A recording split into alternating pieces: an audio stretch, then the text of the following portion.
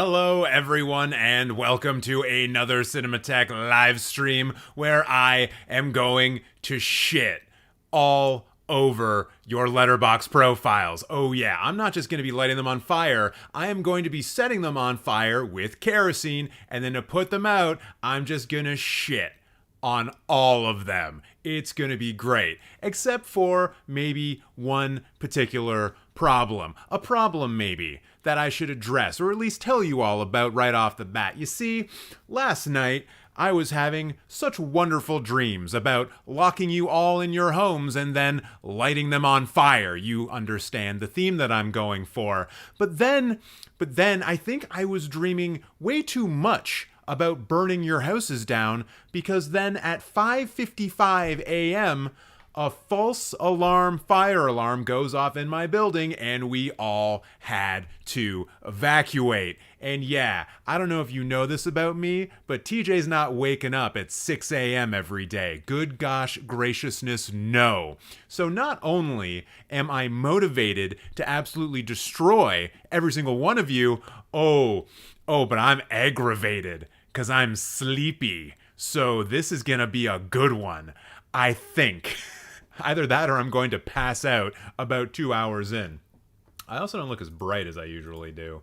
Hold a second while I make my visage more brilliant. Excellent. Wonderful, wonderful thing. So hello, everyone. Again, now for the time when I try to pretend to be nice for a second. So thank you so much for watching the live stream. I'm going to say hello to everyone in chat. Who do we got?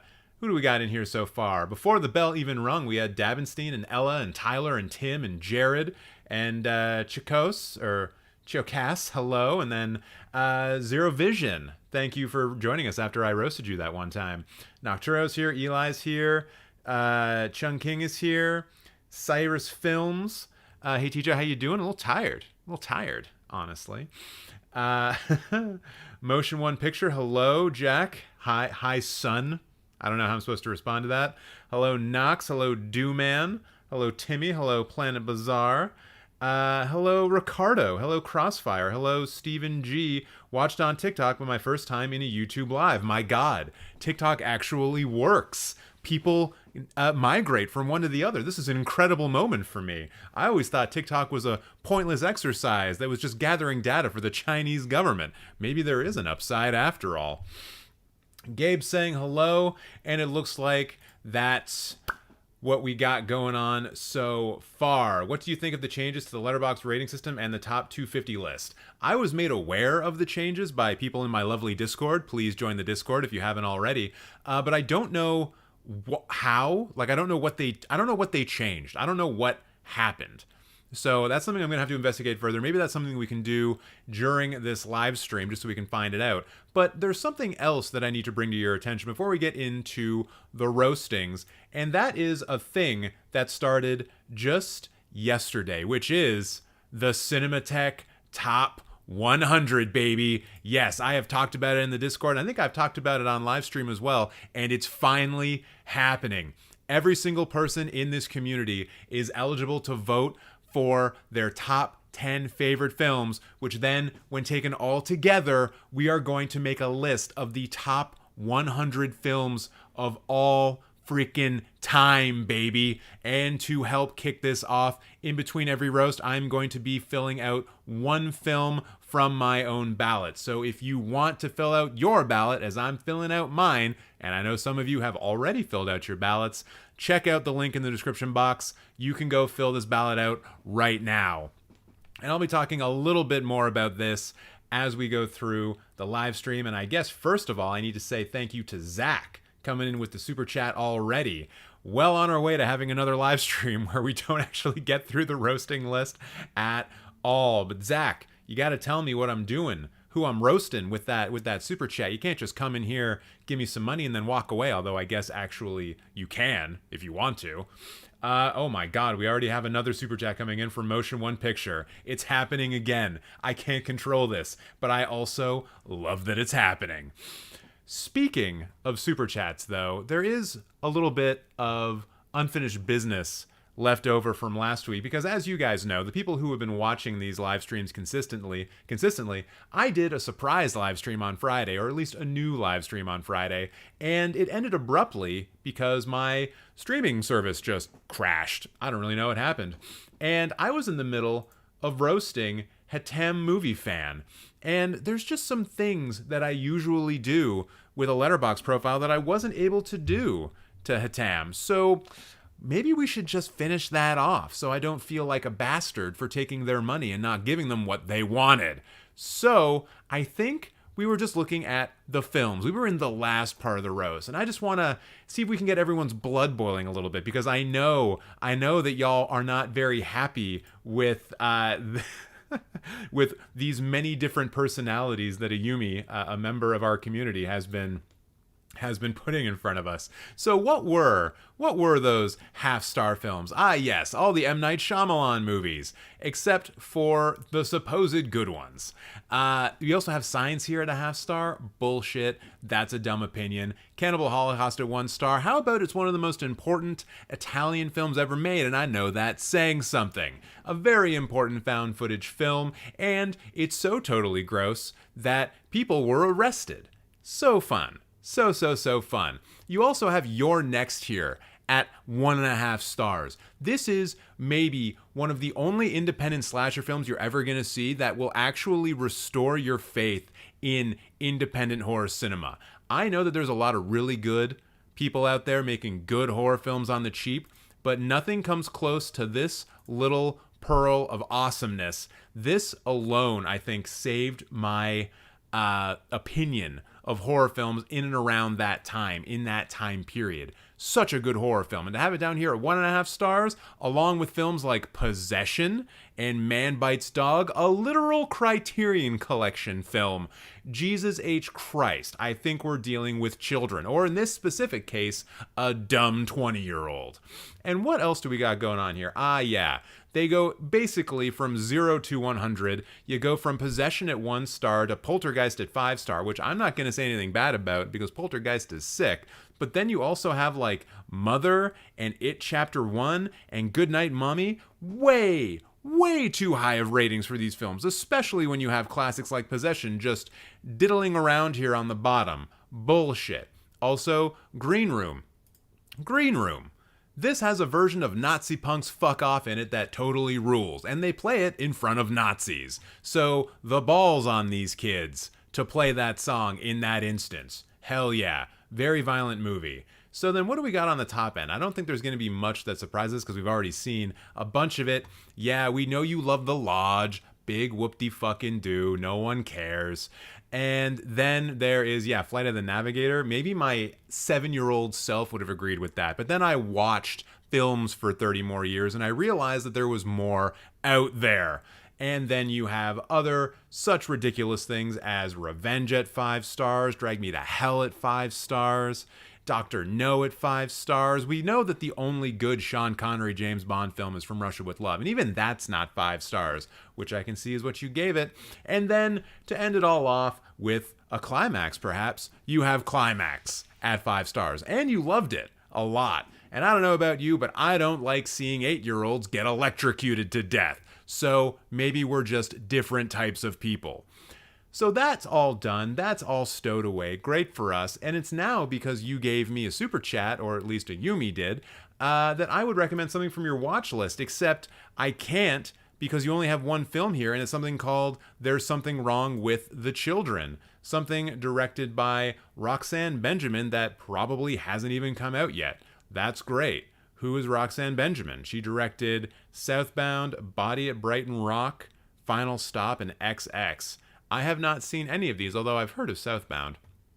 So, I don't really know what to do with this, man. I guess you're a horror aficionado. Have you seen The Lure? Maybe you should try watching The Lure or Baskin. Try that on for size. And then, hopefully, you will be traumatized into redoing a lot of these rankings because they are incorrect, one would say. So there you go. I always pay a debt. I am a Lannister? No, I'm not. I'm not into incest. Ooh, wait. I haven't opened up this yet. Haha. Gotta have a carbonated beverage coming in. Zach, you still haven't told me what I'm doing with that super chat, so I'm gonna have to move on to motion one picture here to go first. Oh, that peach mango is good. The old Flash from the 90s was John Wesley Shipp. Thank you very much for that, Jarp Carp. I appreciate that. DollyZoom1 already be roasted, but I'd like another. Another, huh? Well, far be it from me to not give you exactly what you paid for, although I may have to struggle to come up with new things to roast. What could we possibly say about this profile? I'm watching this while doing dishes, and it makes doing them 1,000 times more fun. Is that because you think you can put out the fire with the water that you have going over the dishes? Because I guarantee you, you cannot. Nothing can stop this fire from burning, except for maybe old age, because then my beard and my hair will just turn white. But even then, I still think the rage inside of me will be enough to keep the fires going. You did not look at my lists, and I was not in the chat. Oh, interesting. Hey, just for future, my username is pronounced erosion, like the geography thing with a Z at the beginning. Oh, so like Zerosion. Cool. I forgot to put the link in the super chat. I don't need the link, Zach. I just need the profile name. You can't put links in the chat. It won't allow it. And while I wait for you to do that, why don't we just go ahead and roast the ever-living shit out of DollyZoom1 again? And I think going and looking at your top 4, this looks familiar. I think this is everything that you had before, but you also have a film here called Amateur, not amateur, Amateur Camera Buff. I need to find out a little bit more about this, because that's just not how you spell amateur. And of course, it's a Polish film by Kieslowski, who also did the 3-color trilogy. So maybe I'm way off base when I say this movie's probably a piece of shit. Look at that. 4.1. I guess maybe I'm wrong, or am I? What is this movie all about? Philip buys an 8mm movie camera when his first child is born. Kinda creepy. Because it's the first camera in town, he's named the official photographer by the local party boss. His horizons widen when he is sent to regional film festivals with his works, but his focus on movie making also leads to domestic strife and philosophical dilemmas. So this kind of just sounds like a movie that Kieslowski made because his wife was complaining to him about all the movies he was making. I bet this also has a lot to do with Ingmar Bergman. I bet he watched this film and thought to himself, yes, I too have trouble with women who keep telling me that I need to, spend more time at home and not make so many movies. Ingmar Bergman, famous for having 4, 5 wives? Many wives is what I'm saying. And maybe Kieslowski is doing the exact same thing here. It's his own version of that stand-up comedy I was talking about last week, where they just talk about how shitty their wives are. And he decided to take that and turn it into a film that is apparently rated a 4.1 on Letterboxd. Cool stuff. So you said that I didn't look at your list. Well, I guess I should probably take a look at your list, assuming that there's anything here worth looking at. Ooh, a B movies ranked list. Interesting. Maybe I could roast you on what you think is and is not a B film. But what else we got here? Polish feature films I've seen. What does this mean, Polish feature films? This is the theater ranking order Polish feature films that I've seen, 1 hour plus, not counting documentaries. So I guess the future here is something that I don't understand the meaning of, because you've seen all of these films. Camera Buff is in your top 4 after all. And you only have EO at number 5. Actually, you know what I think is most damning here? The fact that you have Ashes and Diamonds at number 8. This is like the Polish movie outside of the 3 Colors trilogy, as far as I'm aware. Andrzej Wada directed this. Great little movie. Look at the drip going on here up top. And you have it in 8th? In 8th place? I don't know, man. I mean, you probably maybe know more about Polish cinema than I do, but you know what? I've decided that that's not actually true. Ashes and Diamonds should be much higher. Films I've watched on VHS. My man, you could not fill the Grand Canyon with the amount of films I've seen on VHS. And for you, apparently, that fact is opposite. You could barely fill up a toilet with these. So you've seen mostly Disney films on VHS, with the exception of Shrek and Scooby-Doo. Boring. Boring, boring, boring. Tell me again that you're a child without telling me you're a child. Ooh, Jurassic ranking. Or excuse me, raking. Thank you for making the garden so fertile with your Jurassic raking. So what do we got here? Ooh, very hot take. Jurassic Park, number 1. Who would have thought? Who would have thought that one of the best science fiction films ever made would be number 1? Ha ha. Wild. And then you do a bit of a controversial thing here. You have Jurassic Park 3 ahead of the 3 Jurassic Worlds. And I know that these films are not so well liked, but I will say that Jurassic Park 3 is the worst Jurassic film of the bunch. Throw that one squarely in last place. I will take the very good horror sections from even Jurassic World Dominion over the absolute shit show that is Jurassic Park 3 any day of the week. So no. Change your ranking, or excuse me, your raking. It's wrong. I Need a Hero song included. Wait, all of these films have I Need a Hero in it? Gross. Indiana Jones film ranking. Let's see here. Last Crusade tops? No. Once again, telling me that you're a child, though, because only someone who could look at the father-son dynamic of Indy and Sean Connery in that film would say to themselves, oh yes, this is a much better film than Raiders of the Lost Ark, a film where a literal Nazi has his skin melted off. So, come on now. Grow up. Jesus H. Balls. Shrek ranking? Don't care. Pirates of the Caribbean ranked? Don't care. More Disney nonsense. I'm not falling for your Star Wars ranked bullshit. Okay. B movies ranked, and we're gonna have to read the notes. Evil Dead. This should not be in the same breath as the other films on this list, but I think it qualifies. It certainly is a B film, that's for sure. It, The Terror from Beyond Space. Microwave Massacre, which is not the first time we've seen that film on the live stream. Crack in the World. That's another name for my butthole. A Boy and His Dog, The Island of Dr. Monroe, but not the Val Kilmer one, which automatically makes it the worst one. The Lost World and The Colossus of New York. Why don't you have films like Night of the Living Dead on here, man? Night of the Living Dead is a hell of a B film. Probably the best. One of the only that you are ever going to find in the Criterion Collection, and yet it does not adorn this particular list. Come on now. Smarten up.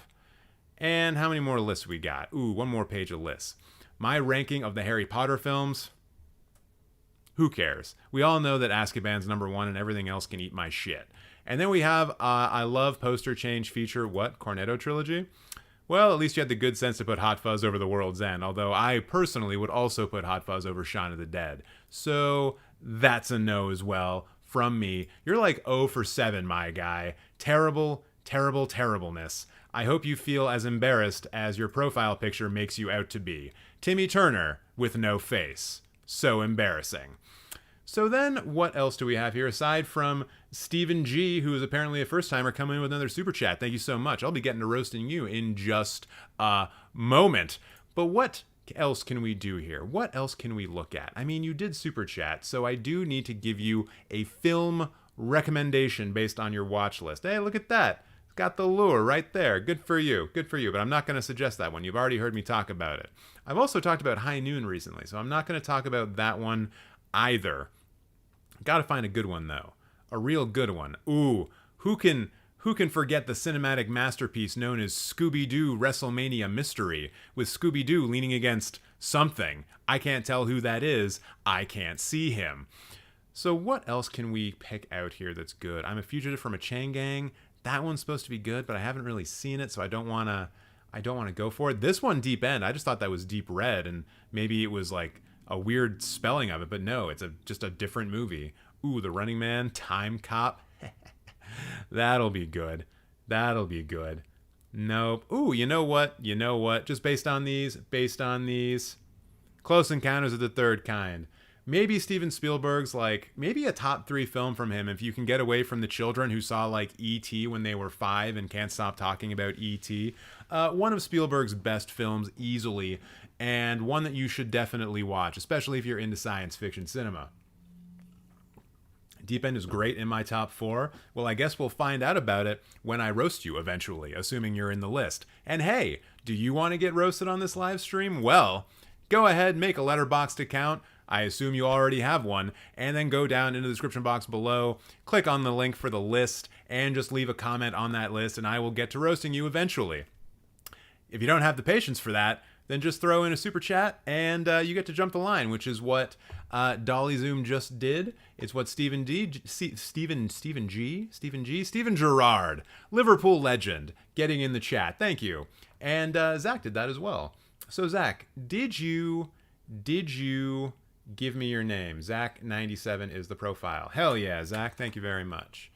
So now that we are in between,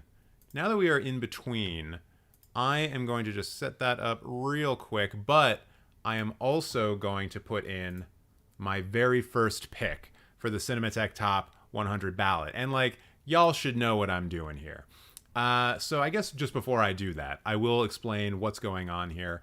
Basically, BFI, the British Film Institute, they have their Sight and Sound Top 100 list that gets released every 10 years. It just came out last year. It's a pretty great list, but I couldn't vote on it, and neither could any of you. So this is what we are going to do. We are going to do our own one, and there are some rules. One, this is not a ranked ballot. You don't have to put them in any order. Basically, we're just looking for the amount of times that any particular film is selected by everyone. You cannot, and I probably should have put this in the actual rules, don't put the same film more than once on a ballot. I'll disqualify it. Please use proper title format for this. So you can see here the example, Raiders of the Lost Ark, and then please put the year in brackets, because I don't know if you know this, there are lots of films that have the same titles because they keep getting remade over and over and over again. And yes, if you want to submit a ballot that has all 4 versions of A Star Is Born, you can do that. Just make sure to put the proper year in for each one. And also, I don't care if you do like, for example, a non-English language film like The Passion of Joan of Arc. You can use the English or the original language title. I don't care either way. It'll be fine. It'll be fine.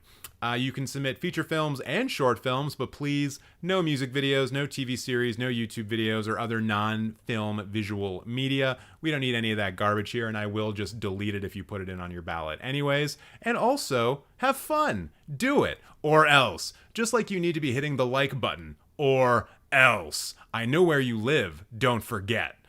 So, number 1, film number 1. You guys all know what I'm going to put here, right?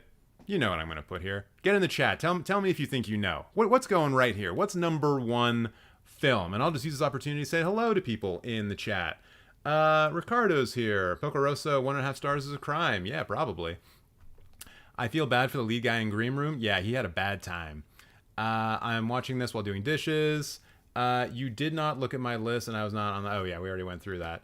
Yeah, another live stream. Hell yeah, April, we're always doing another live stream. And now, I guess I can also tell you guys that the Friday afternoon live streams are going to be a permanent fixture. We're always going to do that. So make sure to have your schedule open for Friday at 1 p.m. Eastern Standard Time. Once again, or else.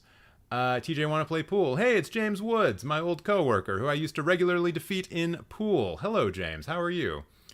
I was just about to say maybe they are a child. You are right. Nice haircut, TJ. Thank you. I did it myself. Zach97 is the profile. Got that one. Thank you for the re-roast. No problem, my man. Lady on Fire is TJ first pick. Oh, Dory, come on. You know me better than that.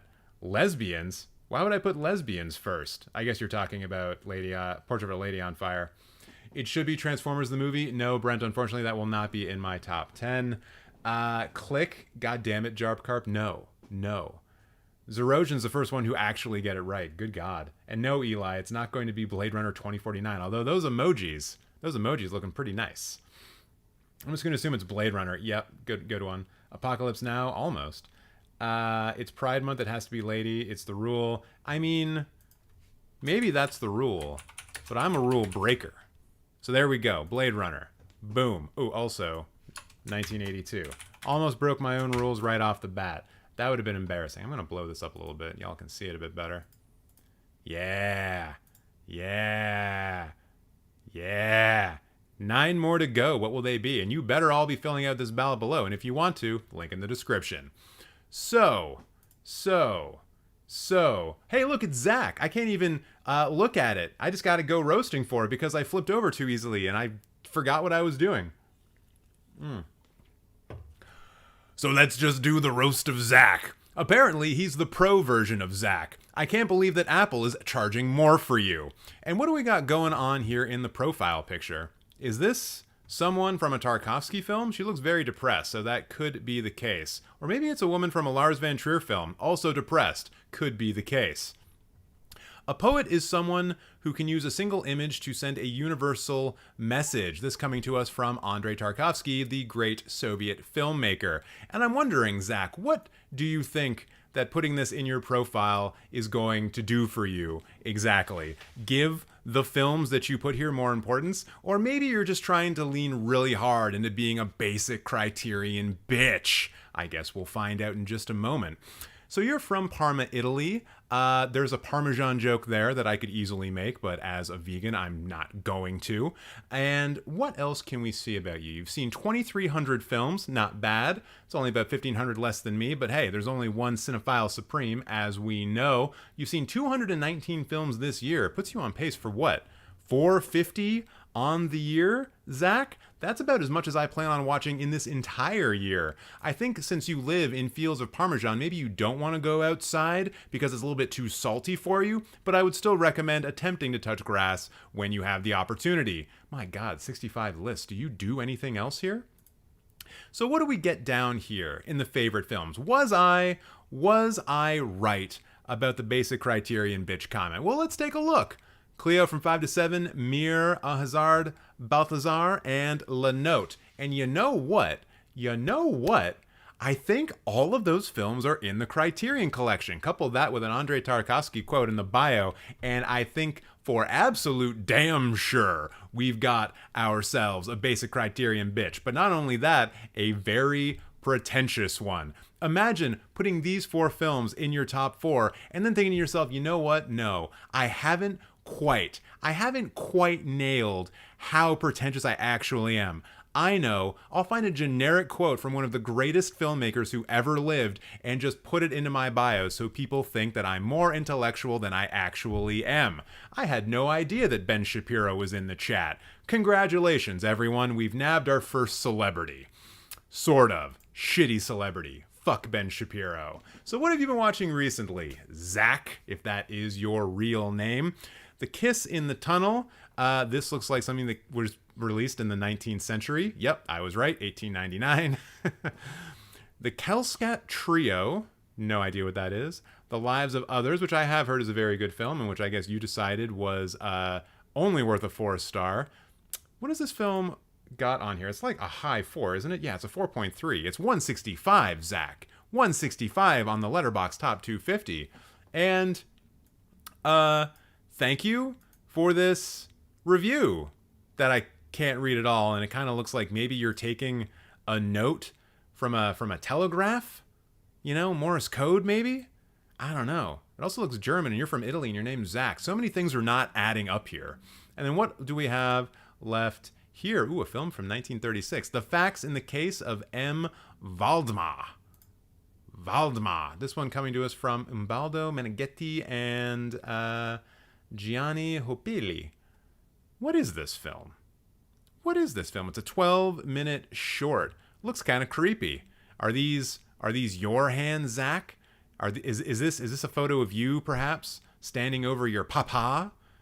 Thinking to yourself, I will one day rule the fields of Parmesan for myself. And then this is how you look when you say that sentence out loud while your father is sleeping. A doctor performs an experiment on a dying man by placing him under hypnosis on his deathbed. I feel like putting hypnosis on someone on their deathbed is a very not useful thing to do, because if they die, the hypnosis no longer works. But I guess they weren't going for scientific fact back in 1936. So what else is going on here in Zach's profile? I guess we should probably take a look at his endless amounts of lists. Jeez. Prossimi filmography. So a lot of this is going to be in Italian, so that's not going to be great for me. I don't know if you guys know this about me, but I don't speak other languages. So yeah, it could be a problem. Oh, look, but the Joe Wright filmography is ranked. So I guess for some directors, or for some things it's English and for other things it's Italian. Cool. Pier Paolo Pasolini filmography ranked, naturally starting things off with the totally cool and normal film Salo, or 120 Days of Sodom. Maybe this is the first indication that we've had that Zack here is a little bit of a freak, a little bit of a freaky boy, which, you know, there's nothing wrong with. You just know, though, that whenever someone puts Salo at the top of the list, something going on. Something going on. It's not as bad as that guy we had last week, though, who was watching Salo and Lars Van Trier films with his mom. That is a family that I do not want to go to Thanksgiving with. At all. Ooh, Park Chan-wook filmography ranked. Interesting. Lady Vengeance up top. Ooh, I'd probably put Decision to Leave over Lady Vengeance, honestly. Although you did put Stoker way down on the list. Good for you. You may actually have some good taste in you, although that may be the only thing. Billy Wilder filmography ranked. You've seen quite a bit. Ooh, the Hitchcock filmography. Hey, look at that. Rope is pretty high up. I know there's going to be people in the chat who are happy about that. And I will say that The Birds is a little bit low. It's a little bit low. It's not bad.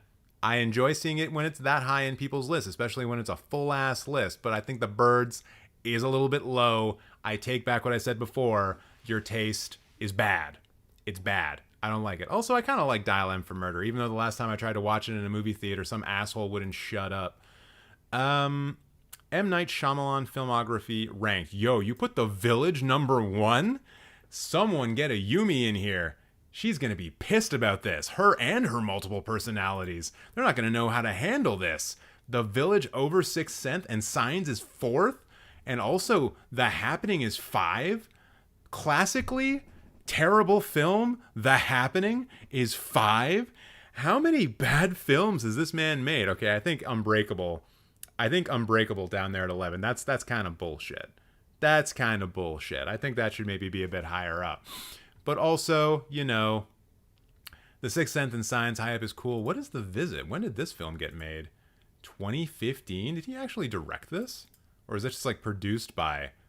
It's kind of hilarious. This is a kind of hilarious thing that happened to M. Night Shyamalan. I forget where it happened in his career. It might have been after Avatar: The Last Airbender, or it might have been the one before it. Maybe it was after The Happening, or maybe after Lady in the Water. Like maybe one of these two films.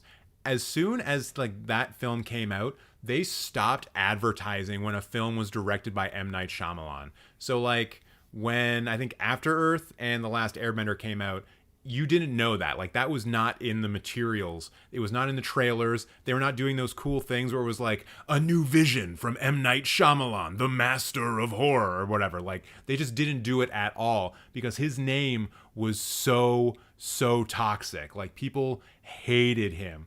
And it was only when I think Split came out, and then it turned out to be like a secret prequel to Glass, which tied it in with Unbreakable, that they started like selling on his name again, which is how we start getting films like Old and Knock at the Cabin. And yeah, wild career that man has had. So many ups, so many downs. Still lots of downs though. Lots and lots and lots of downs. Man, these are all just director lists. I was going to say my patented, hey, could you try watching a film directed by a woman? But you do have a list here for Valeria Bruni, Tudeshi? See, once again, I can't say shit, but I haven't seen any of these films, so maybe you're better off at this than I am. You certainly seem to go for more European films than anything else, which I can understand. I guess I can understand. Wait. Oh, La La Land at the top? Wait, what do you mean? For what? For what? Oh, wait, Damien Chazelle? Oh, I missed that. Thank you, Jack. I would have completely gone by that. So, La La Land. You seem like someone, as a basic Criterion bitch, who would be well acquainted with film history, and in fact, I think you are. You seem to be seeing a lot of films that are from the very core of film history, the influential films, the big films, the art films, the cinephile dream films, and then you have La La Land up here at #1 over Whiplash and Babylon. Over First Man, fine, I'm not going to fight about that. And even for Whiplash, I do not often throw down for. But Jesus Christ. La La Land over Whiplash? No. Over Babylon? Of course not. Babylon has some of the finest filmed sequences of any film in like decades. That film is gorgeous. I love it. It's a great one, except for the last 2 minutes. That's where the film falls apart. But still, it's still 3 hours of greatness before then. So, yeah, obviously this is wrong. You should be ashamed of yourself, and I will not be giving you a cookie later. That's what you get. That's the punishment. Oh dear. That's still the punishment. Satoshi Kon ranked. Perfect Blue up top. Cool. Got no problems there. All right, there's just too many lists here. And like, come on. Is this the whole filmography for this person? Just 2 films? You really don't need to be making a list about that. Ridley Scott filmography ranked? Well, at least you got Blade Runner up top. Good for you, I guess. So let's take a look at the films. Since you are such a connoisseur of world cinema, what are we going to see here down in the lowest? What's going to be the half-star film? And wouldn't you know it, it's a lot of Hollywood bullshit blockbuster nonsense. We got, what, is this Endgame? Dude, look, I get what kind of level you think that you're on. You have an Andrei Tarkovsky quote in your bio. Of course you're going to be harsh on Marvel films, but Endgame a half star? That's just bigotry, I feel like. I think you're just being a bigot against blockbusters, against Hollywood films, against Marvel. That film, love it or hate it, is an accomplishment, certainly, and worthy of at least a 3 out of 5 under normal circumstances. And especially when you're comparing it to films like Suicide Squad and Dragon Ball Evolution, no, I'm going to have to report you to Letterboxd because this is a hate crime against somebody, I'm sure. Probably white men. What else do we got going on here? I'm not going to pick out just every single Hollywood blockbuster that's down here. Although for some of the comparisons, it's kind of funny. Like Son of the Mask being as bad as, I guess, Endgame is the one that I keep coming back to. The In-Betweeners 2, apparently that's really bad. Date movie. Ooh, Michael Bay's Pearl Harbor. Man, I have not seen that one in anyone else's profile. Goodness gracious. And I see TJDW's in here saying, what's up, guys? What's up with you? And I'll just take a quick break here. Not even really a break, just to remind you to hit the goddamn like button. Do you think likes grow on trees? Do you think they just manifest themselves because I look into a camera lens and say, hello, please, can I have more likes, please? No, they come from you hitting the fucking button. So please do that. I appreciate it. Also, Black Panther, 1 star. This person is having a laugh. Fast and Furious 6, 1 star? No. Okay, I get that you're pretentious, but come on. You can't be this allergic to fun. You can't be that allergic to fun. I'm not going to sit here and tell you that Fast and Furious 6 is like a great, brilliant all-time film, but they drive on a runway for like half an hour. That runway is 23 kilometers long or 23 miles long, a ridiculous length. And that, on its own, deserves 2.5 stars. Easily 2.5 stars. Come on now. And I feel like we're going to get no more better insight here because they have Captain America Civil War down here at 1 star, alongside such classics as Sharknado 1, 2, and 3. Don't forget XXX State of the Union. Jeez Louise. All right, let's flip it around to the top. I wonder how many of these films are going to be from the Criterion Collection. I can only imagine. Let's count them. Daisies, Sallow, Laura? Is Laura in the collection? I think it probably is. Modern Times, L'Argent, City Lights, Videodrome. You know what? There's not as many here as I thought there was going to be, but still, Pickpocket, A Man Escaped. Cosmopolis, you gave 5 stars? Jesus Christ, you do hate fun. You hate it so fun that you try to kill it actively. Like, Cronenberg is great, but this is not cool, you know? This is like, yeah, it's a 2-star film. Yeah, it's a 2-star film. I have no problem rating films as I just am thinking about them for the first time in a long time. Blue Velvet, 5 stars. Drive My Car, 5 cars. 5 stars. Come on now.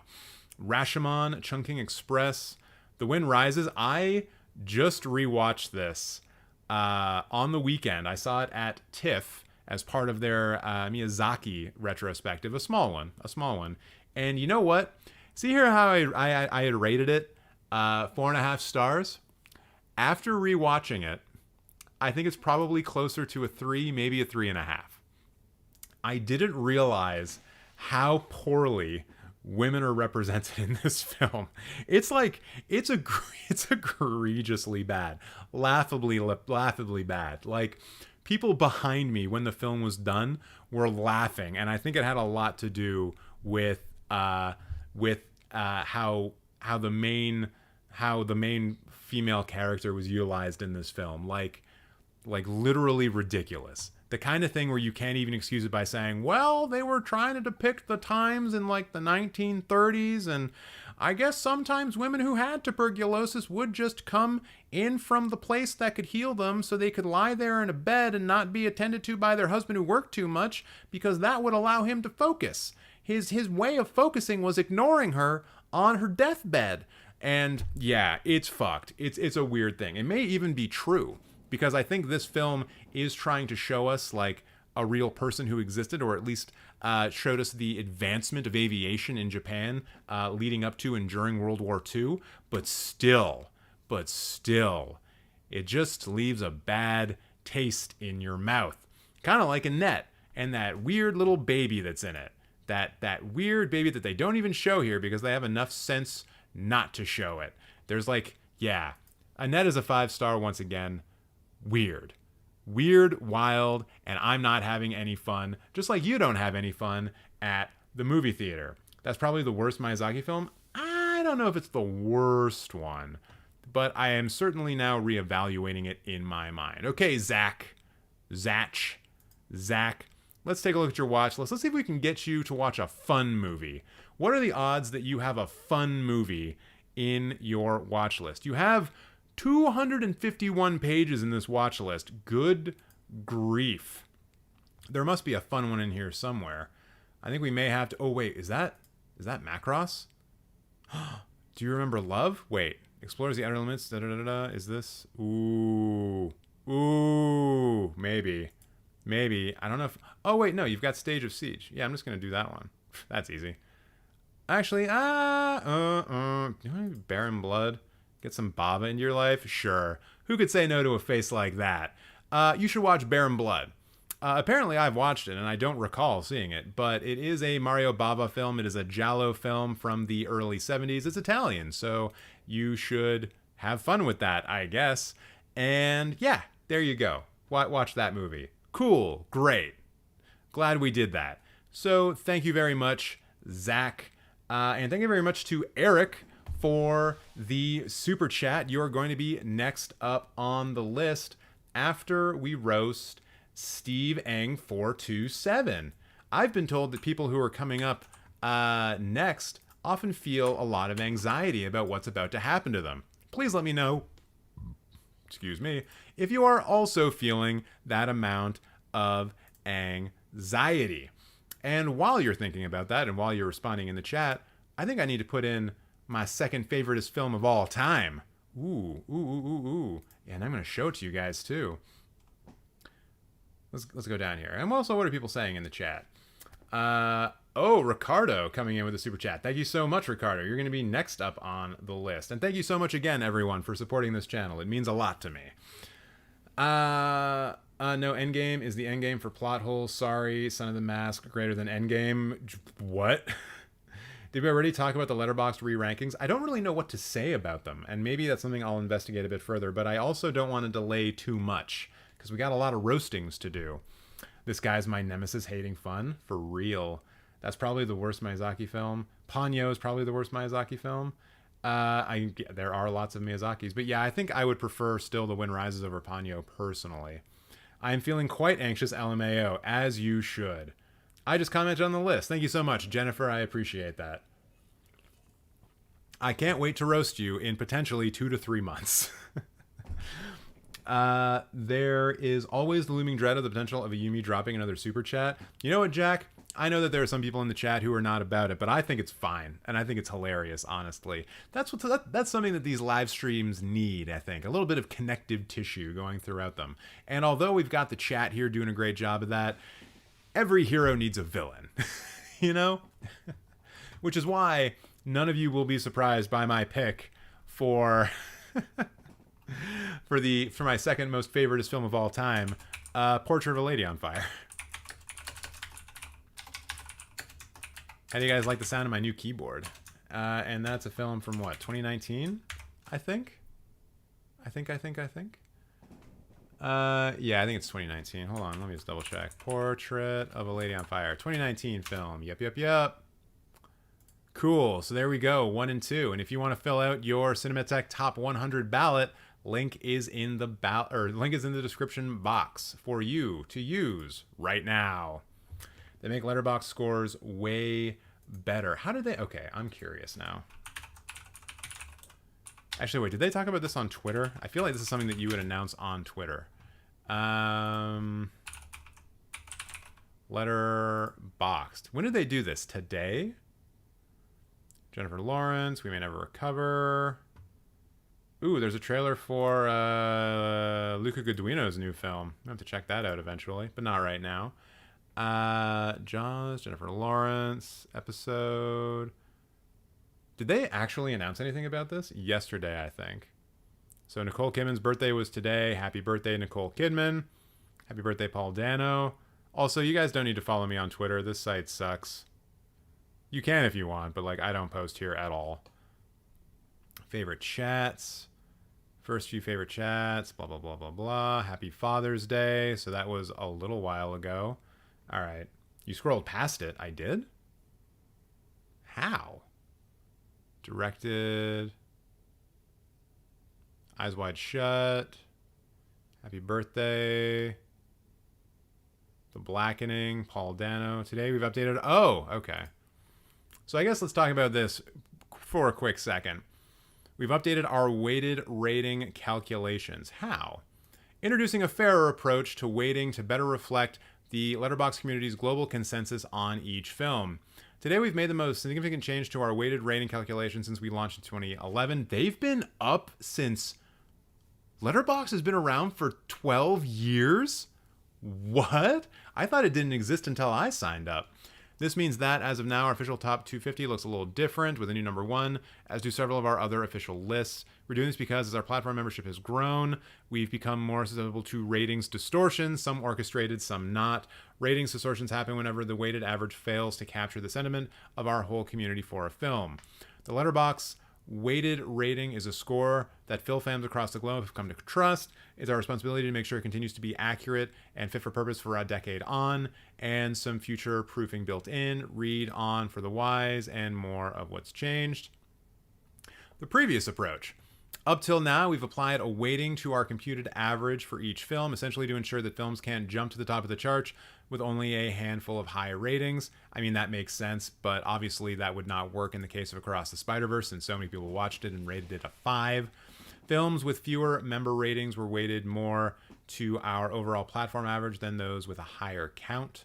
Despite this approach, our weighted averages could be swayed up or down by a concerted effort or campaign, or because a film was beloved in one region, or because superfans were attracted to it first, or due to any number of other scenarios. And honestly, this about a film being beloved in one region, I know that, like, conceptually, what they're trying to avoid here is basically having American films just run rampant.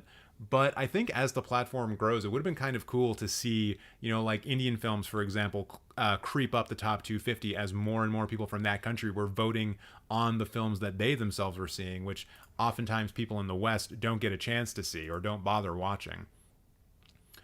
We've previously resorted to making manual adjustments to rating eligibility. Oh, I didn't know that. The new approach. Today, we've introduced a better, fairer approach to weighing across the board to more accurately reflect the Letterboxd community's global consensus for each film. How do they do that? Each member who rates a film is included, but we now do a better job of identifying unusual patterns of rating activity and accounting for them in our final score. As before, only a single rating per member is considered for each film. That's cool. I didn't realize that that's what happened, but that's good. This is the last rating you made if you've rated a film multiple times. Our specific approach remains private to protect its integrity, and is subject to change over time as we continue to adjust and improvement. We'll announce major changes like this one should they be required in the future, so you know what's happening. The result. Any change to a long-standing system is bound to shake things up, and sure enough, this update has moved a few films around on several big lists that many of you track closely, including our official lists. Excitingly, we're christening a new number one film of all time on the top 250 as Masaki Kobayashi's subversive samurai masterpiece, Harry Carey, slices over Come and See and Spider-Man Across the Universe to take the throne. Both of the latter retain top 10 spots. Harry Carey is the sixth film in our history to hold this coveted position. Elsewhere, Letterboxd faves such as Cure, Secrets and Lies, and Millennium Actress make their debut on the top 250, while Stone Cold classics Lawrence of Arabia, M, and Ran rise up the ranks. The top 250 documentaries list, now topped by Stop Making Sense, especially benefits from a boost of populist and Oscar-winning titles such as Jiro, Dreams of Sushi, The King of Kong, and Citizen4. Yeah, but where's Sans Soleil on it? This update also means increased overall tallies for legends Fragment Wiseman, Claire Danes, and Spike Lee in their retrospective documentary, Women's Directors and Black Directors lists. On another note, it used to be that our highest rated view, which tracks the highest rated titles overall, was primarily dominated by music and TV oriented titles. Our improved methods means there is now more representation from narrative feature films. Nice. Good. I like that. What happens next? We expect films to debut in a single territory or at a film festival to take a little longer to settle into our long-term scores compared to how quickly they may have spiked in the past. Interesting. You'll see You'll still see important new independent films showing up in our main lists. Take a look at the top 50 films of 2023, updated weekly, for an example of where some of this year's best indies... I didn't even know that one existed. For example, of where some of this year's best indies sit alongside major blockbuster releases. Meanwhile, global day and date releases shouldn't see much of a change aside from the normal setting. Okay, interesting. Yeah, this all seems fine to me. I don't think there's any problem here. Also great to see Past Lives being in number 2. Great movie, you should go watch it. Rice Boy Sleeps, what up? Canadian film. Yeah, baby. Yeah. Anything else in here? Zone of Interest. I guess, yeah, there's a good example of a film that's only been shown at Cannes so far, but it's still here. How to Blow Up a Pipeline, super great. Blackberry, another Canadian film. Dope. Probably other Canadian films in here. This is where the Canadian films come to live, I think. I like movies. There's another one. Huzzah. Huzzah. 3 Canadian films. Maybe even more. I just might not be aware of them. But yeah, this seems fine to me. I'm not mad about it. That's cool. That's cool. What do you guys think, though? Are you upset? Are you upset about it? Oh, cool. Who the hell is Swamp Thing is in the chat somewhere. Great. Matt Johnson is an icon. Who is that? Name sounds familiar. Can't quite place it. So, let's get rid of these. Good. So this is the person I was going to roast next, I do believe. Yes. So did I say thank you to Eric? I think I said thank you to Eric. And thank you to Riccardo as well for the super chat. Super appreciated. Thank you so much. Hi, finally was able to catch a live. Hello, Mara. Welcome to the chat. Say hello to everyone. And everyone say hello to Mara. And anyone else here who is new. Like Trey, maybe, although I think Trey's been here before. Have you seen the movie called District 9? And if you haven't seen it, I recommend it to you. I have seen it, Jennifer, actually, yes. And I quite enjoyed it when I did see it oh so many years ago. I think the issue is that the Global South's body of film is more ignored. There were some quirks of the 250 that were really cool, and now it is so much closer to IMDb. Yeah, that's always going to be a problem. I think especially with Letterboxd, that is primarily a English language dominated site in terms of the users who use it. It's always going to be more biased towards English language film and the films that people in, English language in the West, in Europe, are going to be watching, which are largely going to be like the Criterion films, the bigger new films, all that kind of stuff. And you saying that it's ignoring the Global South, that sucks. I hate that. I have often said on these live streams that I hate that the Criterion Collection, as an example, ignores Central and South America like a lot, and there definitely needs to be more representation from those territories, certainly. But it sounds like they're fine with making perhaps more changes, so we shall see how it all goes going forward.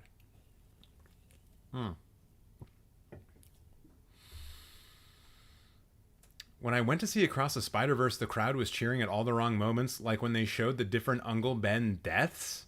What? Did you go to a screening specifically for psychos?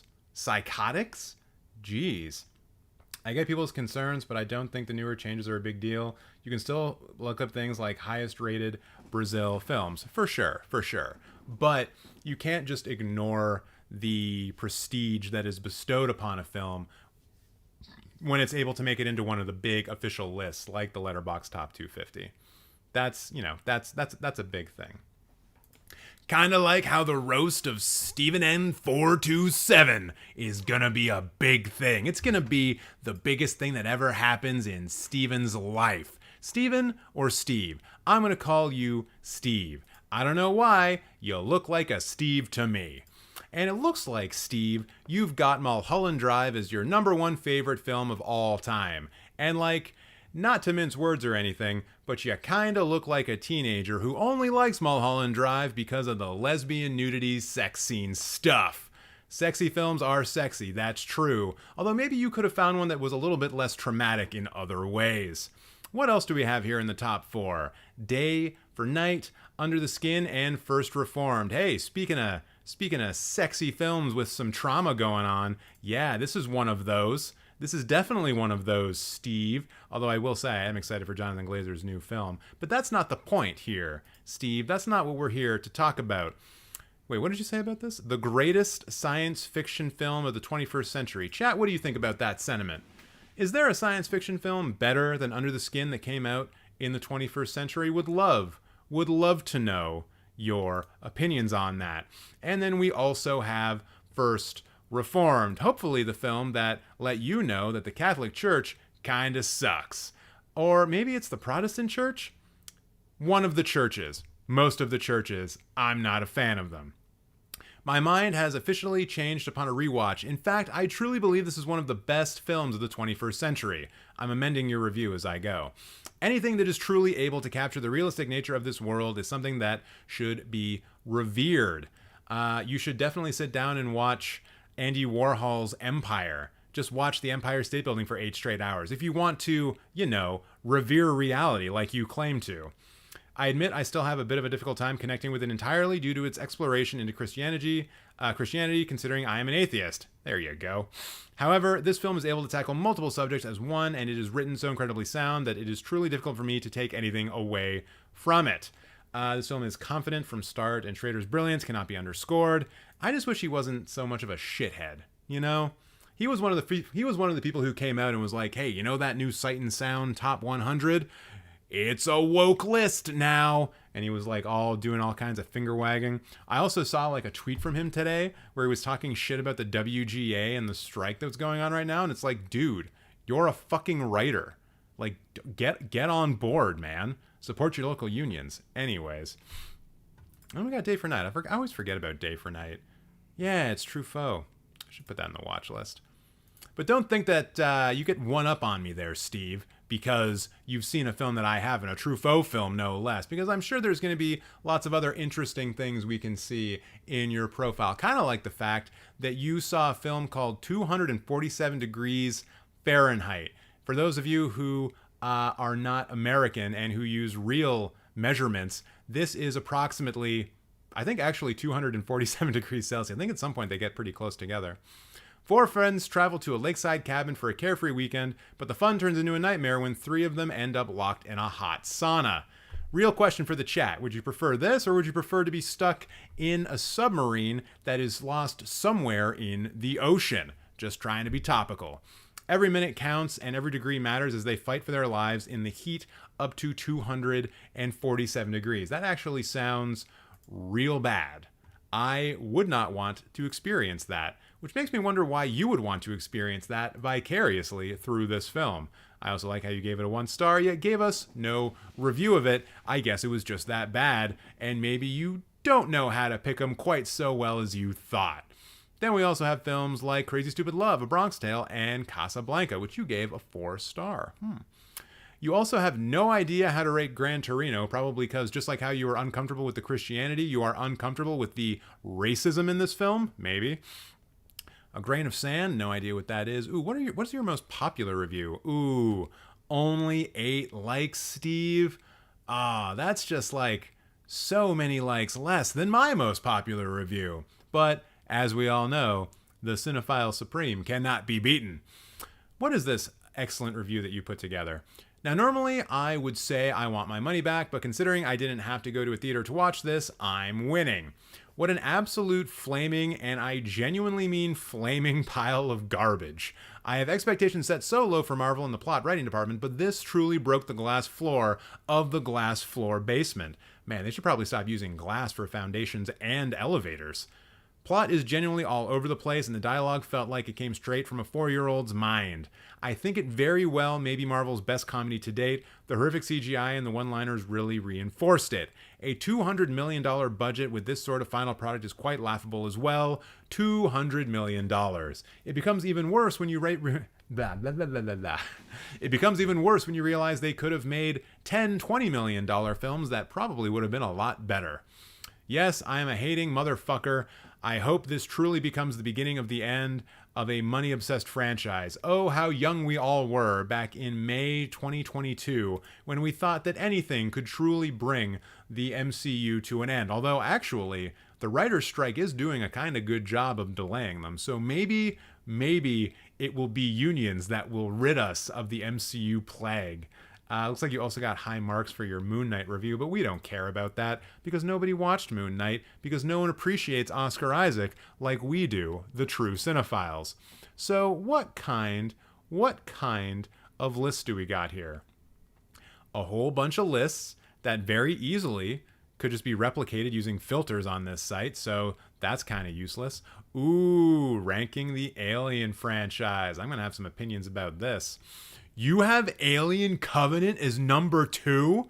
Hold on, can I confirm? You have Alien Covenant as number 2?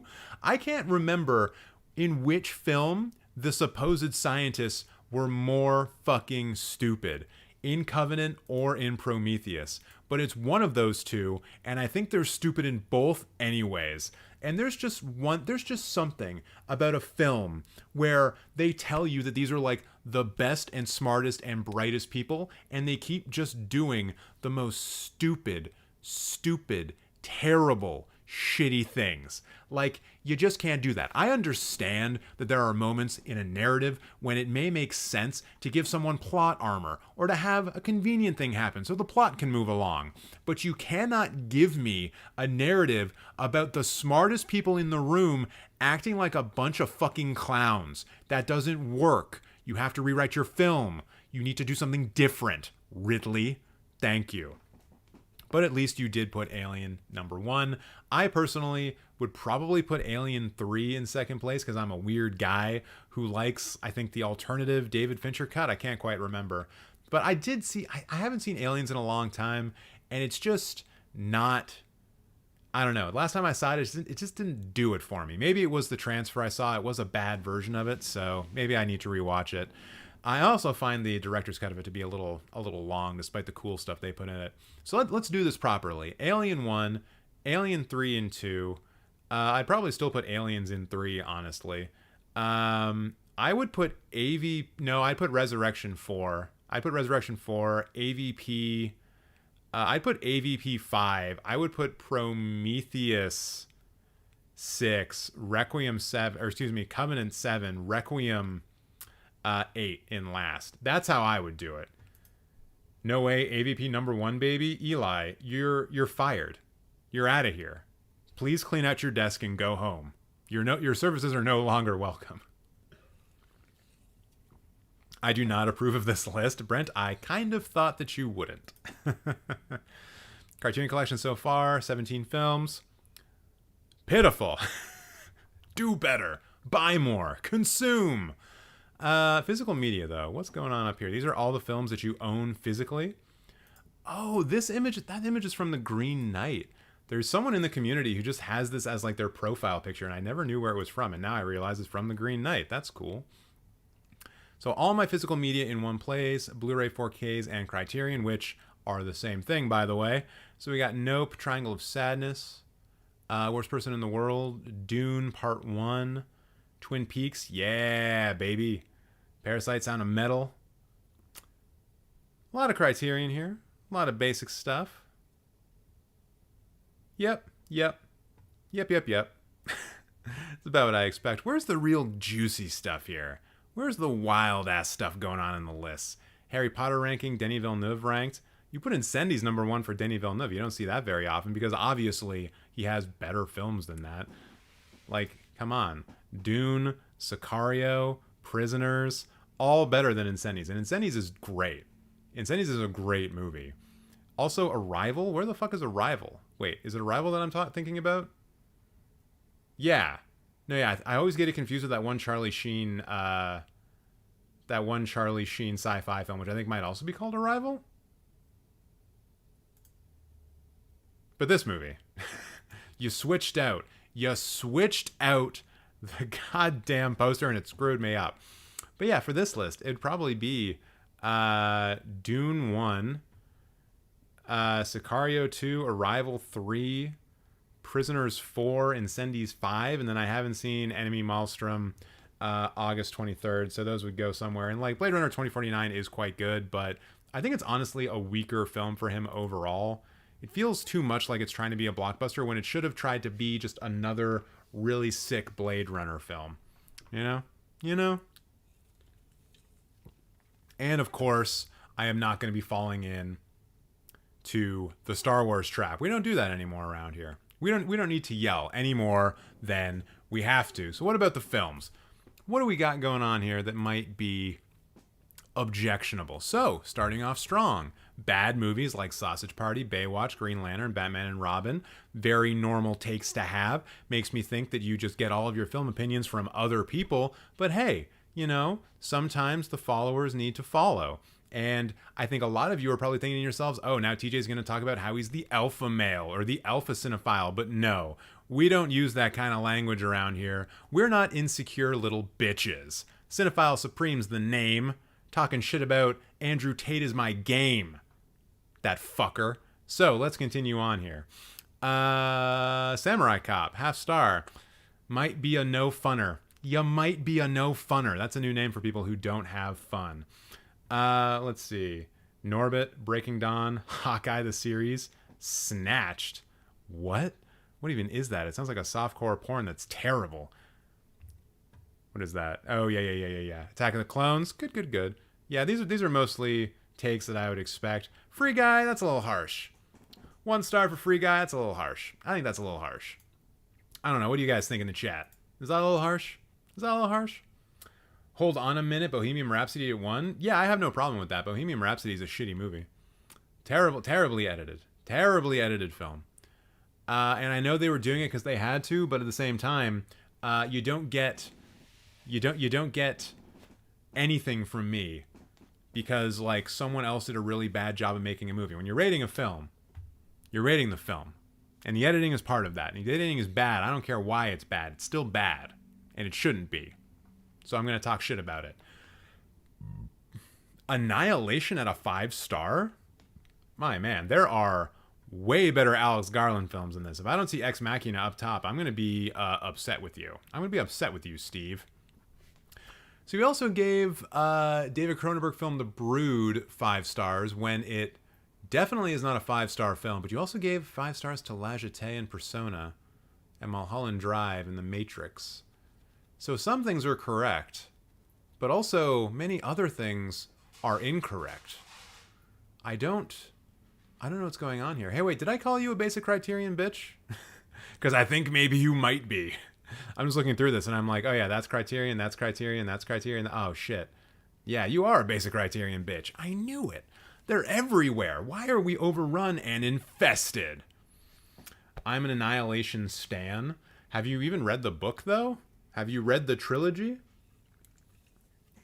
Because the book walks all over the film. Like, as gifted as Alex Garland is at visual storytelling, he could not do that book justice. You need someone in the helm like... Actually, I bet Denis Villeneuve would do a really good Annihilation. But even David Cronenberg, I bet, would knock that shit out of the park. Because he would actually get a little bit more invested into making things, you know, unknowable, which is what Annihilation is all about. So what else have we got going here? Crash, Cronenberg's Crash. Wait a second. You think The Brood is better than Crash, but it's so horny. It's such a horny movie. Boo. Boo. Justice for horny movies. Must have justice for horny boobies. Love the book much more than the film, but goddammit, I love Annihilation. Fine. Fine. Revel in your mediocrity for all I care. Also, Blade Runner at 4.5 star. That's a hate crime around here. If you rate Blade Runner anything less than 5 stars, you are getting reported for a hate crime against white men, as I've said. Anything else in here? Nah. This is all just like pretty high value stuff anyway, so there's not a lot of weirdness except for Annihilation. That's like the one outlier IMO. All right, Steve, let's take a look at your watch list. Oh, I see one already. And it's obviously Blue Lagoon: The Awakening. What the fuck are you doing, man? You just gave Crash a 4.5 stars, and now you're simping on this pseudo-horny bullshit. 2 high school students become stranded on a tropical island and must rely on each other for survival. They learn more about themselves, I bet they do, and each other while falling in love. What?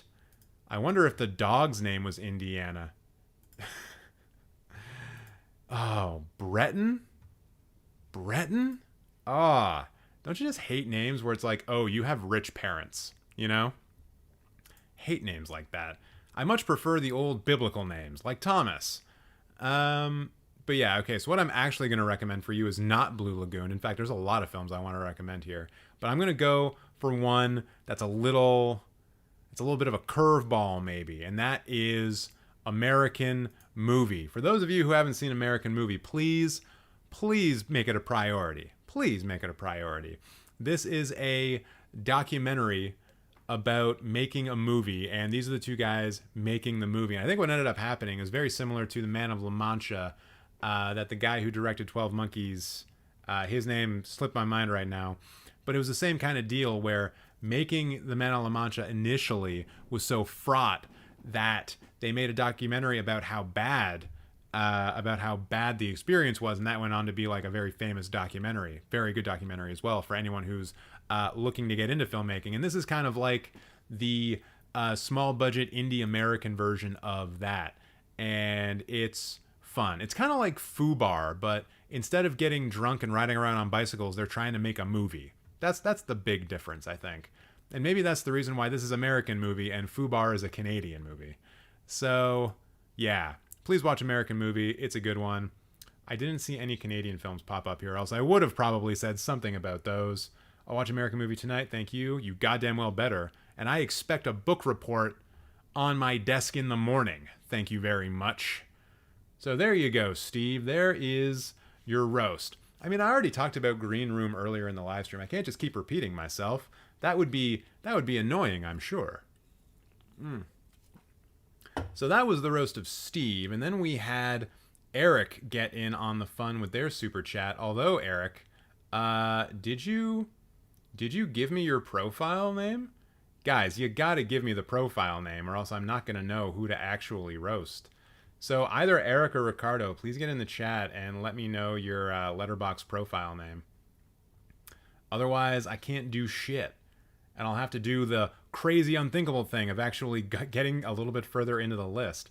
And don't worry, you're going to have a bit of time because I am going to be picking my third film that's going to be going in my Cinemateq Top 100. I'm just going to check to see if you guys actually put it in recently, but I'm not seeing it.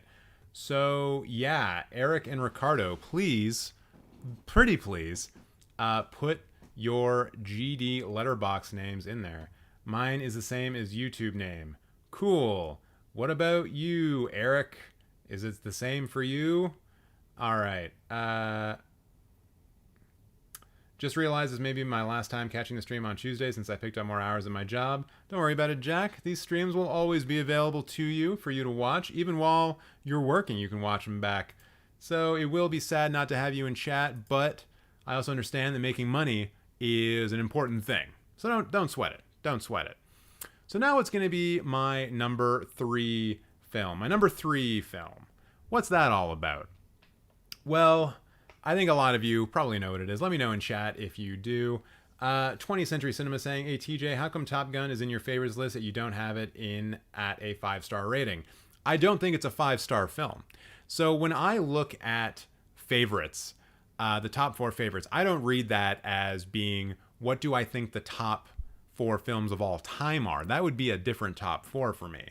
What I read that as is what films are your actual favorites, and my top 4 reflects that. Blade Runner, Apocalypse Now, Portrait of a Lady on Fire, and Top Gun.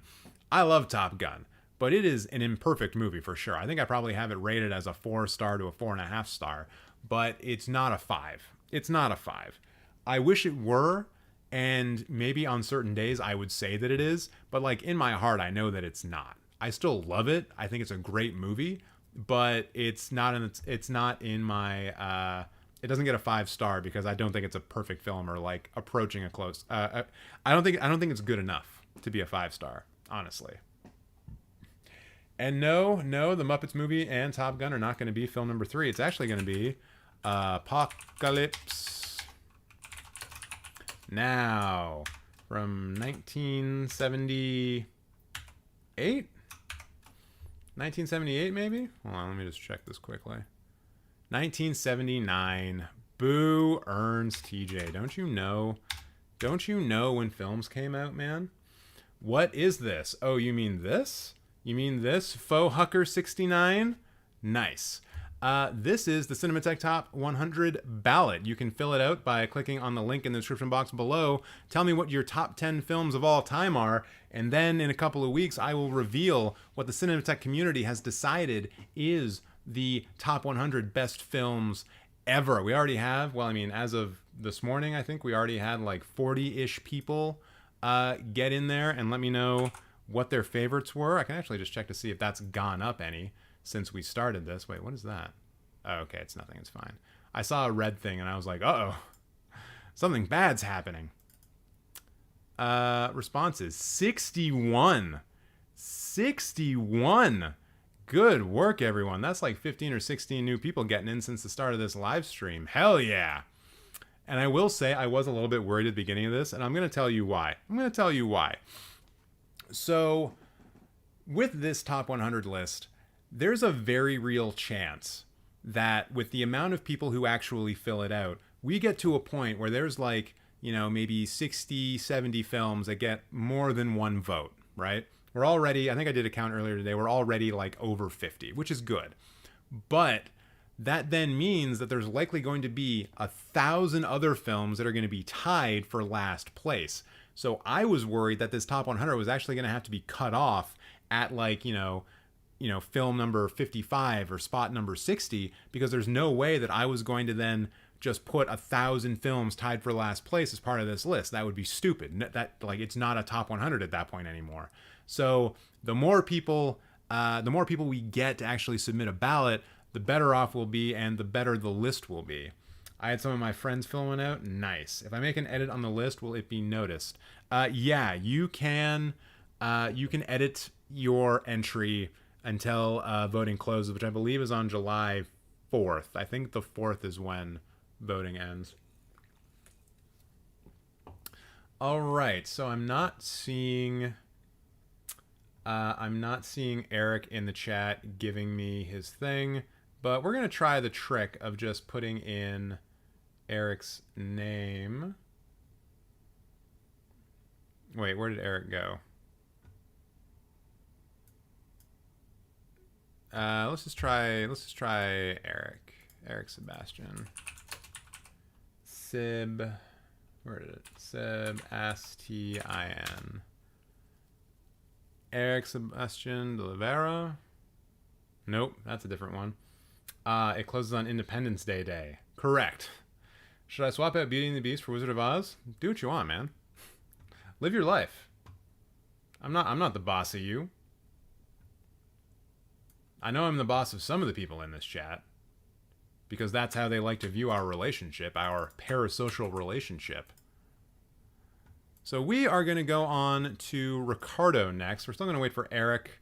Eric will go next after, if you are still here and you let me know what your name actually is. Otherwise, I'm going to have to skip you, and I'm oh so very sorry about that. Although maybe, is there a chance that you just... We got Jennifer, Jaden, Movie Cat Lover. Yeah, I don't see an Eric here. So instead, I suppose.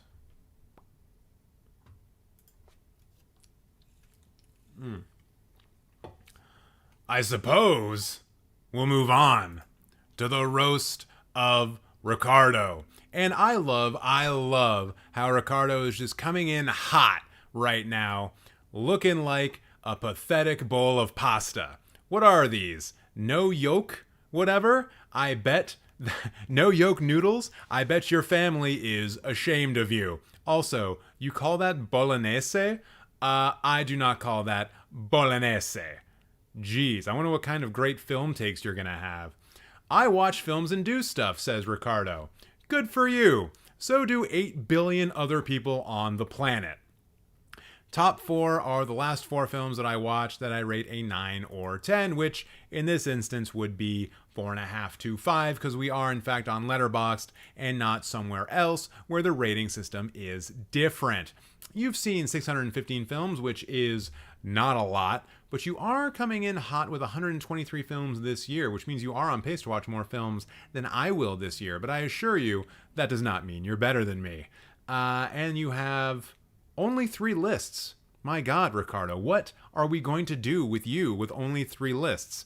As I roast the rest of your profile, please make at least one more list. It can be whatever you want. Make it funny. Make it funny for all of us. So your favorite films are Aliens, Across the Spider-Verse, The Chase, and I Vitelloni. And the first thing I see when I see your favorite films, of course, Aliens and Across the Spider-Verse up top. And I know you just told me why you have these particular films in your top 4, but I also can't help but see that you have just 2 inferior sequels right there next to each other.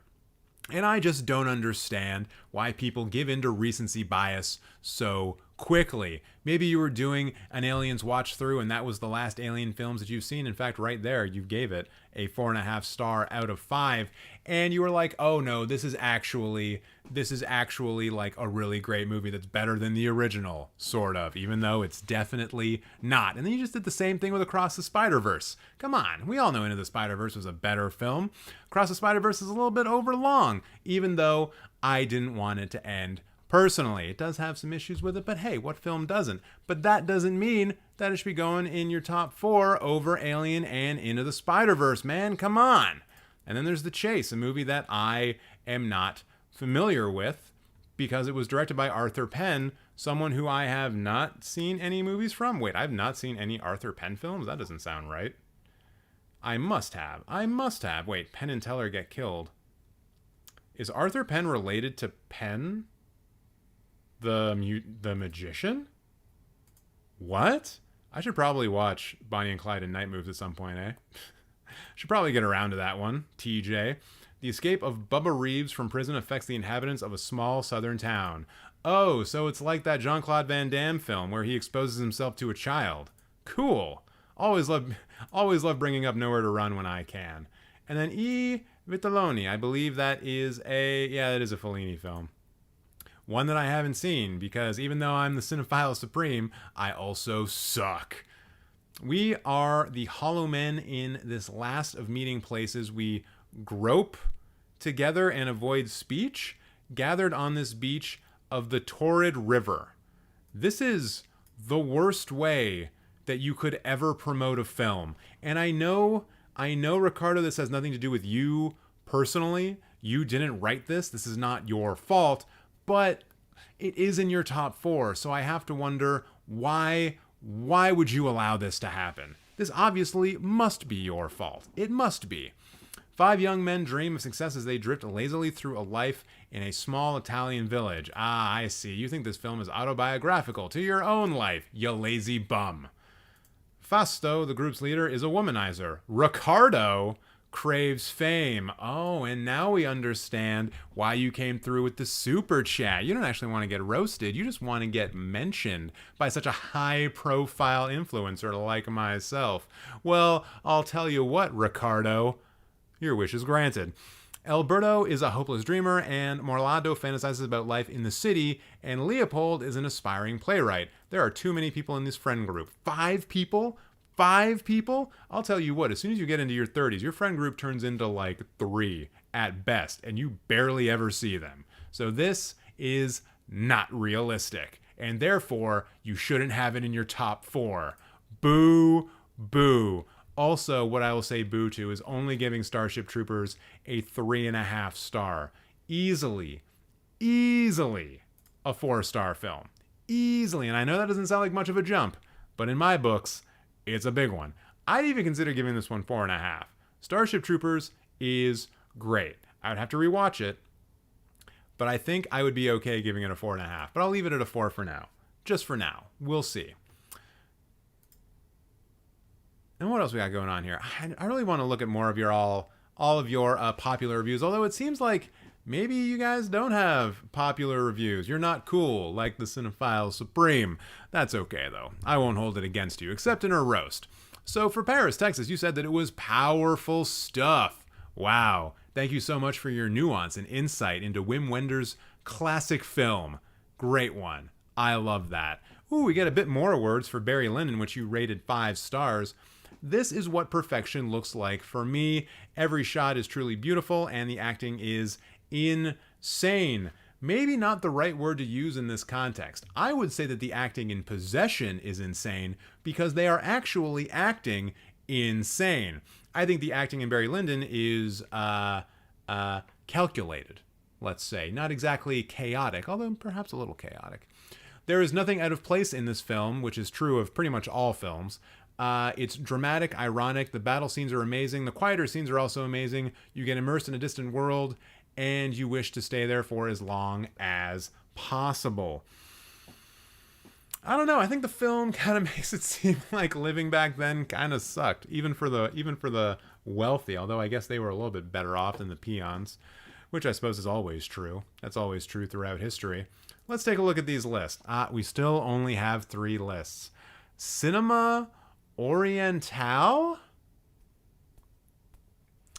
Maybe this means something different in Italian, but I can tell you that this term, when referring to films from Asia, is no longer considered acceptable. But maybe this is an Italian thing that I'm not aware of. What do you have in this list? Anyways, are these just all of the films that you've seen that are from Asia? I see Japan and South Korea represented, and nothing else. Missing, I don't know, Hong Kong, China, Singapore, the Philippines. Philippines is part of Southeast Asia, right? Yeah. Lot of stuff being missed here. And these are all just the classics you would expect. Battle Royale. We don't talk about Battle Royale enough. Stupid Hunger Games. I made a new one if you refresh. Ooh. Does it also have a problematic name? God damn it. God damn it. Brent, you told him to do this, didn't you? Star Wars Ranked. Son of a bitch. I'm going to find it. Not Green Room? What'd you say? Make it a Star Wars Ranked list. TJ loves those. Fuck you. Fuck both of you. You guys suck. Gotta love the interactions, though. Gotta love that. So let's look at the Star Wars Ranked. Oh my god, it's only 9 films. It's only 9 films. There are more Star Wars films, Riccardo. Why don't you only have the 9 Star Wars films? Let's look at the list. Let's look at the Star Wars list. Empire Strikes Back as number 1. I too have seen Clerks, and I understand how Randall thinks, oh wait, no, it's Dante. Dante says Empire is better because it's depressing. Yay! I, however, disagree. I think that Star Wars A New Hope is superior. Yay! Also, Return of the Jedi at number 3 is not correct, but since you don't have some of the other films here, that's fine. Revenge of the Sith is too high. Last Jedi is too low. Rise of Skywalker should be last place. I don't know, man. I've said my piece on Star Wars. I have the only 100% correct Star Wars ranked list here on Letterboxd. You can check it out if you want. But yeah, it's just wrong. It's just wrong. You're close in the vibes, but at the same time, if this were a multi-choice test, you'd have failed it. You'd have gotten everything wrong. So like, you're in the zone, but you're wrong. 0 out of 9. TJ, I was laughing so hard at whatever that was. What do you mean? I blacked out for a second. Did I speak in a weird voice? Did I start speaking like a demon? Have I been possessed? Am I in The Exorcist? Am I in the new Exorcist film? God, I hope not. It's probably going to be bad. Nolan ranked. Sure. Wait a minute. You have The Dark Knight this low? God, I hate this. Because every time I see one of these, I want to be a prick. Because, like, if Dark Knight's in number 1, you know I'm making fun of you for having Dark Knight in number 1 and, like, being why so serious. But now you're giving me, like, a hot take, and I'm like, wait a minute. The Dark Knight is actually... no. It's not better than Prestige. The Prestige is actually great. But, like, Dark Knight's better than Dunkirk. And that's about all I'm going to say about that. I'd also say Inception is, like, maybe better than Interstellar. Yeah. You know what? Maybe we should leave Nolan alone. But I'm not going to leave Riccardo alone. Not quite yet. No. Because I bet they've got some skeletons in their closet. Yeah, I bet you do. Suicide Squad half star? All right. Pearl Harbor is low. Midway is low. I guess you don't like World War II films about people dying because of planes. It's a very specific genre. It's a genre. This is weird. 3.5 star for Everything Everywhere All at Once. Oh, really? I didn't catch that one. How'd you even see that? It's not even here. 3 stars for Top Gun? Go to hell. How dare you? It's incredible. I think you gave it... No, I gave it the love. You did not give it the love. Just trying to imagine a world where people think that, like, Top Gun is only marginally better than House of Gucci, and I don't understand it. And maybe that rating for Braveheart, he's taking into account, like, how much of an asshole Mel Gibson is. 2 stars for Liar Liar, TJ. What? Sacre bleu. Who is this guy? Who directed this film? Oh, wait. Same guy who directed Ace Ventura? Yeah, that makes sense. Yo, is he one of the greatest directors of the 90s? Also directed The Nutty Professor, the first one? Huh? I mean, I'm not going to say anything about, like, Patch Adams, but also Bruce Almighty. Wait a minute. Is this guy incredible? Is he an incredible director? Holy shit. Like, these 2 films right here, come on. All-timers. And so, yes. Liar Liar, wonderful film. 4-star film, easily. Some of the most quotable moments ever in the history of Jim Carrey's career. Come on.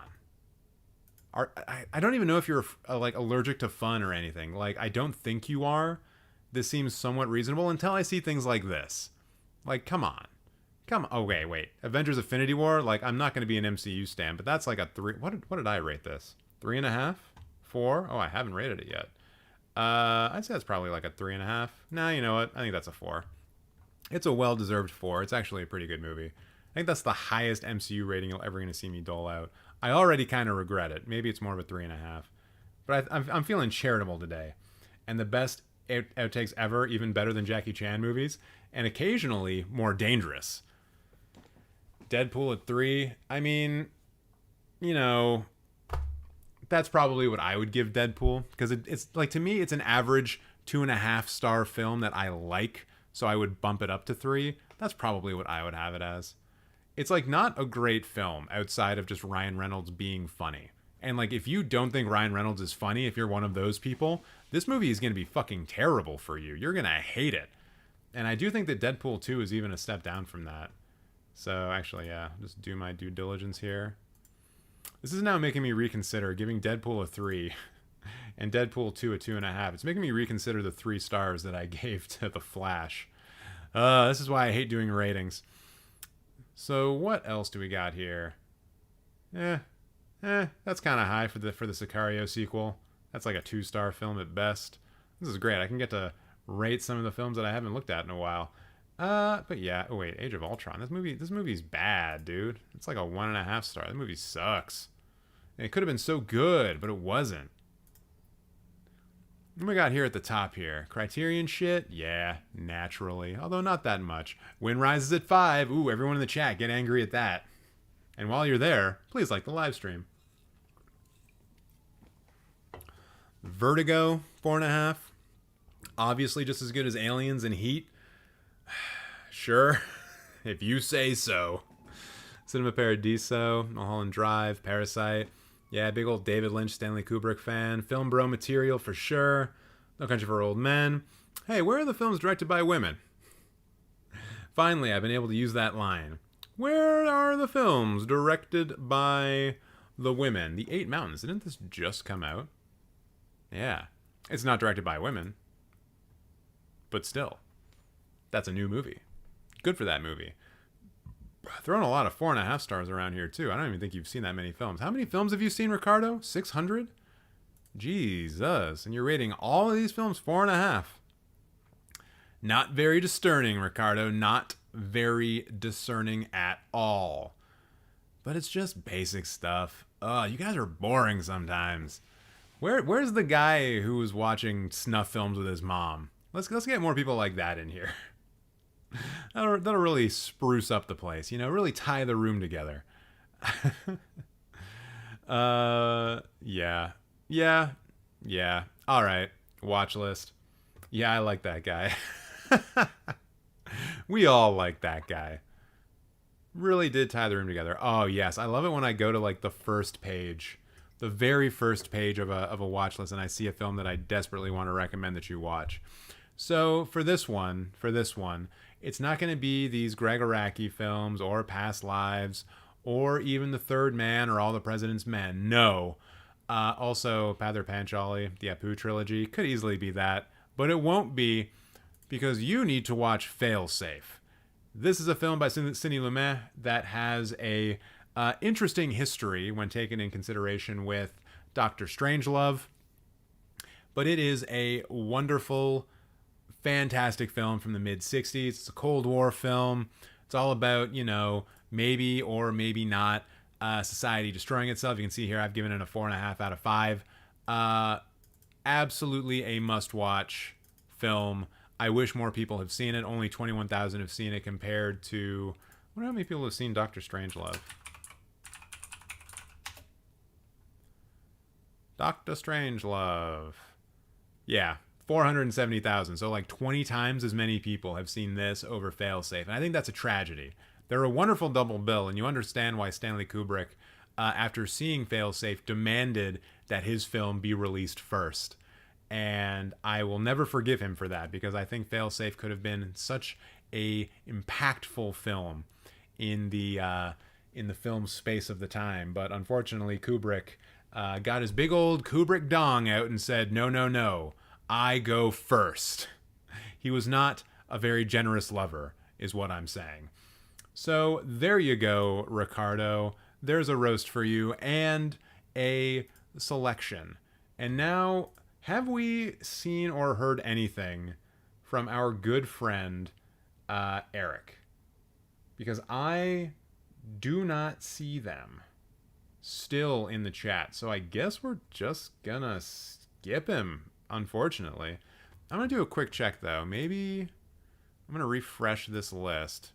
Then I'm just gonna search his name, see what happens, and just show everybody up until like where I was actually going to be roasting people from.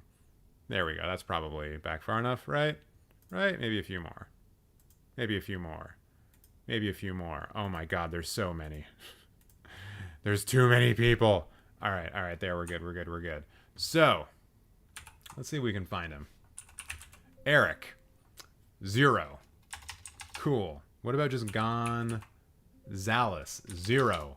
Great.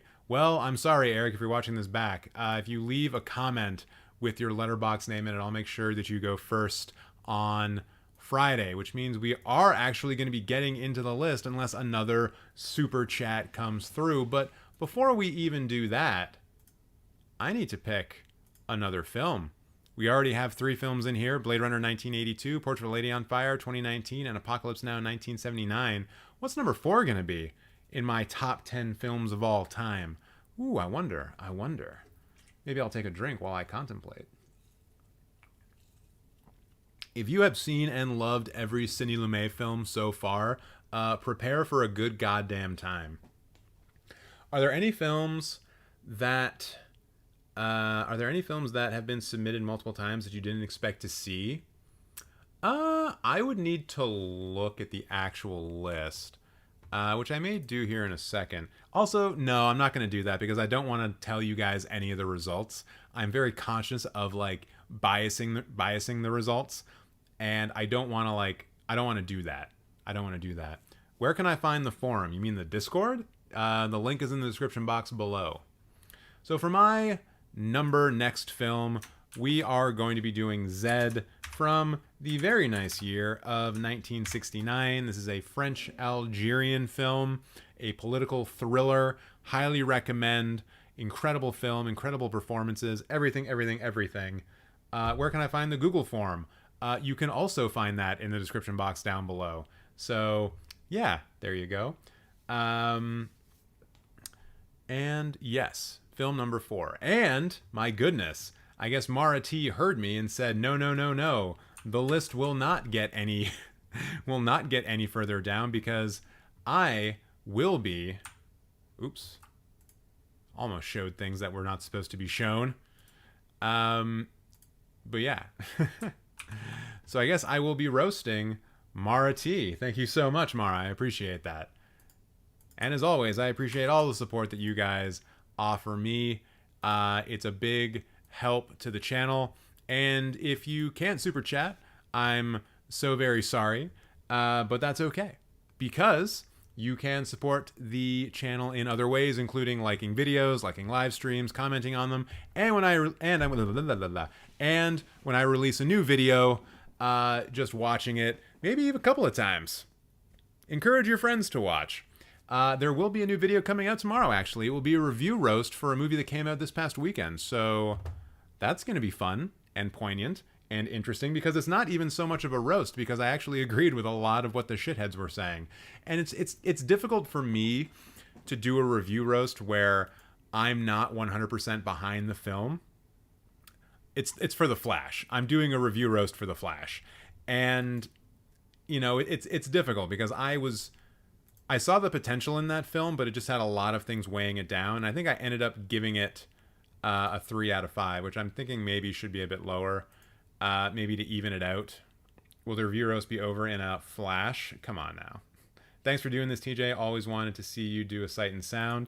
Yeah, and we're also going to be doing this every year. It's not just going to be like the Sight and Sound 100 where we only do it once every 10 years. Like, that's not how the internet works. That's not how the internet works at all. So, yeah. And thank you, Mara, again, for your super chat. But yes, please, if you want to support the channel, there's many ways to do it and participate in those. All right, enough from me stalling because it's time for the roast of Mara, who we can see here in her profile picture, patiently waiting for me to actually getting to roast her. I imagine there are lots of people in the actual list that had this exact expression on their face at all times. Really, TJ? Really? Another super chat? Another one. God damn it. God damn it, TJ. But hey, money talks around here. We do live in a capitalist society, unfortunately. And apparently Mara has been a cinephile since March 23. I'm going to assume that means 1923, and Mara is in fact celebrating her 100th birthday. Happy birthday, Mara. Happy centenary to you, and I bet you've seen a lot of really great movies since you're 100 years old. Let's see. You've only seen 405 films over the 100 years you've been alive. That's only 4 per year. I hope there were 4 really good films per year. let's see how that shakes out with the favorite films. Ooh, we have Notorious, Whatever Happened to Baby Jane, Babylon, and The Fairy. So it seems like you watched Babylon, saw the ending of it, and were like, hey, I'm going to go watch all of the films referenced in the end of that film, and this is how you get to your favorite films. Congratulations on being led by the nose to your favorite films by Damien Chazelle. We should all be so lucky. And what else do we have going on here? Recent activity, Portrait of a Lady on Fire, 4 out of 5. Ooh, there's a written review too. I wonder what your thoughts are on what I think is one of the best films of the 25th century, the 21st century. 10 out of 10? 10 out of 10, Mara? That's not what your stars say. You better explain yourself here. 10 out of 10 ASMR and visuals. I could practically feel the cool ocean breeze and smell the food cooking over the crackling fire. So why then did you decide to knock it down to an 8 out of 10? What thing was 6 out of 10 that when combined with the ASMR and visuals brought it down? Surely it was not the cinematography by Claire Mathon. Could not have been the performances by lovely channel darling Nomi Marlan. It could not be the direction by Celine Sciamma, which is incredible and amazing and dope. So what's going on here, Mara? What's going on? And notice here, not only is it a 5 flames, this is maybe why I like this film so much, is because it ties in so well with this whole like flame thing that I go with, you know, for the roasting. But I've also liked it. That is a rarity indeed. And then what else do you have here? The Good Fairy. Okay, this is the film that you put in your top 4. I'm in love with this movie and with Louisa Gilnbrüsker. So because you were born in 1923, does that mean that you watched this film when you were 12? And did you have a crush on Louisa at that point in time? William Wyler. I've never even heard of this film. I mean, I'm not 100 years old, and that's probably why. Who is playing Louisa? Margaret Sullivan. Oh, man. Wait, The Shop Around the Corner. I've seen this. Yeah, wait, why isn't it fading out? Why do I feel like an idiot all the time? Ah, there we go. Now I can feel less like an idiot. Good for me. So ends our night. Now it's So Not Songs. Wait, is that an early Jimmy Stewart one? What? What is this? Documentary about James Stewart's long career as an actor? Oh, okay, that makes sense. Anyways, that's not why we're here. This looks interesting. Films from the mid-30s are usually kind of cool. But also, you probably just like it there because, once again, you're 100 years old. I'm not going to stop talking about that. Ooh, popular reviews. The Mortal Storm, a film that you watched when you were 17? The really difficult part about this bit is remembering when you were actually born, 1923, and then doing the math. This is probably the most underrated old Hollywood movie I've seen yet, and the second of 2 Borzage films that made me sob, not just cry, and I do not cry easily. Love those nested brackets. Very easy to read. Makes it very simple for the person actually reading your review. Maybe that's why you got 3 likes, because of the clarity. Movies like this are infinitely better at teaching history on a human level than any textbook or lecture. Would recommend this to anyone. You should never be taking lessons of history from a film. Films notoriously lie. They lie a lot. They need to make interesting stories out of things that may not have been interesting in the past. So if you are taking history lessons from a film, you should have probably been a little bit wiser in your time. Borzage is unparalleled. What else has this person directed? Seventh Heaven, that stupid show on the CW. I'm just kidding. I know that's not the thing. A Farewell to Arms. Have I not seen A Farewell to Arms? Street Angel. So this guy was active during the silent and sound period. Strange Cargo. Interesting. Yep. Haven't seen a single one of this person's films. Whoops. There's another one, I guess, that I probably should have seen by now. So I'll put that on the watch list, Mara, but that's not because you recommended it. No, because I'm the Supreme Cinephile, the Cinephile Supreme. So that can't be why. I wish I could live in the romanticized version of the 1930s. Oh, you mean like those parts of, The Great Gatsby that look fun. when you're rich. This is the thing you should add on to when you say, I wish I could live in the romanticized version of the 1930s, which you remember because you were alive back then, is that you also want to be rich at the exact same time. Being rich in any part of history is key to having a good time, and probably not dying. I would have been killed in the 1930s, says Jack. Yeah, probably. Or worse. Yeah, probably. So what else we got going on here? Ooh, 14 lists from Mara. I wonder how many of these are going to be commemorating every year that she was alive. There's only 14 of them, though, so maybe not. Weiler ranked, so we got that director that we just found out about. Fave 100 ongoing. Oh, man. Wait, there's only 38 films here? So this is not actually a Fave 100 then, Mara. I know that you've been around a while, but this is not how numbers work. You see, when you say Fave 100, there should be 100 films here. It's kind of like how in my list of the top 50 films of all time, I have 53 because I don't know how to count.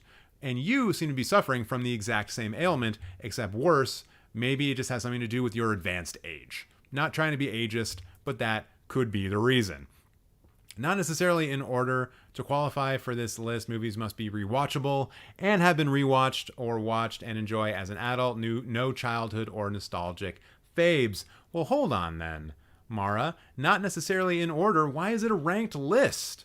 Because this makes me think that you think that Babylon is the third best film of all time. That's what this says to me. And that Casablanca is number 4 and Notorious is number 1. But I guess that's not the case. So why are these numbers here? I don't get it. Also, Notting Hill is better than Parasite? Mara? Notting Hill. This movie, which is just one of the Hugh Grant and Julia Roberts combination romantic comedy films, just one of them, there are several, that is better than Parasite? Parasite. Oscar award-winning breakthrough incredible film, Parasite. Mara. Okay. I guess we'll just have to agree to disagree. Except, no, I agree to nothing. I do like here how you have the Birds Over Breakfast at Tiffany's, though. I hate how you have it lower than Lion.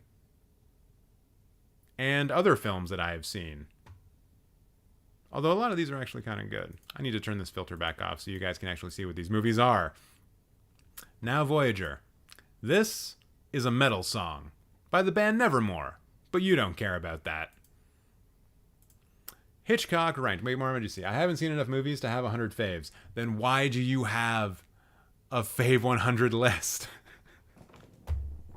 It doesn't make sense. All right, Hitchcock ranked. Well, we already know you got Notorious up top. You don't have Psycho in here, though, eh? Or is it just low down? You think Spellbound is better than Psycho? And The Lady Vanishes? I think every Hitchcock scholar just rolled over in their graves because they're all dead. No one cares about Hitchcock anymore. But come on. Psycho is well good, man. End of the World movies ranked. San Andreas over Train to Busan. Mara, you are coming in with just ridiculous hot takes. The most ridiculous. 2012 over Contagion. The Core that high up? Oh my god. And then you watch 2012 Ice Age, which I assume is not a sequel. Seems like it's a combination of this one and that other one that Ronald Emmerich did. Yeah, which I do not see. I do not see it represented here. The Day After Tomorrow. I got there eventually. So yeah, I think this one's just wrong. High key, this was a 10 out of 10 theater experience. The Rock 8, my adrenaline was through the roof. What? Train to Busan, solid zombie film. It's one of the best zombie films of the last 10 years. World War Z, and yes, it is Z, Canada Forever. Saw this in theaters in Germany and enjoyed it even though I only barely speak German. So wait, you saw this film dubbed in German and you thought it was good? I remember this being a somewhat dialogue-heavy film up until the end. So, I don't believe you, Mara. I don't believe you. Contagion. The Panini similarities are a little extremely triggering. Panini? Is that your way of, like, saying pandemic without saying pandemic? What? When did you make this list? 2 days ago, updated it 2 days ago. What does panini mean in this instance? Is there a slang term that I don't understand? If panini means something really fucked up in Urban Dictionary, yeah, even Urban Dictionary has it as a sandwich made with Italian bread. It can also be used to simulate the clitoris in sexual acts. Wait, the sandwich can be used for that? I have more questions now. A fan of a formerly small artist who rejects them when they blow up. They say their music is underrated but get mad when it goes mainstream. No loyalty. That's a panini? That's a panini? That's a fucking sellout, dude. What are we talking about? Created by Lil Nas X in his song Panini. He took the name from a cat rabbit on a cartoon called Chowder. Hey Panini, can you be happy for the artist's success? Huh? Wait, Panini. The male sex organ known as a schlong, dick, or in Old English, a penis. Wait, every time I say penis, I am speaking in the language of Beowulf? That's cool. So wait, the male sex organ of humans living in Italy or of Italian descent. All right, so how does this square with what Mara said? The panini similarities. So what she's saying here is that the Italian dick similarities are a little extremely triggering. Okay. I'm not going to pretend to understand it, but I don't want to ruin this justification that you've made for why Contagion only gets a 3.5 star. The fact that it has similarities to Italian dick. All right. The Core, 2 stars. My entire 7th grade class saw this in our middle school auditorium. Had something to do with science class. What exactly, I still do not know. They showed you this in science class? Oh, no. Did you go to an American school where they just didn't care if you got smart? Like one of those schools that's forgotten by Republicans that gets absolutely no funding from anybody. Was that the school that you were in? And are you sure you saw it projected, perhaps on a big TV? Or did your teachers get together and do a reproduction of it, using like pipe cleaners and straws and shit? Good Lord. I remember 1% of what happened, so I guess you don't know what happened in knowing. Ha ha ha. This was way too long. For 90% of it, the aliens did absolutely nothing. They blew up the world. But also this film is a 1 star because it's super racist. Super racist. But what would you expect out of an American film named after the founding day of their country? What else would you expect? Underappreciated films. Yeah, those are probably all true. James Stewart ranked Mr. Smith Goes to Washington over Vertigo and Rear Window. I disagree. But I'm not going to say any more about it than that. Kind of like how you're doing these interesting rankings. Ooh, Bogey and Bacall. To Have and Have Not, over The Big Sleep, over Dark Passage, over Key Largo. Yeah, I think I've seen Key Largo, right? Have I not? I thought I did. Oh, wait, no, it's John Huston. That's not the Hitchcock one. Is this? Didn't they do a Hitchcock film? I can't remember. In any case, I have seen this one. And I think this was the one where they first fall in love, right? Like, this was like the big one where it was kind of like, oh my God, they have great screen chemistry and he's only like 15 years older than her. Let's get them to be married in real life and we can use that to sell movie tickets. Old Hollywood is weird, man. Might watch a movie tonight, feeling in the mood for it? Nice. I watched Armageddon and X-Men in science class. What the fuck, dude?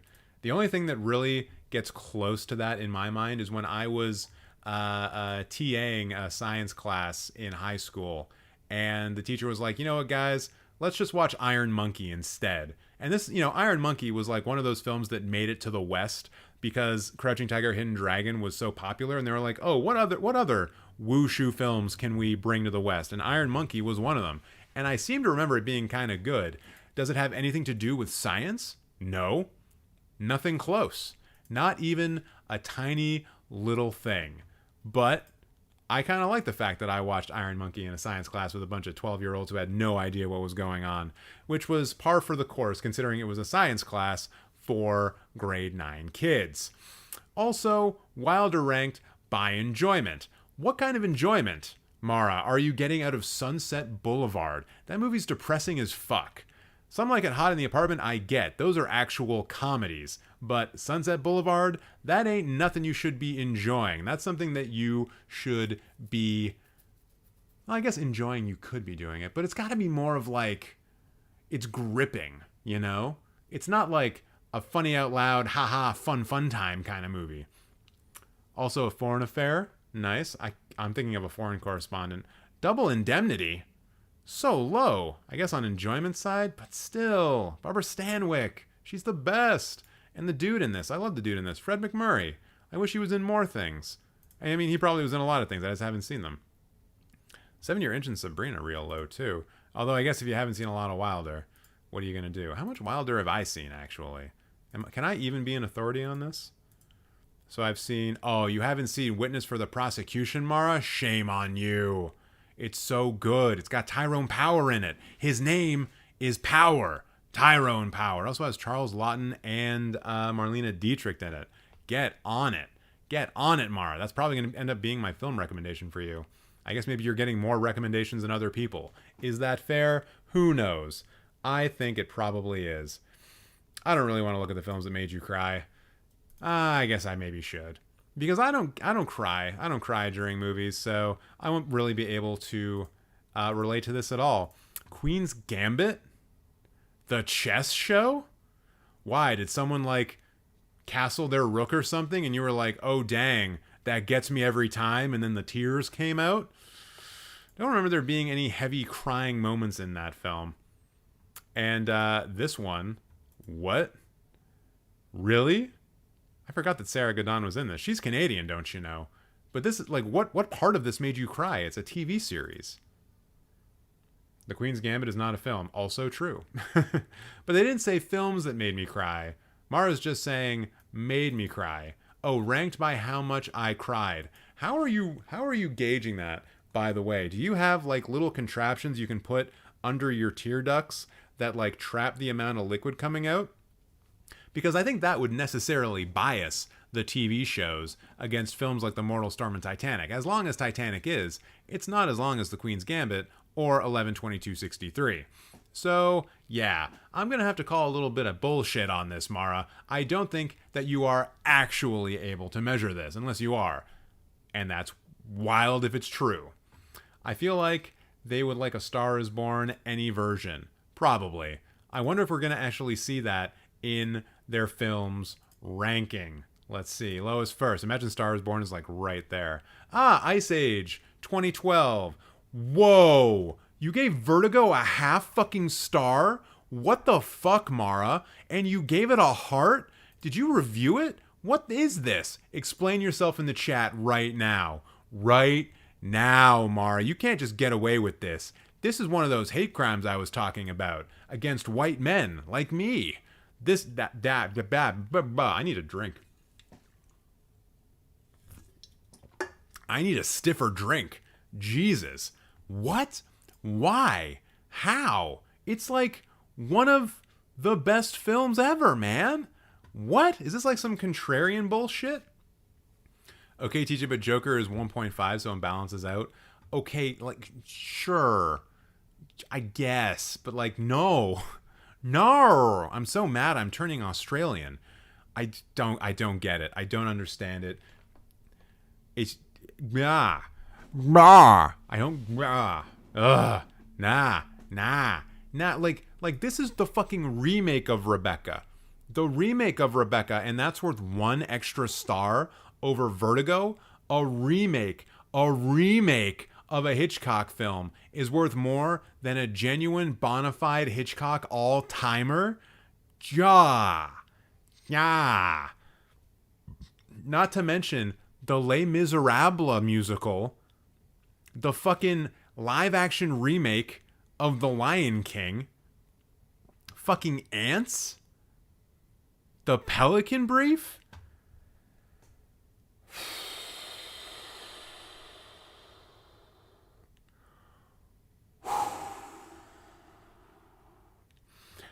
And then you have Everything Everywhere All at Once, a 2-star, which is, of course, incorrect. Very incorrect. I see, Mara, you've also disappeared from chat. Maybe you got a little bit too Maybe you were cry laughing a little bit too much when we were talking about Panini. Uh, but feel free to come back. Everything's fine. Don't worry about it. Except for giving Vertigo a half star with a heart. What the hell? I don't think they hate fun. Like they gave Deep Impact 2 stars. That's not a fun movie, although it gets kind of good when the humans start dying. It's one of those interesting films when everything starts getting better as soon as the humans start dying. Not Elijah Wood though. He can live forever.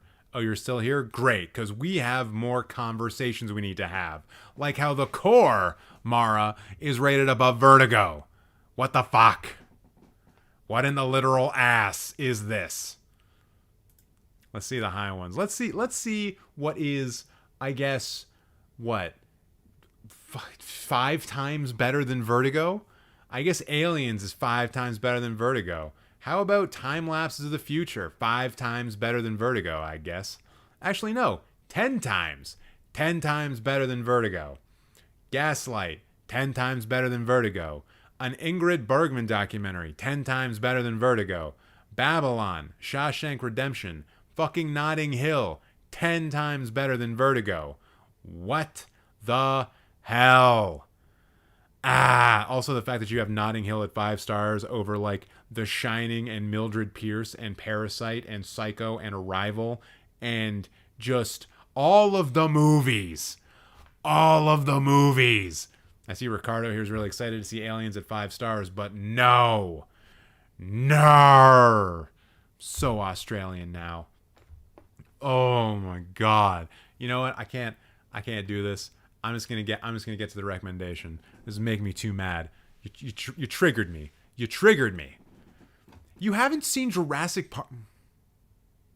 I'm not gonna recommend Jurassic Park. That would be too easy. Just like I'm not gonna recommend The Thing. That would be too easy.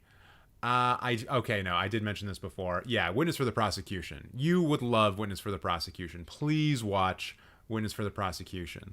Also watch Misery because I want you to be miserable now because you did Vertigo so dirty. Please be miserable by watching Misery.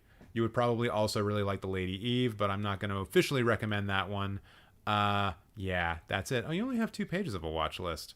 Look at you not being a psychopath. What else we got here? Wait, is that?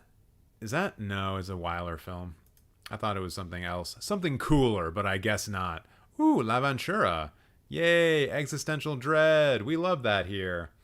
Pulp Fiction. Guys, we do not need to recommend Pulp Fiction.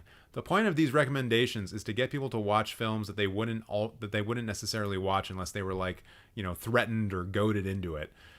Everyone's going to eventually watch Pulp Fiction. They're going to get there on their own. But not everyone is going to have like the boot put to their ass so they go see Witness for the Prosecution, which is why I'm going to recommend that one.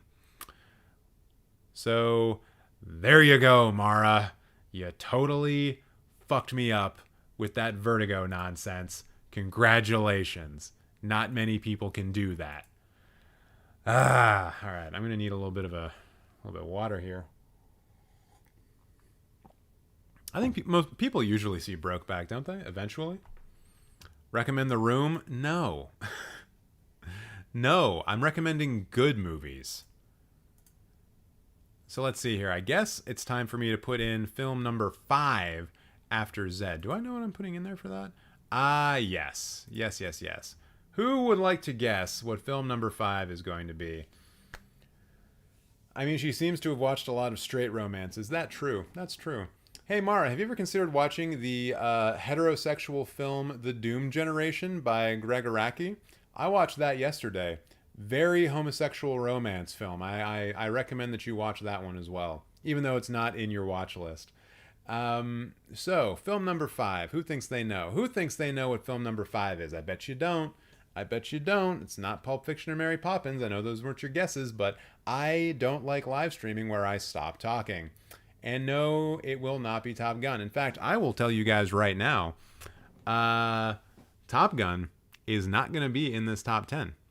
As I said, I do not consider it to be a 5 out of 5, so it will not be going in my top 10. No, Alex, it will not be Passion of Joan of Arc, although, good guess. Thanks for the roast, says Mara. You're very welcome. Thank you so much for the support. Always appreciate it. Is it Brink of Life? No, Jack. I don't think Brink of Life will end up getting in here. As much as I love Brink of Life, I don't think I have it as a 5 out of 5 film. I don't think I do. I don't think I do. Oh God, I just revealed what it was going to be. Why am I so bad at live streaming? No, it will not be Vertigo. It will not be Transformers The Room. I already put Zed in. It's right there. The Exorcist? No, no, no, no. Possession now? Nope, not Possession. I don't think Possession's going to get in here either. No, this one is going to be Eyes Wide Shut, baby. Stanley Kubrick's last film. Now, how many other Stanley Kubrick films will make it into this top 10? I guess you're just going to have to stick around to find out. Wait, how many more are going to go into this? How much of a... Oh, man. I'm going to look like such a fucking film bro by the time this is over. I hate myself. I hate myself. This sucks, actually. This sucks, because I'm just looking at my top 10 right now. Not one film directed by a woman. I am exactly what I accuse other people of being. A piece of shit. I am that. I am truly that thing. Terrible. Terrible, terrible, terrible. I know. I'm a disappointment to everyone. I understand that. Actually, do I have a film directed by a woman in my top 50? Uh-oh. Uh-oh. Oh, no. Oh, no. Oh, no. Oh, do I not? Do I not at all? Oh, shit. Oh, shit. Portrait of a Lady on Fire is... Oh, that's right. Oh, I skipped right by that one. Okay, it's the only one, though. It's the only one. Let's have a stream where we roast you, TJ. I mean, you can. You can just do that in the chat if you want. If you think I'm going to put any other face on this stream other than my own, you're crazy, though. This is the money maker right here. All right, so who are we roasting next? Yes. Good.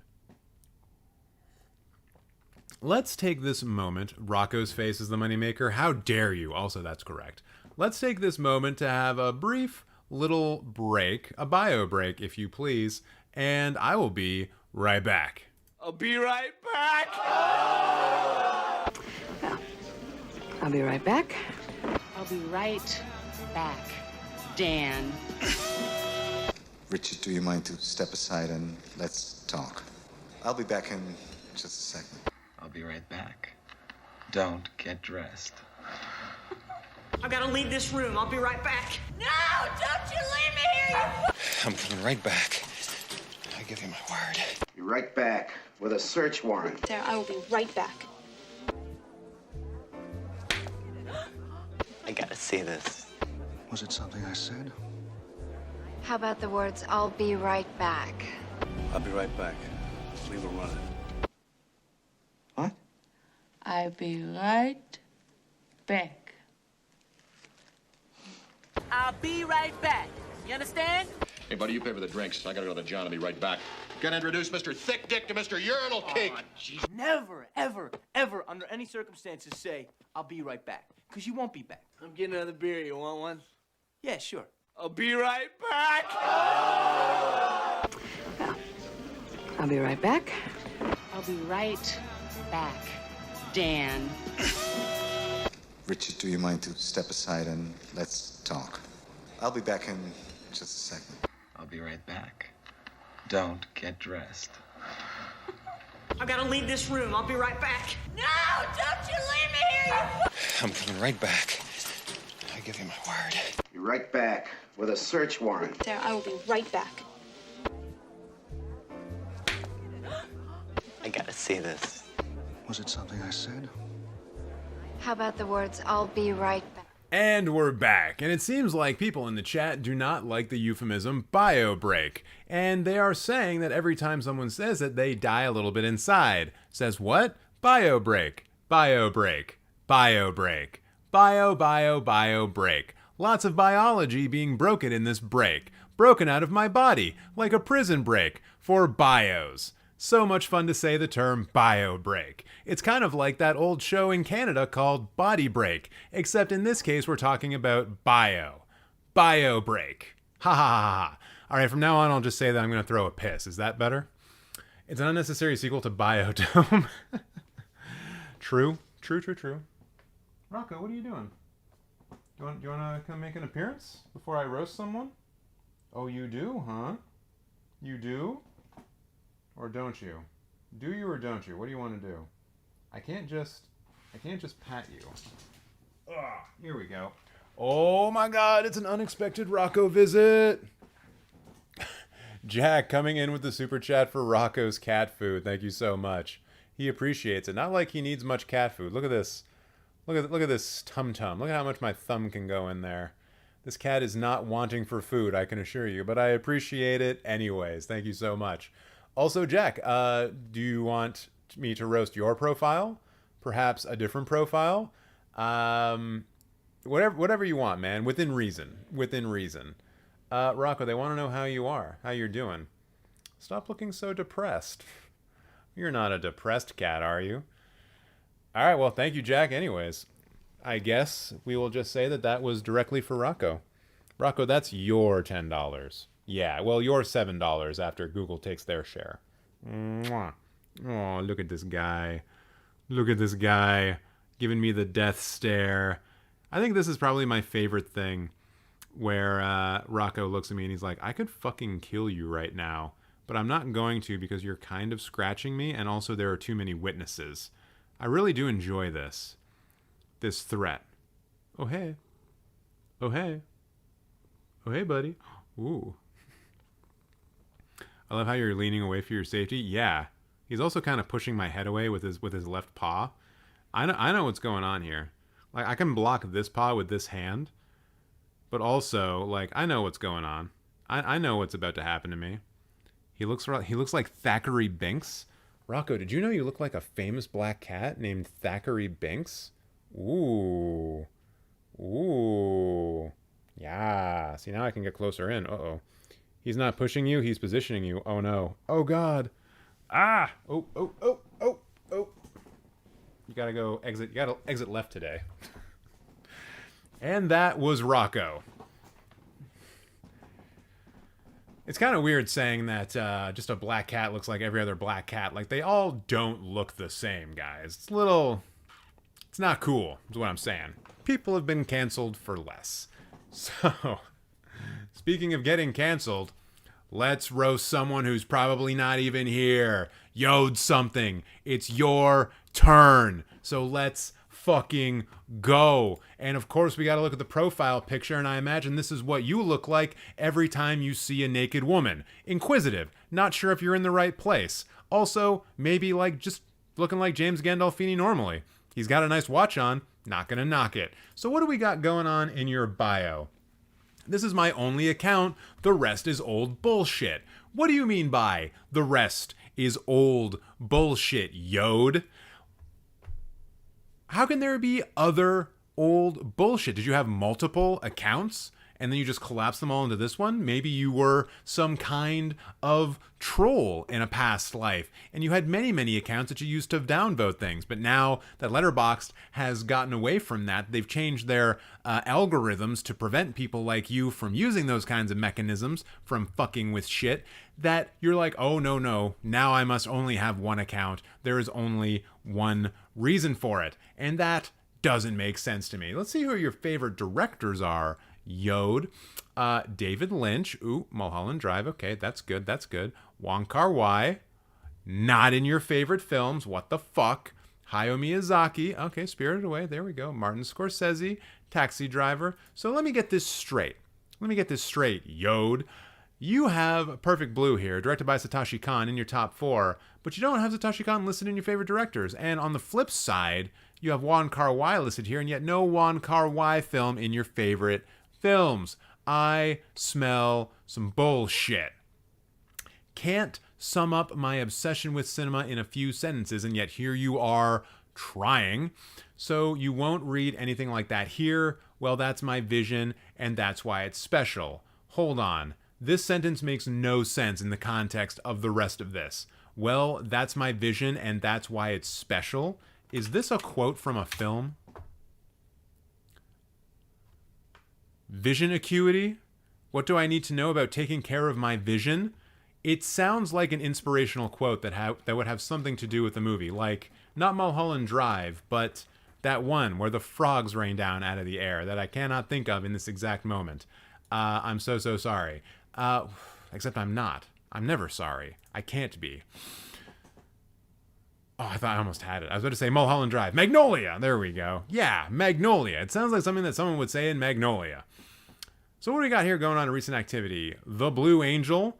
Definitely a name for a film that has aged poorly over the years. If you don't know, Google it. I'm sure you'll find some great information about it. 3 billboards outside Ebbing, Missouri, 3.5 stars. Well, at least you're not going full bore 5-star on pure propaganda, so cool. 7 Seal, 4.5 stars. I guess we got a Bergman lover in here, and a Bergman lover who's only seen like those Bergman films, the really high class ones, certainly not Brink of Life. And Across the Spider-Verse, with a written review. I wonder what they said. Huh. You know what, Yoad? I disagree. Don't even know what the fuck it says. So I guess we're not going to be able to look at your reviews. Although you did give... Oh, I thought that was EO for a second. Never mind. Yeah. I also love here how there's just like a little bit of English in here. Like, la la la la la. And that's a fact. What's a fact? I don't know. Actually, can we Google Translate this? Let's see. I think someone's smoking weed in my building somewhere. I can kind of see it. Or I can kind of smell it. Google Translate. Let's go. Bad Trips movie going from Hebrew. Yo, that's what Hebrew looks like? Oh, Yoad. Yeah, never mind. I got there eventually. So that's Hebrew, everyone. Let me know in the chat if you've ever seen Hebrew before, because I certainly have not. I mean, we might as well translate their Spider-Verse review, right? I'm sure Google will definitely be able to handle this. Escape from the norm. Everyone wants to be special, different from the norm. In a world like Marvel's, everyone has powers. Those in humanity and desire here is really power. This thing represents Spider-Man, and it is masterfully executed here. Basically, everything was presented amazingly, especially visually and the message. I don't mind that some of the dialogue was corny, and the animation sometimes stretched itself, and the message a bit overhyped. It's huge. Animation is like a breakthrough and stretches the boundaries of the concept. One of the best of the genre ever. Ooh, there's a little something that I can drill down into a little bit, because you've only seen 1,000 movies, and you want to try telling me about animated films? Oh, I hope there is a list here about animated films. And god damn it, it's like I write these things in advance. Top 25 animated films of all time. Let's see what we get. And naturally, they put the film with a full-on rape scene, number 1. Cool stuff. Spirited Away, number 2. Fantastic Mr. Fox, number 3. It's Such a Beautiful Day, number 4. Something Called Opal that I've never seen. Number 5. Mostly just Ghibli stuff, or Ghibli, I forget how it's supposed to be pronounced. Satoshi Kon stuff, also Bashir. Fantastic Planet, which is French. Fantasia, yeah. Kind of just seems like you're going with Ghibli and new stuff. Like, you have no old Disney here as an example. Not to say that it's all really good, but this just seems very biased to the last, 20 years. Yeah. Really biased to the last 20 years. Is Perfect Blue the oldest film on this list? No, I suppose Fantasia would be. That came out in 1940. And Toy Story, I guess, that's from the 90s. But still, very, very biased. Very biased to the last, 30 years of film history animation. Fritz the Cat, Greater Than Everything? I don't even think that's listed here. Nope, not at all. So I'm going to have to go ahead and say that your opinion on animated films means nothing to me. All-time Spider-Man movies ranked. You put Across the Spider-Verse. Wait, where's Into the Spider-Verse? You have Into the Spider-Verse 5 behind No Way Home and Spider-Man 1 and 2? No, I'm sorry. Into the Spider-Verse is clearly the number 1 Spider-Man film. No doot about it. That was me speaking Canadian very quickly there. My top 10 films of all time. Ooh, where do we go from the top 4? Which you have changed the order of here. 8.5, Fantastic Mr. Fox, Cinema Paradiso, La Haine, and The Lost Highway. I wonder if we're going to have someone putting these in to the Cinemateq Top 100 voting. Maybe, maybe, maybe. What else have we got going on in here? April ranked personal favorites. I don't care about those lists. The best film from every year in the last 80 years. What? Shadow of a Doubt, Gaslight, Brief Encounter. Man, I wish I could remember like other films from these years that are just better and then I could just slam them with them. Like, I'm pretty sure not having Rashomon here is bad. Should not be not including Rashomon here. Blow Up. A lot of... God, it's a Criterion list, isn't it? Mostly? Somewhat? A little bit? Brief Encounter, I think. Third Man? Sunset? Sunset? Akuru, definitely. Ivatoli, yeah. Vitellini, excuse me. Okay. It's not a bad list. Ugh, Annie Hall. Gross. Get Woody Allen out of here. Got Blade Runner for 1982. Wait, what did he put for 1985? Brazil? Interesting. Sunset isn't on Criterion. I know, but it should be. It should be. Mike Leigh's Naked. It's actually not a terrible list. It is a very Criterion-heavy list, though, especially when you get sort of like into this... Well, obviously not Kiki's Delivery Service, but when you get kind of around here, a lot of Criterion stuff. A lot of Criterion stuff. The most overrated films of all time. Oh, this should be good. Hey, The Departed. The Departed. Ooh, anyone in the chat upset about that? Inquiring minds want to know. Alien, Pulp Fiction. Wait, you think Alien is overrated? Alien, the film with perfect focus and introduced us to one of the most terrifying creatures in all of film history? Alien? Get the fuck out of here. And you're right, Bowden. I mean, I don't think you're right, but I think The Whale as like the best film of last year is too much. It's too much. It was not the best film of last year. Of course, it was either EO or Everything Everywhere All at Once. The E films. Avatar, yeah, I can see that being called overrated. Thor Ragnarok, sure. Fight Club, overrated, especially by people who don't know what it is. But, yeah. Wait, people overrate Back to the Future Part 2? Who is out here saying that Back to the Future Part 2 is a good movie? Clearly, the first one is the better. Like, easily. You know what? I think I actually mostly agree with all of these, with the exception of The Matrix and Alien. Like, both of those are such foundationally important films. And actually, so is American Psycho, and so is The Dark Knight. Like, you can't say this film is overrated and not take into account Heath Ledger's performance, which is one of the best. One of the best. Oh, wait, there's notes here, too? All in Hebrew. Never mind, we're not translating all of those. And naturally, Mr. Film Bro has got a Scorsese list, a Tarantino list, and that's it. Well, not a lot to see there. So let's see what's going on here in the lowest. Batman and Robin, but he gave it a heart. Yay. Elektra down low, Fan 4 Stick. Yeah, it's just typical bullshit. It's just the typical stuff. F9 at 1 star. Come on, man, have some fun. Certainly a better film than Punisher Warzone. God, that movie's terrible. There's an overrated film for you. I don't know why people like this movie. Actually, wait. How much do people like this movie? Yeah, 2.7's way too high. Way too high. R.I.P. to the actor, but it's bad. It's a bad one. The Tom Jane Punisher is much better. Nothing else here that's really jumping out as being ridiculous, which is nice. Oh, even he thinks that the Thomas Jane Punisher is better. Not a lot better, but at least a little bit better. Child's Play remake is better than 1 star.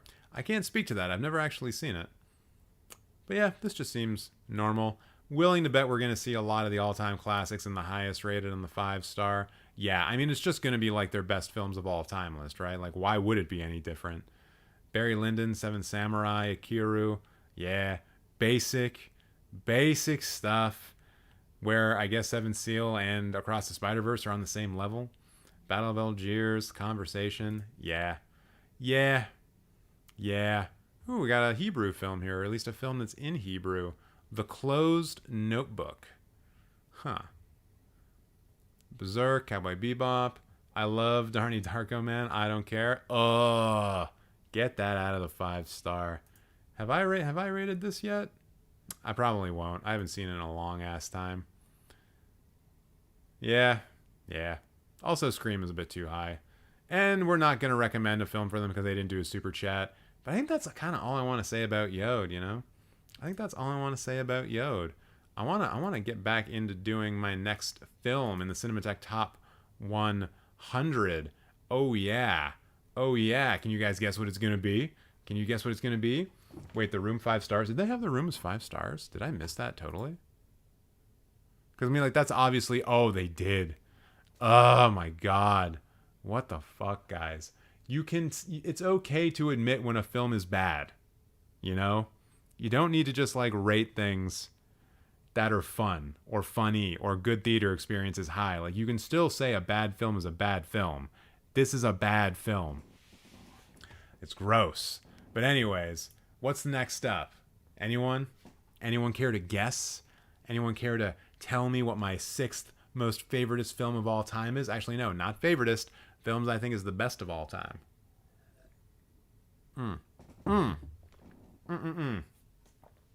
Oh, that's good tequila, baby. Yum, yummity yum yum yum. The Room, obviously. I mean, that would have been a great setup, right? It's clearly a shitty film. Also, one of the best. No, it's not going to be that. Instead, it's going to be... I think Bowden's cheating.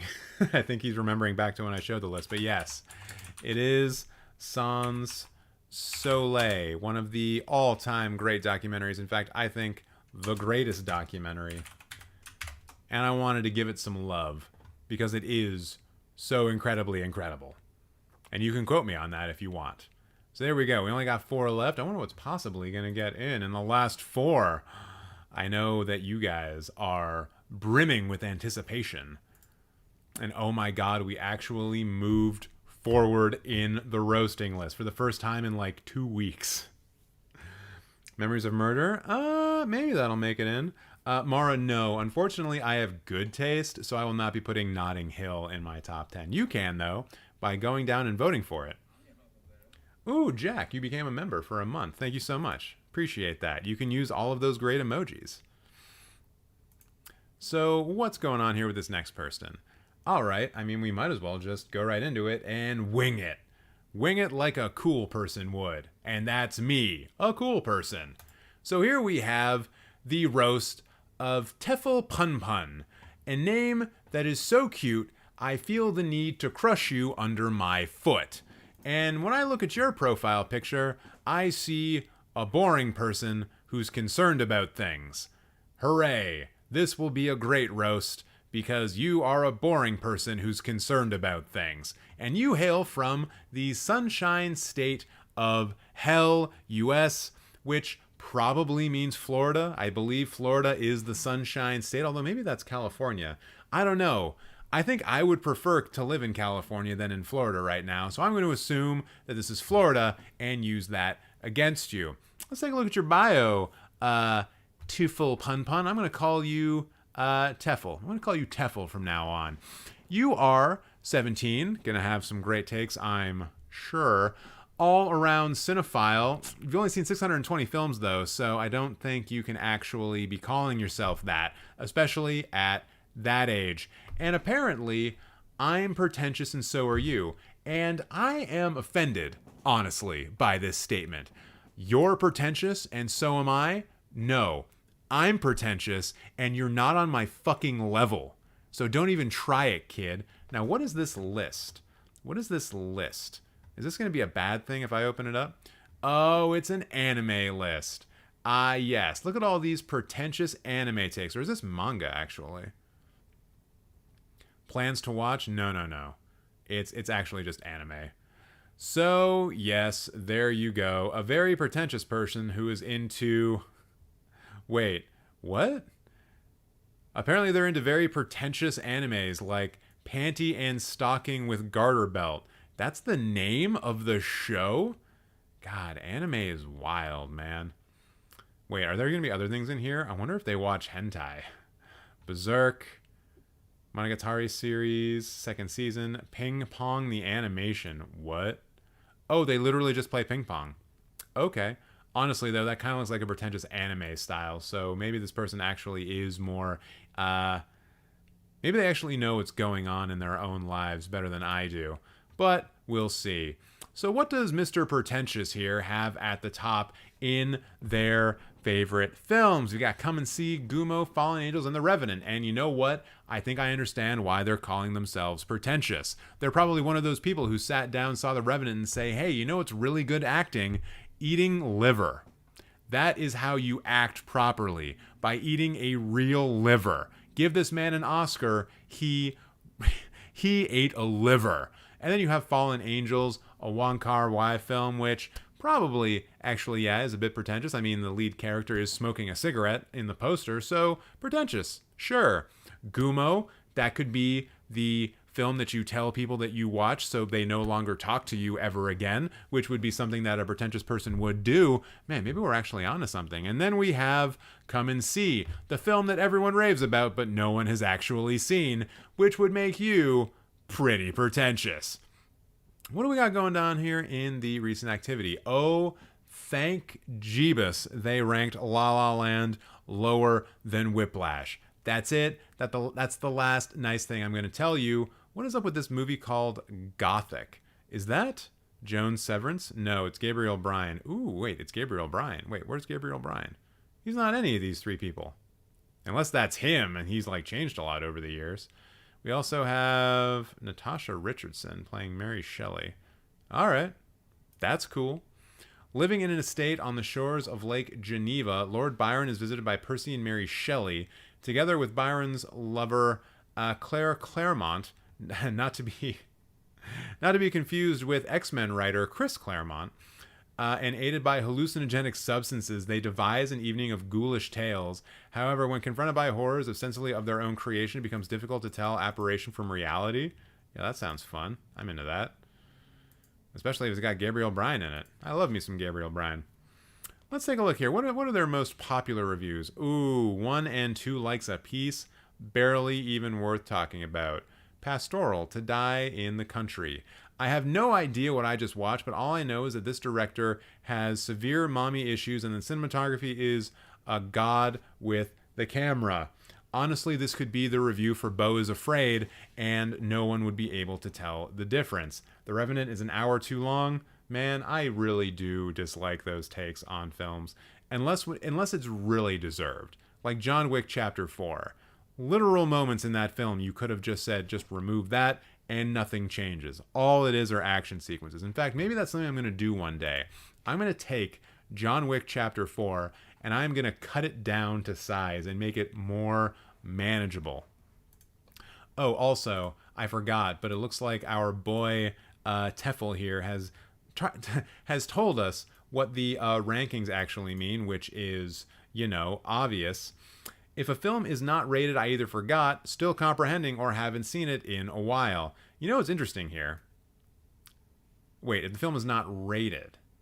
Okay, I see what they're saying here. I thought they were trying to say, like, hey, if a film doesn't appear in my diary, then these are the reasons why. And it's like, yeah, dude, you just haven't seen the goddamn film. That's obvious. And I forgot to add films I've seen all the time, so added recently doesn't mean seen recently. Okay. TJ just couldn't sit for 3 hours seeing John Wick being cool and enjoy it.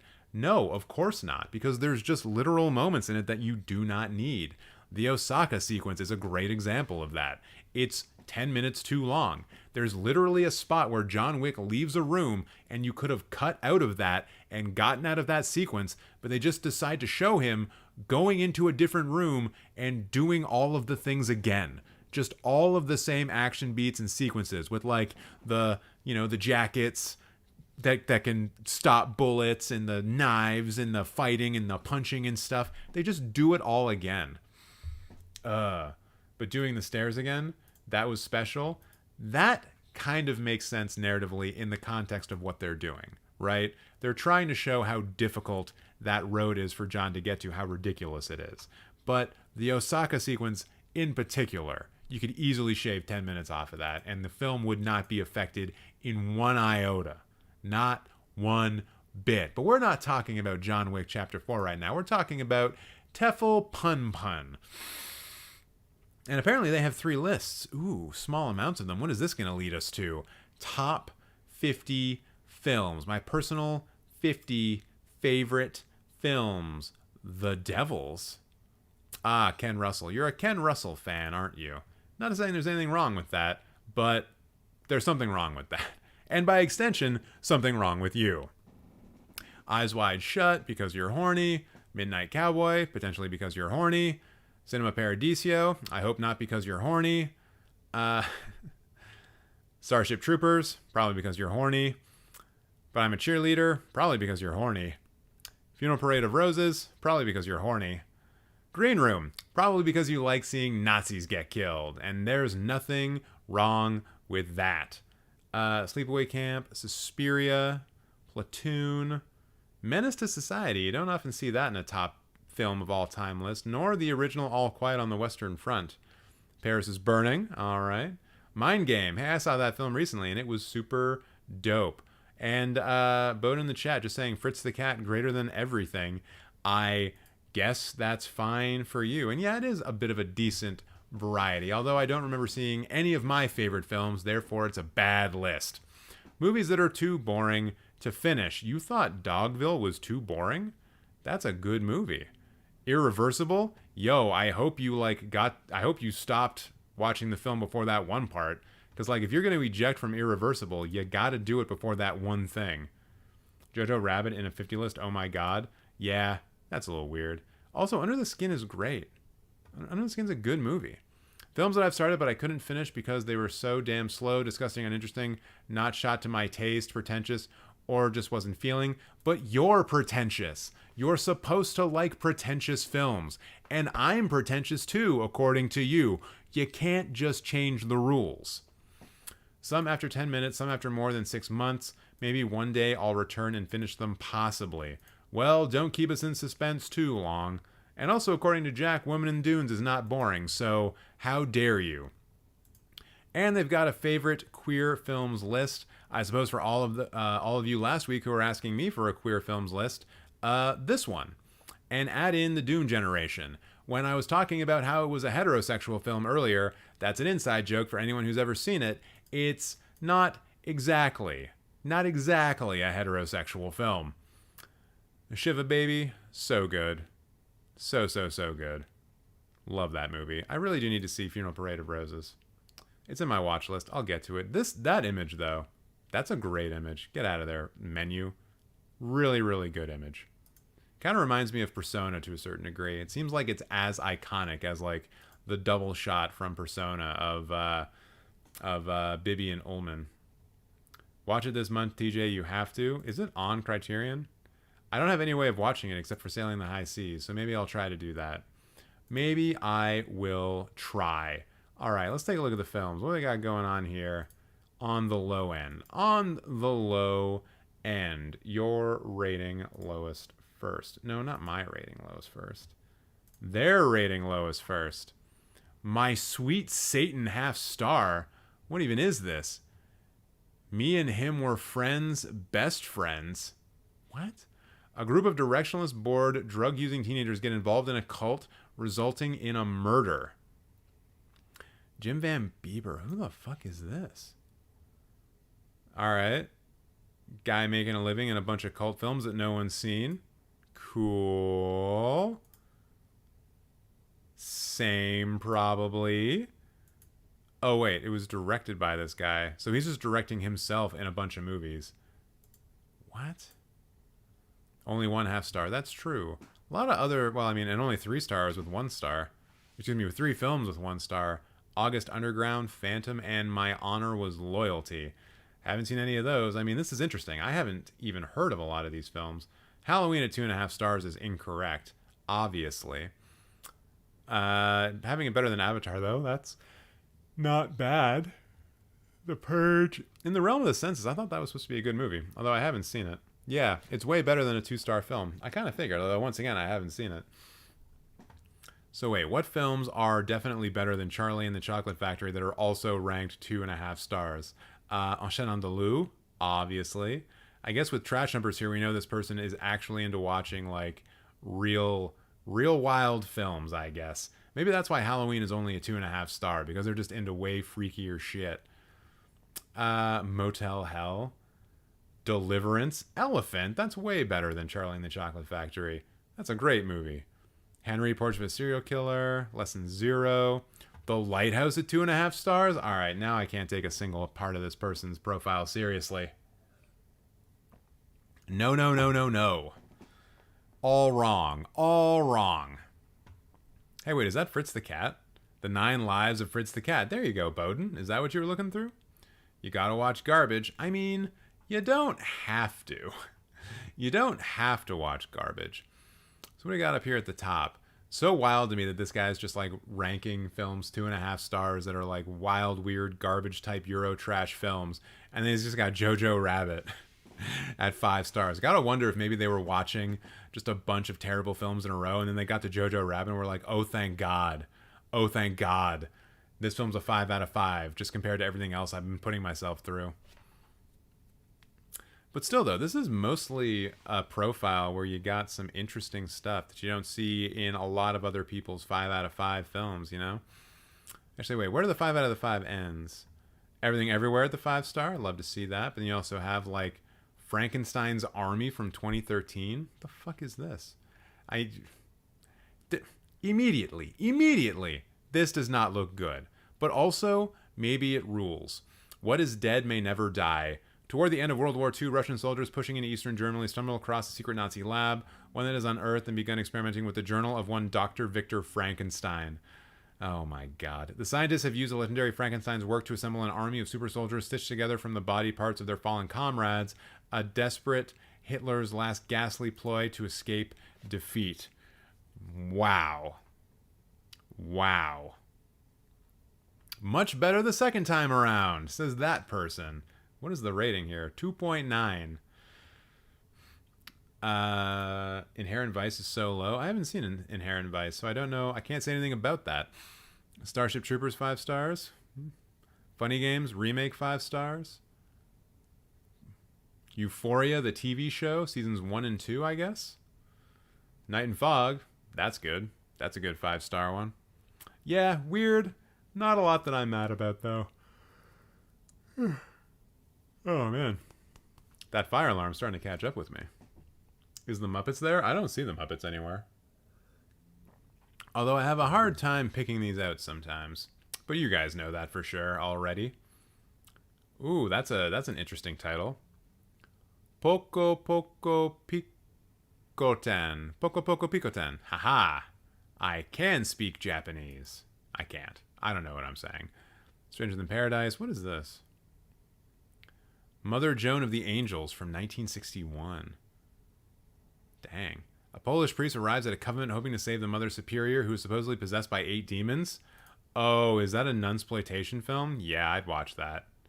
Oh, it's on Mubi as well. Nice. Nice.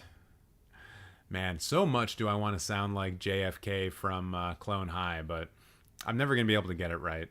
It's sad. It's too bad. All right, teufelpunpun. I think that's about all I'm going to say about you. As soon as I start talking about Clone High, I think that's how I know the roast is done. Hope you enjoyed it if you ever, in fact, see this. And now, I think I need to get back to doing my top 10 films that's going to be submitted here. Ooh, number 7. Number 7's a good one. Who knows what it is? Can you write the username of the person you last roasted according to the Letterboxd list comments on your pinned comment after each live stream? That'd be very helpful. It goes into the... I make chapters for all of the live streams, usually 1 or 2 days after the live stream goes live, so you can do that. You can find the Letterboxd names there. I'm not going to do the YouTube usernames because that's a little bit too difficult to square 1-to-1, obviously, especially with people who are just coming off the list. But yeah, for the live streams, the most recent live streams, they should all have chapters. They should all have chapters with everyone saying like the roast of and then the username. So Bowden's saying Exorcist or The Shining. Timmy's saying Children of Men. Well, only one of you is right. And it's the person who made 2 guesses. That's right, it is the Exorcist. Did I spell that right? Yeah, probably. And that film is from 1975, I think. 1973. I'm a dummy. Why do I not know when films came out? Why? All right, so to recap. Blade Runner, Portrait of a Lady on Fire, Apocalypse Now, Zed, Eyes Wide Shut, Sans Soleil, and The Exorcist. 3 to go, which means I need to set up for the next roast. Ooh, we're flying now, everyone. We are flying. And by the way, how are you all doing? And if you're new here, please get into the chat and say hello. And if you haven't yet, join our Discord. Lots of cool people in the Discord always talking about films. Will Mr. Bean's holiday be on the list? So that's a good example of a conversation that we don't need to have on the Discord because everyone knows that that is not going to be a thing. But no, Ryan, that film will not be going in my top 10. And I promise, I'm not a dick on the Discord. I only do it for live streams because apparently that's what you guys want. Kind of like how Peikko here wanted to be roasted so badly that they said, hey man, me, please. And we can see them here in their natural state, eating what I can only assume is a very nutritious breakfast. And Peikko here is from Finland, and like any good Finnish person, they do not include a single Finnish film at all in their top 4. In fact, this is maybe the least Finnish out of all of the films you possibly could have picked, with the exception of The Thing. Actually, no, I take that back. The Thing takes place in Antarctica, not near the Arctic, so even geographically, you really done fucked up, kid. So what do we actually have here? Fellowship of the Ring, Azkaban, Mononoke, and The Thing. And it looks like we got someone here who definitely was into fantasy films in the late 90s and 2000s. So much so that it probably made up the entirety of their personality. You know that when someone has Fellowship of the Ring as the #1 film in their top 4, they've definitely got their own little precious at home that they've got sitting beside a fucking sword that can detect orcs coming through. Also, probably girls. You gotta be careful when those are around. And then you have Princess Mononoke here, a film about environmentalism that no one takes seriously, because why would they? And The Thing, a film about environmentalism that no one takes seriously. Honestly, low-key, I think The Thing probably could be a low-key film about climate change. Oh, look at that. There is indeed a bio here. Cataloging my ever-growing film collection will be the end of me. Probably not. You only have 793 films listed. If you think logging 793 films takes effort, I've got some news for you, kid. The real world's gonna smack you in the face real hard, with its panini, specifically. I edit my reviews almost every time I go through them. Nothing big, just spelling and phrasing errors. Thank you so much for letting us know you do the bare minimum when it comes to communicating your thoughts and ideas to other people. Wonderful. Love to see it. What do we got going on here in the recent activity? Ooh, I wonder what they said about The Flash. They didn't even give it a star rating. Wonder what kind of hot takes we got in here. Endgame who? I'm tired, so very tired. So I guess the point here is that they thought that Endgame would be the last comic book movie of all time, and now that it's not, they're letting us know that they're very tired. Kind of silly that people thought that this trend that made lots of money would ever stop. It will never stop. It's never going away. Until Disney as a company just implodes, we are going to be getting MCU films from now until the end of fucking time. Either that or Avatar films, whichever one comes first. Ooh, also you rated Elemental. Saw the trailer for this before, Across the Spider-Verse. We've all seen this movie already, right? I don't get what's the point of retelling this story again for the millionth time. Probably appropriate for toddlers. So they're retelling this story again for the millionth time because of money. That's it. There are going to be a lot of parents out there who, when this hits Disney Plus, are just going to show this to their kids to get them to be quiet for 2 hours so they can do things like cook food so they can live. This is why films like this exist, to keep parents alive. Stop trying to kill parents with your rhetoric. And I don't know, am I really that interested in their 5-star review of Across the Spider-Verse? It's probably just going to be some blabbering bullshit. Holy shit, holy fucking shit. Can we get 6 out of 5-star options for just this movie? No, obviously not. It's not even as good as Into the Spider-Verse. I kept my expectations in check after some reviewers said that the hype was overblown, but I mean, fuck me. No, I'd really rather not. This movie was so spectacular, it made the first one look like child's play. Not true. The only issue with Into the Spider-Verse was that the movie didn't slow down enough for the more emotional scenes have the punch that they needed. Also not true. But all of that is fixed in this movie, and the pacing is miraculously excellent. Also not exactly true. And the animation, all in bold. I mean, it is a very vibrant and colorful film. This is the best modern animated movie I've seen so far, and it's only just part one. There's gonna be more. Yep, there will be. LOL, TJ just hating now. I mean, I am a little bit tired. Predicting that this will be the best movie of 2023. I guess not. Bo's afraid, best movie 2023. I think Spider-Verse is probably going to take that for you. Oh, look at this. Everything in this movie is so perfect that my only problem is that it's not longer. Well, your review of Across the Spider-Verse makes me think that you spoke a little bit too soon. Go with Cabin in the Woods. Heart. Wait, what? Oh, you guys are talking about something that has nothing to do with me. Fine. 38 lists. I wonder how many of these are actually worth looking at. Movies I love. Don't care. Movies I own. Don't care. Disney Classics tier list. Kind of care about that. Atlantis and Lilo and Stitch over literally everything except The Lion King. So, Aladdin. Those movies are better than Aladdin. Those movies are better than The Little Mermaid, than Beauty and the Beast. As a millennial, go fuck yourself. In fact, on behalf of all millennials, go fuck yourself. Movies my mom likes. These are probably all the movies that I told her about. Son. Alice in Wonderland, never mind. I never would have told your mother to watch that. She did that shit on her own. Hudson Hawk, another one that I would not have told her. In fact, I would have told your mother to watch none of these, with the exception of maybe the Blues Brothers. But that's only because she's old. Your mom's old, kid. What great insults I'm coming up with. Movies that have made me cry. I see 2 Lord of the Rings films and Guardians of the Galaxy Volume 2, so yeah, you're a child.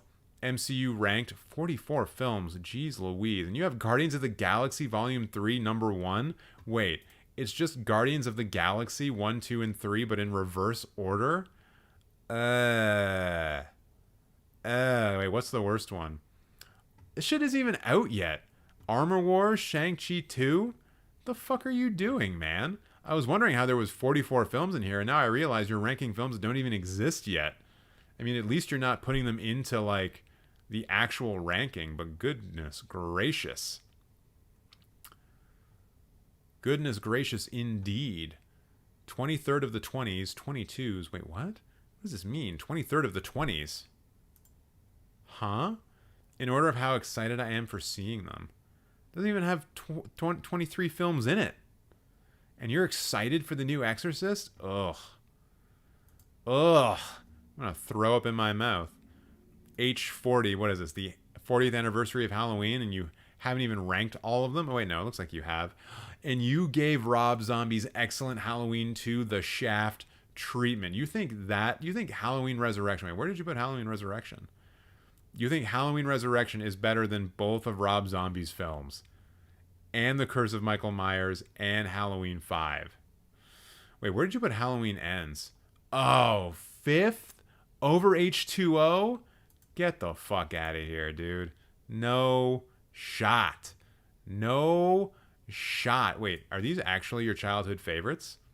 I wonder if we're about the same age then, because Ace Ventura was a childhood favorite for me. Although Blade Trinity definitely was not, and nor was Die Another Day, because I was in my teenage years by that time. Yeah, never mind. You're a kid. You're a child. So young and stupid and dumb. One day you won't be, though. Maybe. We'll see. MCU Phase 4 ranked. God, who cares? The MCU can suck my dick, and even then it wouldn't be a good one. Everything is wrong. Every movie I've given the Everything is Wrong review. Yeah, I'm not going to argue with this. Sony's Shit Show. Wait, Shit Show? Shit Show. I wonder if that's ranked as well. My first horror movies. The first horror movies I saw as a kid. Is this actually in order of when you saw them? Like, you saw some bullshit called Dark Floors from 2008 by Pete Risky, who has not directed anything worth anything. Although maybe he's French? It doesn't matter. So yeah, no one's ever seen this. It's only been seen by 2,000 people. Friday the 13th, Halloween, The Shining, Nightmare on Elm Street. Like, you've seen some of the classics. How did you go from Halloween to Halloween Resurrection, though? That's really jumping a few steps. Not to say that the lore of Halloween is incredibly deep, although I guess for Halloween 4, 5, and 6 it is. But those films should also be ignored. Freddy vs. Jason, once again, skipping some lore here. The Uninvited, Ju-on, The Grudge.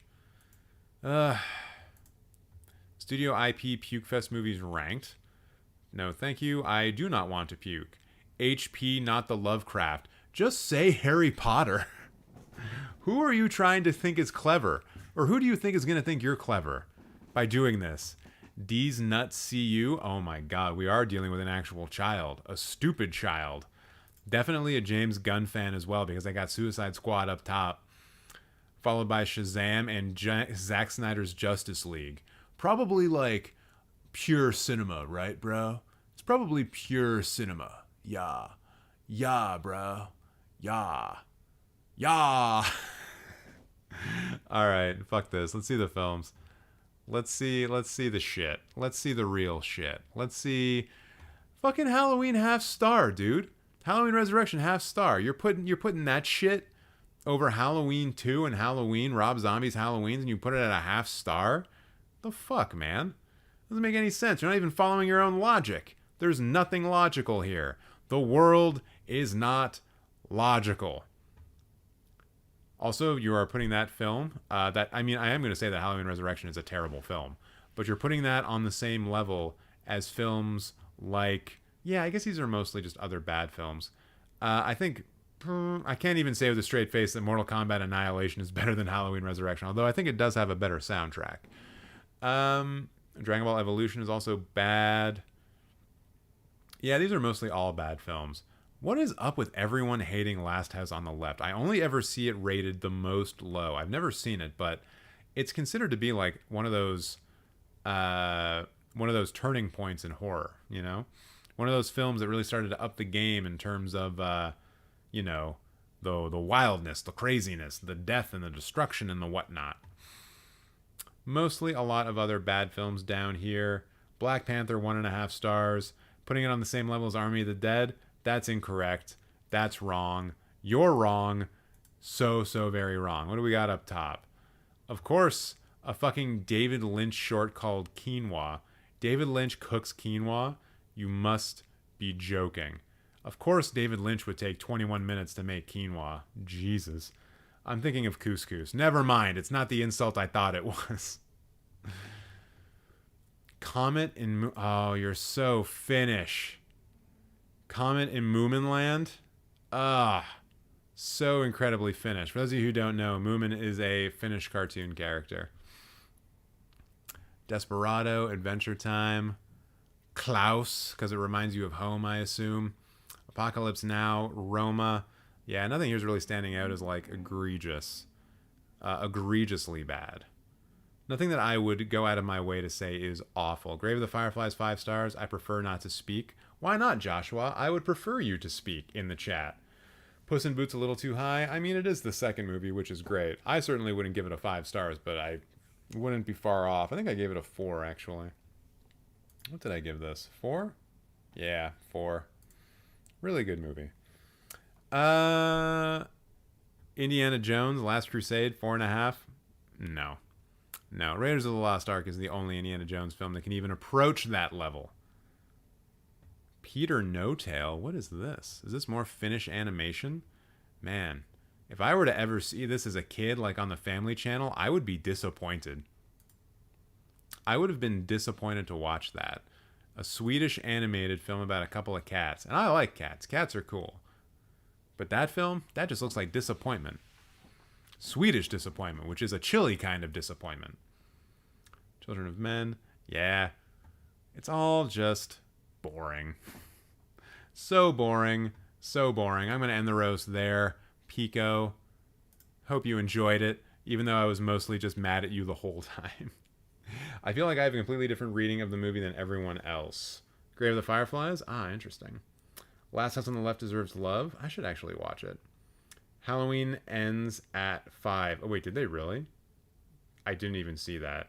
Ideas for a good bio. It doesn't matter. I'm going to make fun of it no matter what. So your best bio at that point then is probably just to not say anything. I don't think I have anything in my bio. Maybe I just say like I'm a YouTuber and I'm a pretentious prick. I can't really remember. But you know what I can remember? The fact that it's time to put another film in the list. What's it gonna be? Only 3 left.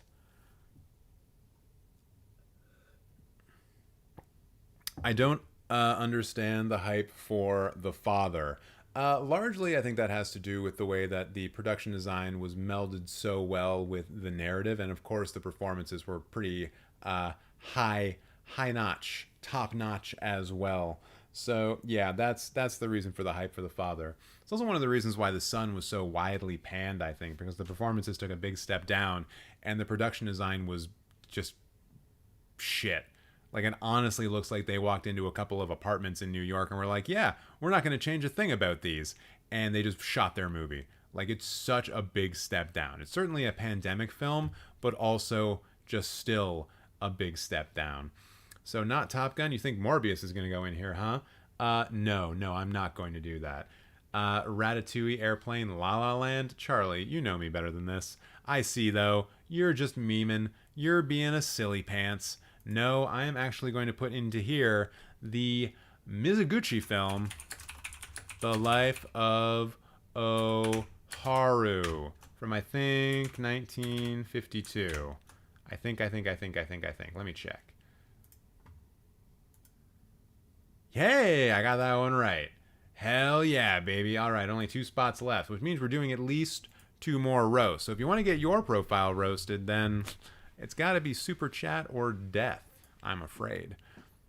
But don't be afraid of death. Death can't hurt you. Only I can hurt you. With fire. What is the most votes a single film has gotten? I'm not saying shit.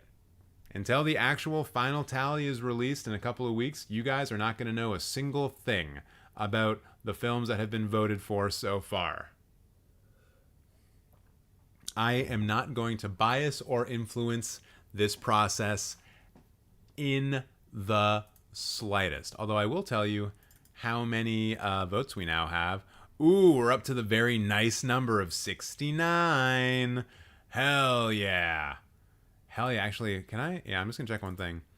How many total films have made it in at this point? I don't think this will actually bias it. Out of 69 entries, so 690 entries, there have been 520 unique films put in so far. Now, keep in mind, the number of that is probably actually lower because people are, putting in different spellings of films and different ways of formatting it, even though I gave you a very easy format to follow in the rules, guys. But don't worry, I'm still going to count them. Man, wait, are people... Hold on. Are there ballot stuffers? Did I just discover a ballot stuffer? Maybe. I'm going to have to check this. Hello, Victor. How are you? Because there was a lot... I'm going to have to check these. God, I really hope people aren't doubling up on films in one thing. That's going to really grind my gears. I'm going to have to write a whole brand new, expression. The link to vote is in the description box. But, of course, I wonder if there's a way I'm going to be able to do that easily. I'm just going to actually take a quick second here to just put one thing into this, just to add into it so people don't do something stupid.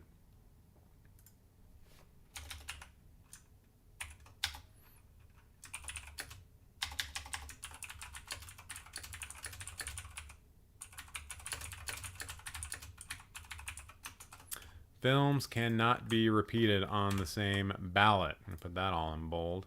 So y'all are on watch. I'm going to be looking for that. Don't even try it. Okay. So. We need to roast somebody. We do.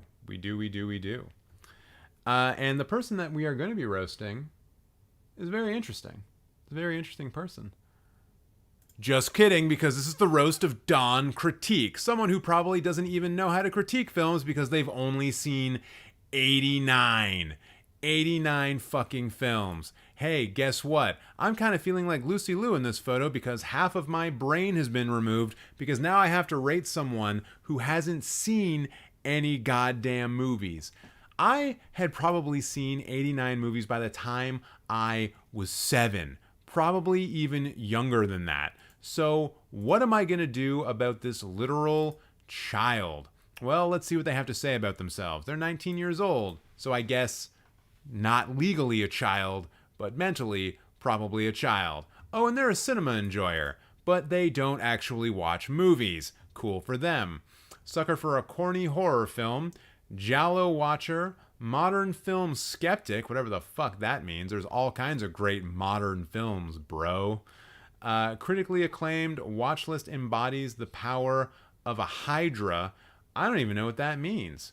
Embodies the power of a hydra? Like you have 3 competing opinions and they just keep picking the same things? Is it that one meme hydra where it's like 2 mean ones and then there's one goofy one? And maybe it's the goofy one that you blame for all of the modern film takes? Maybe. I value shock and gratifying camera work. So is that why we think that you have A Clockwork Orange and The Deer Hunter in your top 4? Because of the shock that those films get? The Nazis from the MCU. I mean, I don't think that they would be a modern film skeptic and then say that their watch list embodies the power of a hydra. Not Hydra, but a hydra. So I don't think it's that. Give me an old movie recommendation, and for the most part, I'll be intrigued. I wonder what your definition as a 19-year-old is old. Like, you were born in what? 2004? 2002? No, 2004. 2004. What is an old movie for you? Like Attack of the Clones? Is that an old movie? It was made before you were born. Maybe that's an old movie. Let's see what they've been putting in their diary. Oh, Dune. Oh, that's David Lynch's Dune. I was about to go after them for that. The Hills Have Eyes, 5 Deadly Venoms, and Blood and Black Lace. What did they say about Mr. Lynch's Dune? A stunning movie with tons to offer visually. True. Some moments of shaky CGI. True. But it's easy to get past considering all the attention to detail added to every slow shot. The plotline was consistent. Not true. But I feel as though the storytelling was sporadic in a way. It cut from one momentous scene to the next, leaving one huge chunk of context, or just telling the story in a very brief manner. I mean, yeah, that's the reason why Denis Villeneuve is doing Dune in 2 parts. It's a 600-page book. It's a big goddamn novel, and trying to shrink it down to a 2-hour and 30-minute film, you're going to be leaving a lot of stuff on the table, a lot of context. Definitely worth a rewatch in order to fully understand what the fuck Lynch just put me through. It's not a difficult film. Dune is not a difficult film to decipher. I think even for people who have not read the book, Dune, especially Lynch's Dune, it's made for dummies. It's made for dummies. So as long as you can understand basic concepts like different royal houses being at war with one another, that plot line is going to be super simple to follow, or at least it should be. What do you got down here for most liked reviews? Oh, you don't have any. I guess you're not as much of a movie enjoyer as you thought. Maybe it's because you only have one follower. Who are you following, actually? Who's the one? It's not me, you jerk. You jerk-faced jerk. Who is popular? Who is this person? Followed by Fantasia Fest. 5,000 followers. And they're just on Instagram. They don't even have like a YouTube channel. I'm offended by this. I get offended very easily, though. So what do we got here? I didn't really touch on your other favorite films. The Blade Runners, the Blue Velvets. Guess you're into American, I guess / British films. Clockwork Orange is a British film. From the 80s, from the 70s. Cool. I guess, what did you say? You are a corny horror film lover, which is none of these. You are a Giallo watcher, which is none of these. Critically acclaimed films, I guess that would be where all of those 4 films come from. Let's see. You don't have any lists, so we can't do anything about that. Thanks a lot, Don Critique. Once again, I will refer you back to Lucy Liu missing half of her head, because when you don't have lists, what am I supposed to do? Go through your diary? Wait, can we see most of your films just in one? Yeah, we can. Ooh, I saw The Exorcist, but I didn't see the rating. This should be good. Damien Part 2, no half stars. Halloween 3 at 2.5. Might be a bit low. Anything that we're mad about? Anything that we're mad about? I mean, having Jeepers Creepers and Men in Black on the same level is preposterous. Men in Black is an incredible 90s action sci-fi film. So that's dumb. That's a dumb thing. It's probably also like a 3.5 star film if I'm being honest. Have I rated this one? 3.5. Great movie. Inferno. I guess there's a giallo. The first one I saw pop up. No, actually, yeah. Oh, Cat o' Nine Tails, Black Sunday. Okay, there's more giallo in here now that we've gotten down into the 4 stars. God damn, this thing accelerates quickly. The Terminator. The Terminator at 4 stars. Hitchcock's Frenzy at 4? I don't know, man. That's not true. That's just not true. At the end of it, it's the end of his career. All right, let's flip this around. Nothing is a 5 star. That is something that I have never seen before. And you, as a horror fan, as a giallo fan, don't even have a giallo up in the 4 star range. My God, no corny horror films in the 5 star range or the 4.5 star range. It's just The Shining, Taxi Driver. It's film bro shit. Like, look at all these 4.5 star films: Godfather, Goodfellas, T2, Deer Hunter, Blade Runner, Clockwork Orange, Blue Velvet, Big Lebowski. It's film bro. It's just film bro. This little 19-year-old film bro still hasn't seen anything yet. You know what? I'm pretty sure that you've seen more stuff. I don't think anyone sees, like, the Deer Hunter in their first 90 films. If they do, they have terrible parents. So please just add more films to this. Go back, and you don't even have to rate them. Just start filling it out, because what can I tell from this other than you're a film bro who likes the occasional giallo film, which just means you're a film bro. Like, you're probably literally that guy from Scream 6, the guy who gets killed at the very beginning, who has, like, all kinds of film posters up in his college dorm room, and who, like, kills women, maybe. So please, just add more films on here so I can get a better take on your personality, because this just screams film bro. And not only that, but just, like, boring film bro. Just boring film bro. And I don't even know if we can do much else of a roast here. I'm not going to give you a recommendation because this was not a super chat, but yeah, this is mostly just more giallo, more horror films. All right, well, they seem to have the path that they're going to be walking down, and it is the film bro path. Don't forget, kid, watch movies directed by women. Ain't nothing wrong with it. Ain't nothing wrong at all. Sui. Oh, Deer Hunter. Yeah, thanks for that. Thanks for giving me my nightmare for tonight. I appreciate that. TJ, I think you missed me in the roasting list. My name has been on the list for a few weeks already. Victor, I currently am roasting people who added themselves to the list 2 months ago?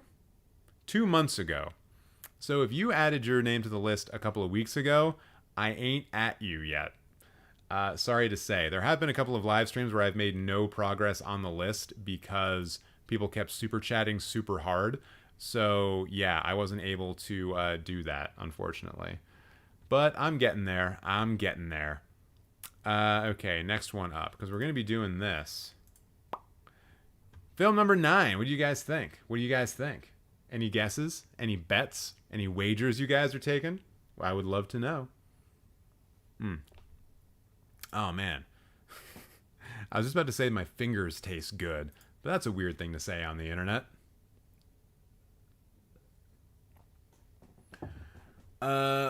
They could be born in 2003. Okay, fair enough. It has to be one more Kubrick, right? Ooh, interesting. Carl guessing 2001. Star Wars says Davenstein. Interesting. Maybe it'll be Halloween 3 or Halloween. I like Halloween. I haven't put a John Carpenter film in the top 10 yet. Maybe it's one of those. Shining says Alex. Well, I'm gonna maybe just give you guys a little bit of a hint. A little bit of a hint. Eyes Wide Shut's already in the list, Lucas. It's 2001: A Space Odyssey. The hint was that it's the poster behind me. Space Odyssey. That's not how you spell Odyssey, TJ. What the fuck are you doing? And that film came out in what? 69, I think? No, it came out in 62? What? When did it come out? 68. I thought it was the cool one. 1968. One left. Yes, you're right. My bad. It's all good, man. I know these things are probably something they're supposed to happen faster than they do, but they don't. Although, Victor, you will be pleased to know that I am going to be live streaming on Friday afternoon as well at 1 p.m. Eastern Standard Time. So the list, we're going to get through it a bit quicker. We're going to get through it just a tiny little bit quicker because of those Friday live streams. Hopefully not like so quickly that the list runs out and I need to figure out a new thing to stream about, because no one is really interested in any other streaming thing that I do except for roasting people. So yeah, that'll be its own interesting little thing. Just wanted to look at one thing before I started talking about this next person. And by talking, I mean roasting, because now it's time for the roast of Shar. And oh my God, everybody, it's another woman. 2. We've had 2 in the same live stream. Holy shit. Mark this day in your fucking calendars, because it won't likely come around again. And naturally, this is exactly what Shar looks like. Just like this. Shar is actually Aubrey Plaza, and this is how she is letting us know that. She's 22 years old, and she is Aubrey Plaza. Thank you so much for letting us know that, Shar. I definitely believe you. And you, thankfully, have actually seen some goddamn movies. 1,000, in fact, and 99 this year. Less than me, but of course. And in your favorite films, you have Interstellar, The King of Comedy, Black Bear, and Frances Ha. And as soon as I see The King of Comedy, I'm like, oh, yeah, you are definitely a fan of the Joker, but you don't want to tell people, so this is how you get around it. You go with The King of Comedy instead. Also, I gotta say, Interstellar, it's so... there's so many better Nolan films. It's just like one of these films that a lot of people watch, right? And afterwards they're like, oh, that was so original and different and new, and I need to watch it a lot of times to get it. And you don't. I thought the exact same thing about Inception, and I now know that the same is true with Interstellar. A lot of Christopher Nolan films, you really get most of what's going on the first time around. Even Tenet, you get most of what's going on the first time around. They actually maybe over-explain a little bit too much in that film what's going on. A little bit of mystery would have helped a bit. And then there's Black Bear, a film that you have seen a few times and have liked other people's reviews of it, but I do not know what it is. It's a film by Lawrence Michael Levine, who also directed 2 other films that I have not seen, so probably not worth my time. Just kidding. At a remote lake house in the Adirondack Mountains, a couple entertains an out-of-town guest looking for inspiration in her filmmaking. The group quickly falls into a calculated game of desire, manipulation, and jealousy, unaware of how dangerously intertwined their lives will soon become. So what you're telling me is that it's a sexy movie with Aubrey Plaza in it. I didn't put it in my watch list. You have no proof. And we have Frances Ha. And you know what? I'm just so happy that we have 2 films in someone's top 4 that are just based around female main characters that I think I'm just going to leave it alone. I'm just going to leave Frances Ha alone. Just kidding, Char. You're pretentious. Stop watching modern films that were done in black and white. We all know that's what you're doing. What are we clipping? Clip what? And it seems that you have recently watched The Ring and gave it 5 stars, and Spin Me Round, which looks like a sexy movie? What is this? Wait, is that also? Oh no, that's Alison Brie. Oh, wait. Yeah, I think I've heard about this movie. 2.7 though. I think the internet is kind of turned on Allison Brie. Wait, isn't that Aubrey Plaza? Is that not Aubrey Plaza? Okay, Aubrey Plaza. That was going to drive me crazy. Like, if not Aubrey Plaza, who could that be? The Thing or Halloween, best Carpenter film. I tend to think that Halloween is the better film because it has the better script. I like how that film flows. It's very, not a lot of start and stop in that movie. It's just like go, go, go, go, go. A lot of the scenes like are intertwined with one another, where sometimes, I think for the last 30, 40 minutes of the film, you're kind of just in, the same scene for like the last 40 minutes of the film. It's really subtle, but it's super well done. Ooh, popular reviews. Happy 16th of June. Is this like a before sunrise thing that only before sunrise people understand? And for Beetlejuice, watched this when I was 10 and fell in love with Winona Ryder, and I'm still in love with her in 2019. Well, it's nice that you were able to find love with someone in this film who is really young. Hold on. How old was Winona Ryder in this movie? The film was from 1988. When was Winona Ryder born? She was 17. A dancing queen, you could say. I'm going to leave that one alone. Although I guess it makes sense that she was young when she watched it when she was 10. So, okay. I get that. I get it. It's fine. Ooh, you have 11 lists. Maybe these will actually be interesting. You spell favorites with a U. You spelt it the correct way. I like it. My collection, DVDs, Blu-ray, and digital. Favorites? Well, I mean, I guess we should find out what she likes beyond the top 4. Beetlejuice, Before Sunrise, Girl Interrupted, Pan's Labyrinth, Lady Bird, No Country for Old Men, Opening Night. What is this? Oh, The Farewell, of course. Just a different poster. Shiva Baby, yay! Great movie. Us, though. Us. Also, no, you're not barely legal at 17. You're not legal at 17. Us, though. Jordan Peele's worst film to date? Weird how that's in your favorites, Char. A little bit weird. Reminder to take my birth control. This is good. I like this. Goodnight Mommy, definitely. Mother, sure. Shiva Baby, yeah. Although it's like reminding yourself to take birth control so you don't have like a 17-year-old like insane daughter. That's wild. I would think that like Goodnight Mommy, because they actually have kids in there, or whatever this is, The Exorcist. Oh wait, yeah. That's a weird poster for The Exorcist, and not a good one. Hereditary, another good example as to why to not have kids, because maybe they'll get caught up in a satanic cult. For me though, if I ever had kids, and I don't, I will not, I would want them to get caught up into a satanic cult. That'd be pretty fun, I think. I would probably be in there with them. It would be a family bonding experience. A bunch of ranked ones. Horror favorites. What do we got in here? Oh, there's Get Out. The Shining. 7. Green Room. Fuck. That poster for Green Room is incredible. Oh my god. Do you guys see this? Do you see this poster? Do you understand this poster? That right there is the logo for Black Flag, one of the most famous hardcore bands of all time. And this person gets their arm chopped up, and oh my god, that's fucking brilliant.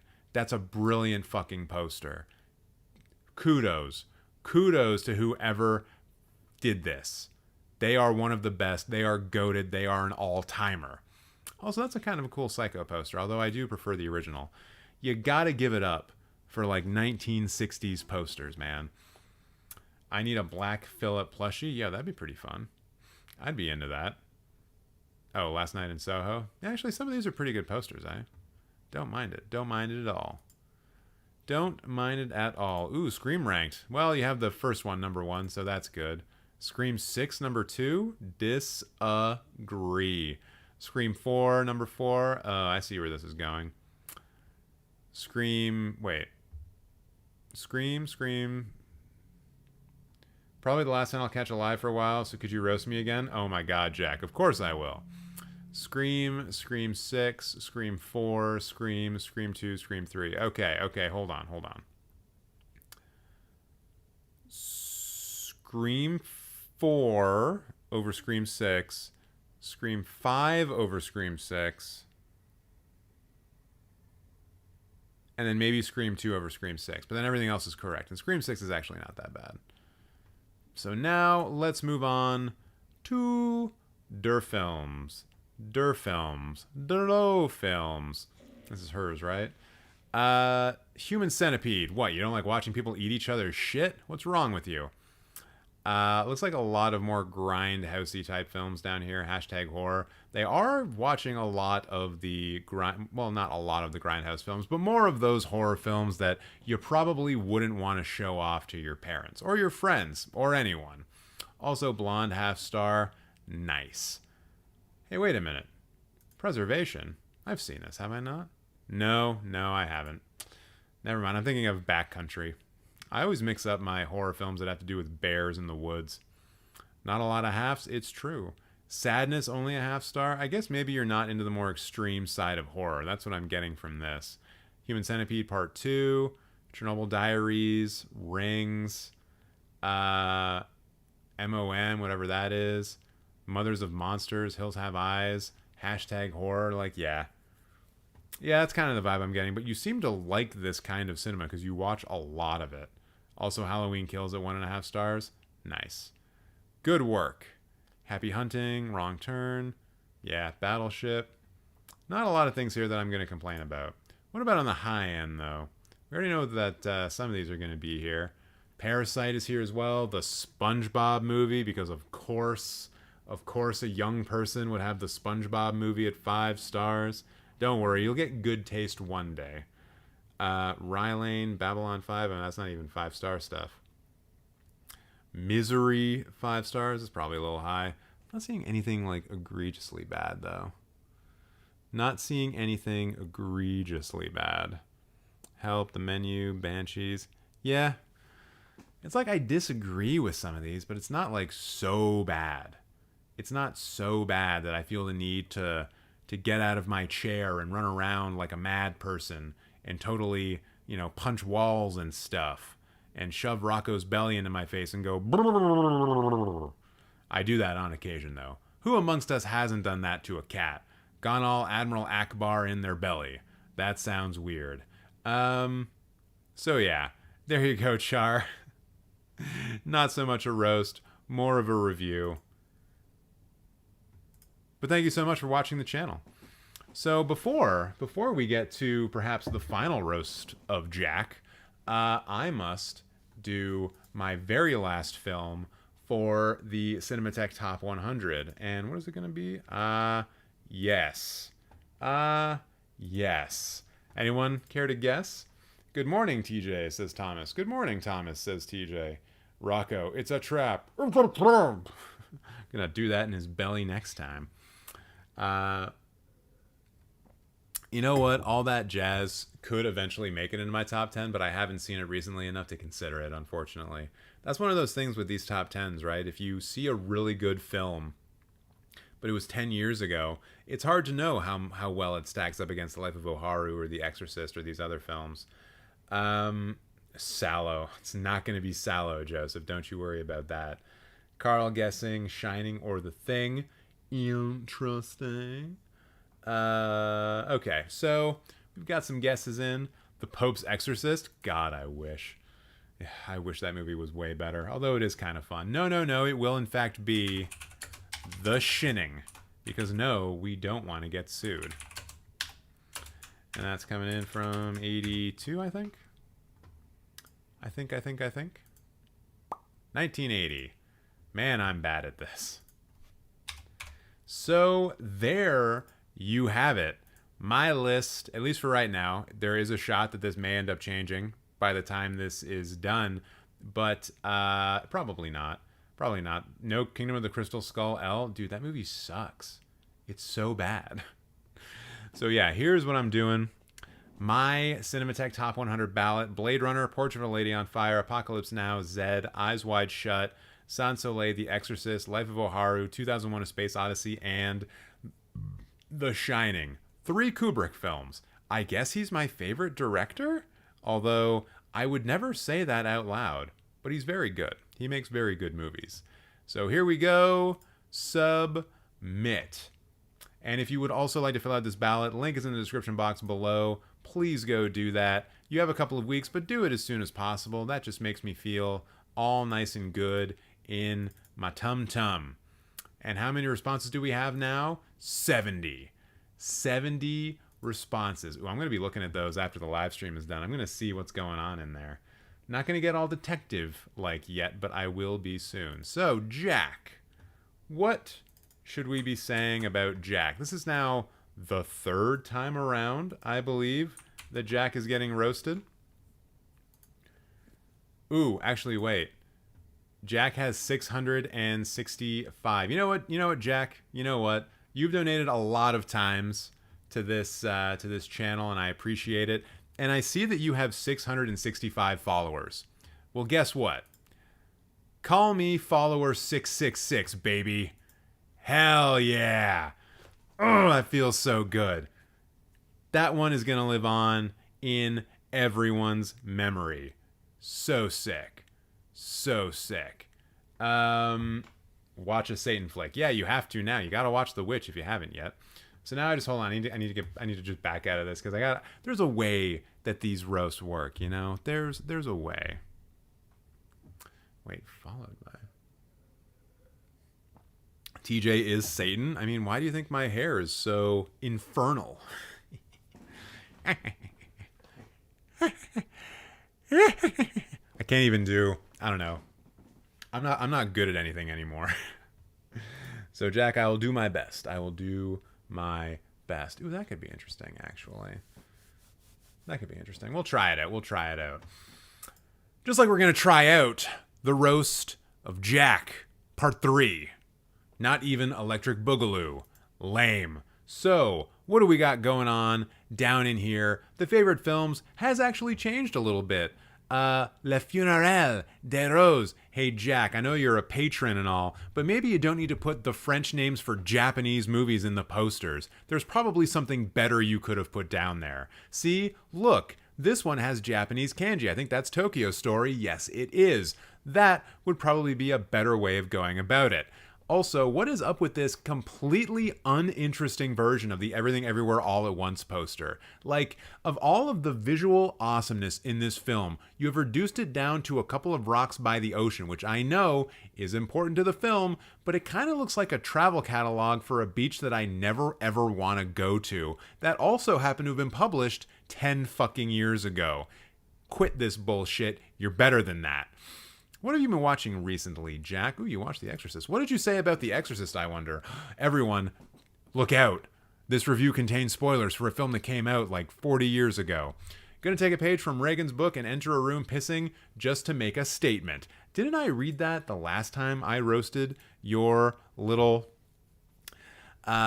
profile? What was your Funeral Parade of Roses thing? I no longer date older men because of this movie. A little bit too much information, Jack. Don't need to know who you're dating. Well, really, you don't need to know the age. Actually, you know what? Never mind. Because I do like to know when people are dating people like really young. Also, we'll always laugh at this. I can fix him for Drive My Car. Did we ever look at your most popular reviews here? Brokeback Mountain, me and who? Trying to use Letterboxd as a dating site. Well, maybe that will work out. Actually, wait, someone commented on that. What did they say? Ooh, Brett McMango coming in with a wink, Jack. Uh-oh. Are you blushing right now? Does Brett have a crush on you? Do you know him IRL? Ooh. Jack and Brett sitting in a tree. Fucking. Hell yeah. See, that's the best part. Everyone misses that about that nursery rhyme is when you yell hell yeah at the end. So this is what I was actually going to be looking at here. Jack's stats for 2023. It's okay. I'm medicated now. What? Last time you just gave me recommendations. Oh, really? Cool. So let's see what Jack's been doing in the year 2023. Highest rated films. So I guess Jack hasn't been rating very much because there's only 2 here. Although Ari Aster's Beau's Afraid getting a 4. Good job. Uh-oh, my stats. That's right. That's right. Films watched, 36.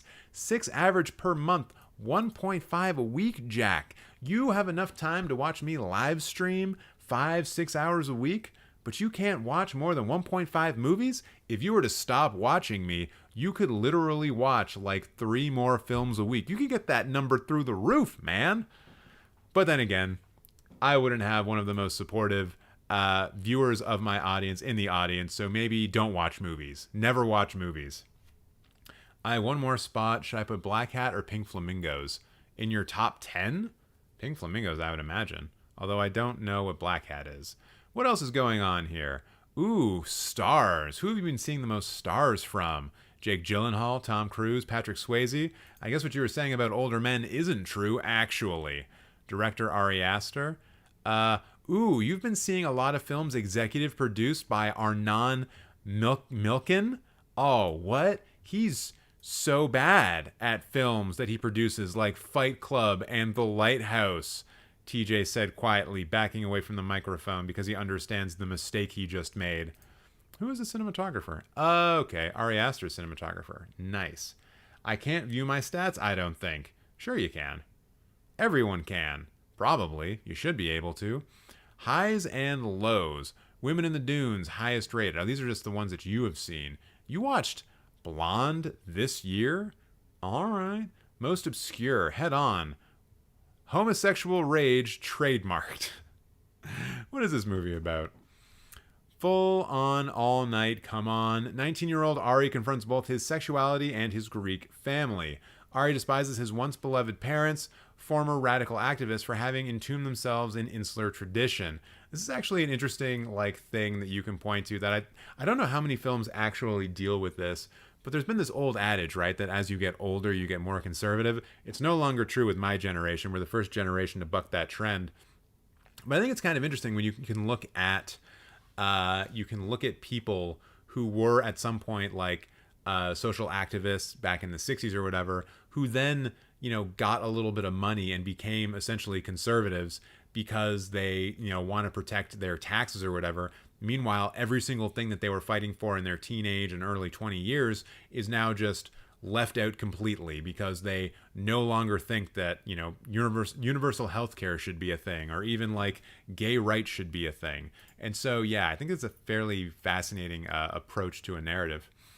Ari is obsessed with gay sex, although he does make an unenthusiastic attempt to satisfy the sister of one of his best friends. That must be awkward. Although while all this is going on, he's facing problems with his traditional Greek parents who have no clue about his sexual activities. Sounds interesting. No idea how you managed to watch this, though. Only 3,000 people have managed the same. What else is going down here? Rated higher than average. Malignant. Nice. Shiva Baby. Nice. Suspiria. Nice. Although the remake is better. Yeah, I said it.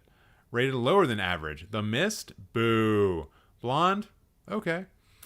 Fight Club. It's pretty close. Temple of Doom. You're correct. Outsiders. You're also correct. LMFAO. It's you who has the 15.4 average. Wait, who, me? Yeah, wait, I'm not going to pay attention to you guys. Oh, look, here are all the places where Jack has not seen movies from. Do you notice any interesting trends, like how barely any of the films have come from Central and South America, or Africa at all, or most of Europe and Asia? It's mostly just American films. Wait, what Canadian films have you watched? Not even Canadian films. Jack, you have not watched a single Canadian film all year. What the fuck, dude?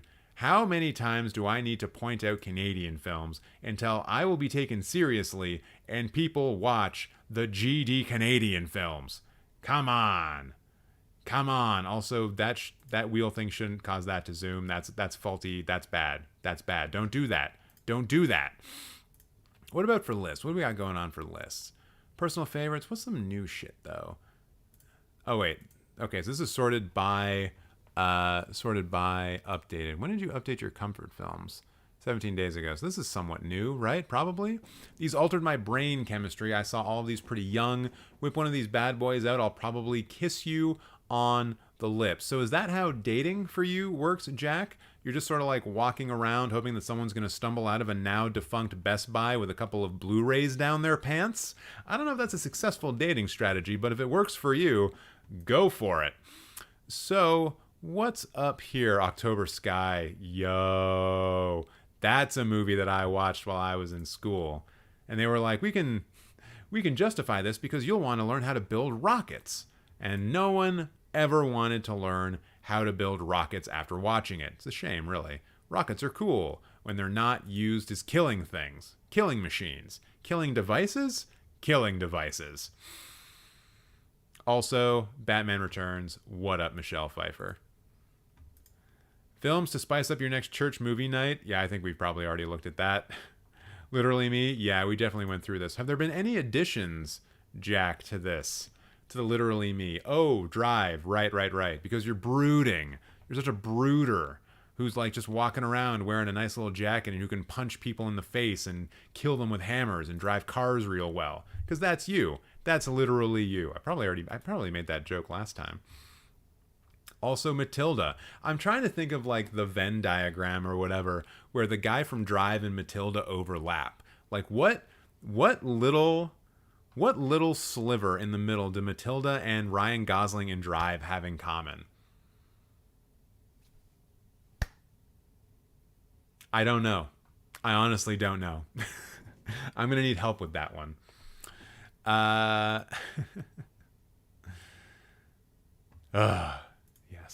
Yes.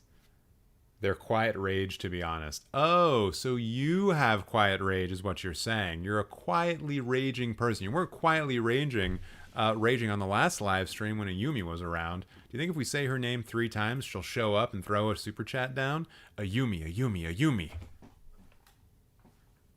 Nope. Not here. Stephen King adaptations ranked. I think I already touched on that. So, I guess, Jack, I'm going to have to find a Canadian film to recommend to you. Also, all of these other films that I told you to watch. You know what? I'm not going to go by this. I am going to instead go to my own profile, and I am going to look at the films, and I am going to sort by geography. Oh, wait, I can't do that. I have to do it the roundabout way, right? I got to go to my own stats and go to this geographic thing. Now I'm going to out myself. Oh, look at that. More of the world has been covered by the Supreme Cinephile. Who'd have thought?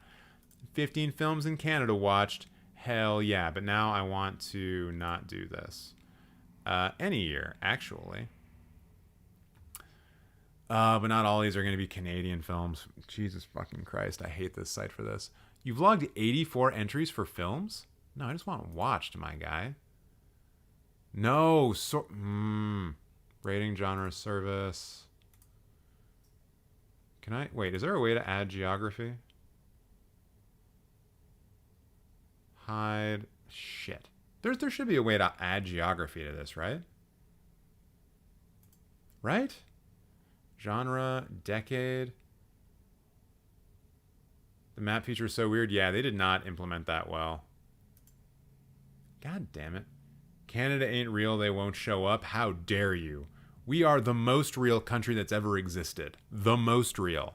At least in terms of my perspective, because I've lived here for a long time, and I can guarantee you that it is real. Hey, look at this. Do you guys remember Project Wolf Hunting? That South Korean film that's also famously Canadian? Although I guess no, we're not even looking at that anymore, are we? Shit. Well, I mean, I've said Falcon Lake before, so go watch Falcon Lake. Sort by place should be an option. It absolutely should be, and I know that I've done it before, which is weird. But I guess for diary, you can do that. But you need to do it from... it makes no sense how this part is set up. Hey, Letterboxd, I know you watch this stuff. Can you please fix this so I can sort by country? TJ, why is Creed 3 on the same rating as Pope's Exorcist? Because they're on the same level. Creed 3 is not good. Pope's Exorcist is not great. But I had a lot of fun watching the Pope's Exorcist because it's ridiculous. It's a Patreon feature only. What? Wait, like patron only? Like if I were to upgrade to patron, I'd be able to do this? All right, but anyways, Falcon Lake, obviously you should watch for a Canadian film. You should also watch The Fly. I think it's probably horny enough for you. Creed 3 lacks soul. That is true. It's also kind of silly. Rocky wasn't in it as well. You know what? I'm just going to sort this by my own thing. I'm going to give you literal recommendations out of my own rankings. The Conformist, Jack. You should watch The Conformist if you haven't. Really, everyone should watch The Conformist if they haven't. This is one of those movies that is pure cinema. I have no trouble calling it that. What an incredible moment. What an incredible film. Awesome. And it's about fascists being bad. So it's got that going for it, which is great. And I don't know, if you want to be depressed, Cold War. Cold War is a good one to be depressed with. Recommend Everything Everywhere to a Yumi? Well, I mean, they're not here, so I'm not going to waste my breath. Or maybe they're just watching and they're being silent. Dun-dun, dun-dun. They're singing the Jaws theme to themselves as they're just about to pop up. Piffed. What, you've seen Cold War? You could watch Y Tu Mama Tambien if you haven't, although I imagine you have. Yeah, okay. Falcon Lake, The Conformist, Cold War. There you go. There you go. And I don't know, and I don't think I can do anything else from a roasting standpoint, can I? Or even a compliment standpoint. I don't love the Everything Everywhere hate. No kidding, huh? Imagine that. People don't like it when people hate a film that is good. Where's Jack's profile? There we go. There we go. And maybe I will just pick something out of here, out of this watch list. Did I already recommend Sound of Metal? Probably. Anything else? Anything else? I mean, obviously Twin Peaks Fire Walk with Me. That's like not even a... That's easy. And Past Lives. Past Lives is great. I had a good time watching that. That's a good little romance movie, you know? Solid little romance movie. So there you go, Jack. Hope you enjoyed that. Hope you got some good information. Hope you had a laugh. Appreciate everything that you've done donation-wise and just being here, hanging out.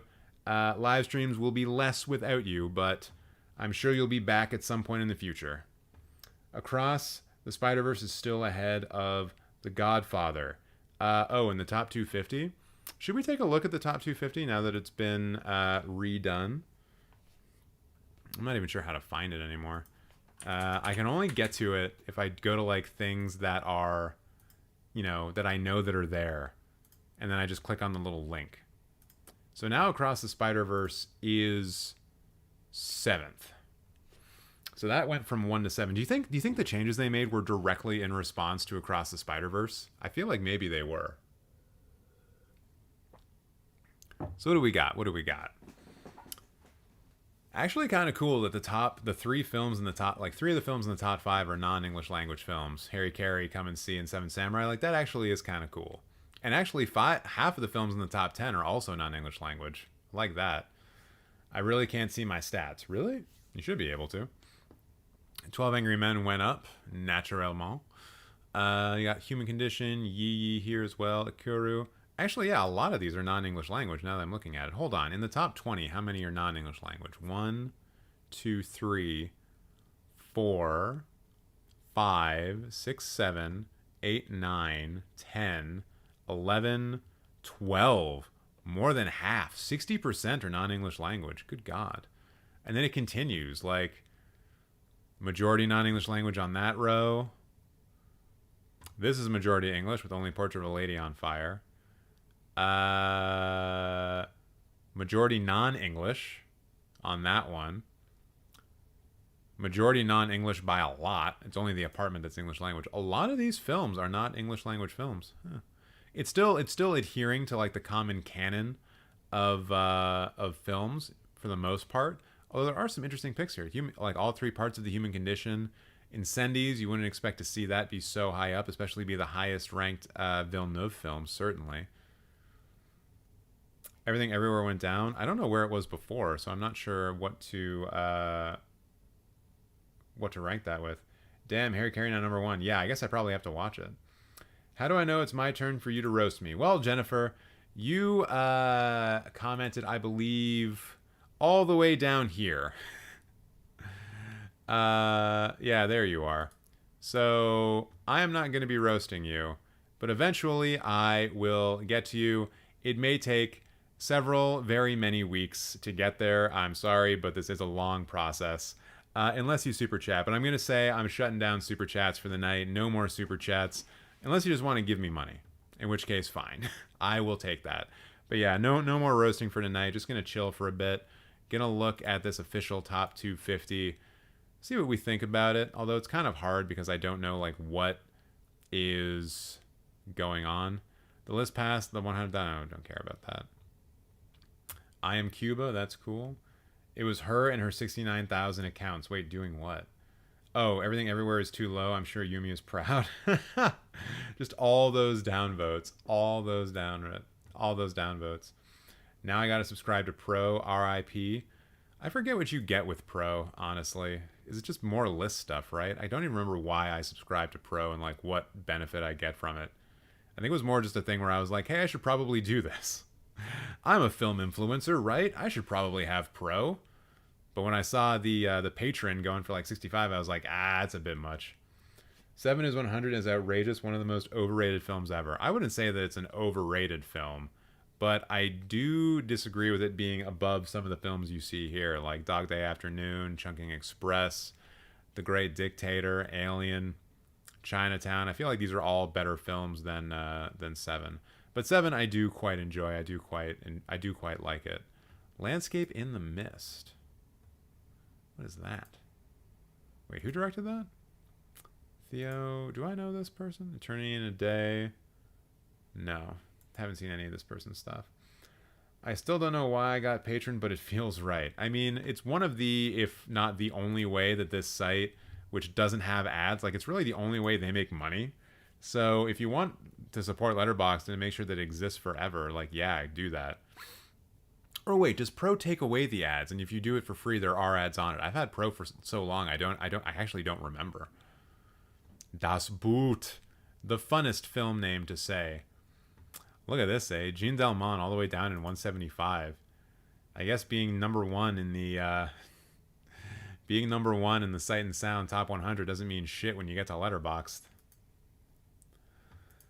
The Samurai, God, I hate Alain Delon. Not because he's a bad actor, because he's a piece of shit.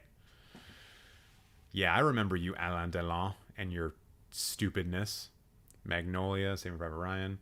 I got Patreon with a massive discount, so I pay $10 a year for it. What? That's a thing? I need to watch out for that. Maybe there's going to be like a Letterboxd Boxing Day special I can get in on. Hey, Winter Light at 204. I like that.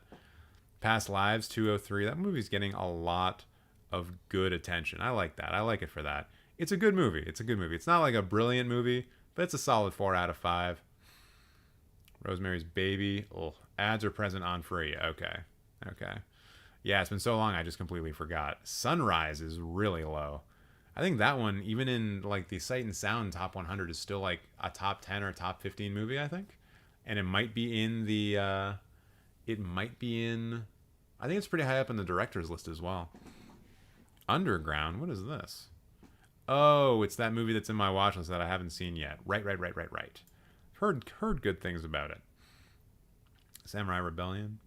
Past Lives drops in the UK in September, so I got a while to wait. Damn, that's a long time, man. And it's weird because they're not even like saving it for award season because it's not a British film as far as I know. So it's not like it's going to do super well at the BAFTAs. Yeah, that's a weird one. North by Northwest, our 250th film. How many films in this list have I seen now? 142, 56%. Not bad. Not great, but not bad. So yeah, I'm just kind of in like chillin' mode right now. Y'all guys have any questions you want to ask or hot takes that you would like of mine? Please feel free. Go on. A24 are weird about UK releases, to be fair. It may not even be A24. Like, I know A24, like, they don't directly release films in Canada. They work with another distributor called Elevation Pictures. So it may just be that the distributor they work with in the UK is saying, like, no, we should wait for some weird reason. Hot take on Freebirds, I haven't seen it. Imagine the people that were working on watching the whole top 250 then having 20% change. I mean, that's the way of it, right? The top 250 is always going to be different. Sure, it's weird, and it probably sucks for some of those people who like just woke up one day and thought that maybe they were on like, you know, film 249 out of 250, and now suddenly they're on film 230 of 250. Like, that could be a little depressing, but you know, you just get to watch more movies. Nothing wrong with that. However, my most hyped film of the year, Talk to Me, comes out earlier than US, I think. That's a film that I recognize the name of. Talk to Me. Talk to Me. Oh, that's the horror film, right? Where the kids do stupid things? Yeah, with like the monkey paw. Yeah, I do want to see that one as well. I don't know when it comes out in Canada, actually. But it's already got some ratings from people like Amanda the Jedi, so I assume it's going to be coming out soon. When does it come out? Talk to Me Canada. Uh-oh. Talk to Me Film Canada. It's going to have its Canadian premiere at Fantasia, so hopefully it comes out soon after that. Release date, July 27th. Fair enough. Watch the trailer now. I've seen the trailer. I'm not going to watch the second trailer because I just want to not know really anything about that film going into it, which is probably a good reason for me not to be on its Wikipedia page or its Letterboxd page anymore. I just watched Surf 2, the end of the trilogy. Yo, was that good? Tell me, Davenstein. I need to know. I need to know desperately if that's actually a good movie that's worth watching. I must find out. I must know one way or the other. Going on here. Scene was popular with friends. The Blackening. That's a film that I really want to see. Maybe I'll try to see that. Oh, wait, no. I'm seeing a different film tomorrow. Ugh. So many films. So little time, right? Am I right, everyone? Yeah. Yeah, you know. You know what's going on. Ooh, activity. How many people have signed up for the list since this live stream started? Ooh, not that many. Jaden. Jennifer. Mustafa, Mike Dude, Avon, Jamatin. Oh, wait, no. You just like my Rice Boy Sleeps thing. L. Ooh, I'm going to roast this guy good. Gave me an L. That isn't going to stand. What list? Oh, the list where you sign up to get roasted. It's linked in the Letterboxd if you haven't done that yet. But yeah, we've had, how many people added today? 1, 2, 3, 4, 5, 6? Which is not many more than what we actually ended up roasting today. So yeah, the list will just go on forever and ever and ever. You see in Freebirds tomorrow, and we all know it. Guys, what is Freebirds? What is Freebirds? Oh, right. Right. It's this movie. It's this fucking Thanksgiving movie. Two turkeys from opposite side of the tracks must put aside their differences. Oh, what differences could turkeys have? And team up to travel back in time to change the course of history and get turkey off the holiday menu for good. Right, right. I'm seeing No Hard Feelings tomorrow. Is that the new Jennifer Lawrence film? Or is that another one? That is the Jennifer Lawrence one.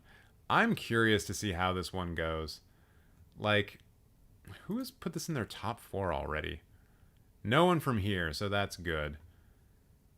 What else? What else they got in their top 4? Oh, I see. Oh, it's this kind of account. Great. And perhaps the same? Oh no, this one's actually legit. Whoa. Someone get this person to comment in the roasting list. Oh man. Oh man. Oh man. I could go off on that one. Also, what the hell is this person doing? Giving it 3.5 stars and putting it in their top 5 or top 4. Also, this is atrocious. Just because Rise of the Beast is there. Fuck, I might end up seeing End of the Rise of the Beast as well. I'm doing a review roast video tomorrow, and then there's going to be another review roast video coming out on Sunday, and Saturday or Sunday, probably Sunday. And I think in terms of like big films that will get traffic, my only real option is Transformers. And I don't want to do it, but I got to get the content out, and I got to touch on the stuff that's popular. So according to her, this one's supposedly really good. Wait. Apparently, J-Law said that she wanted to do a good R-rated comedy forever, but hasn't taken any because they've all been bad.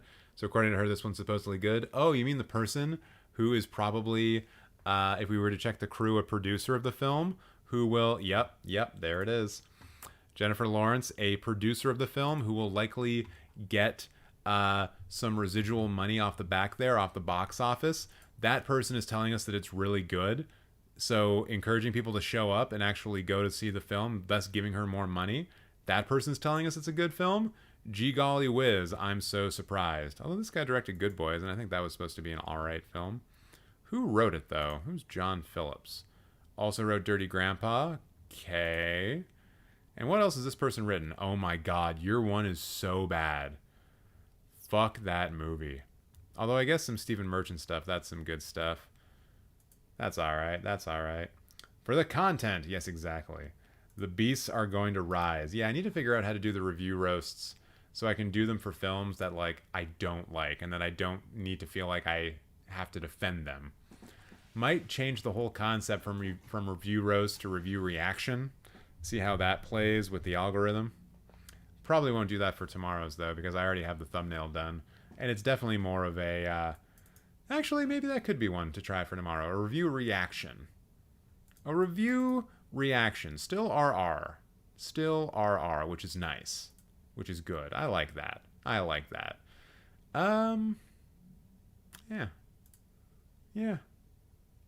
Yeah. Oh, wait. Someone just commented, hello, TJ, on the comment on this list to get roasted. Hello yourself. And also, I see, Jack, you've added The Conformist and Falcon Late to your watch list. Good. Good for you. It's always so weird. You guys excited for Secret Invasion? Nope. That was me. Sorry. Don't worry about it, man. It's all good. Ain't no problem. Have I not roasted you before?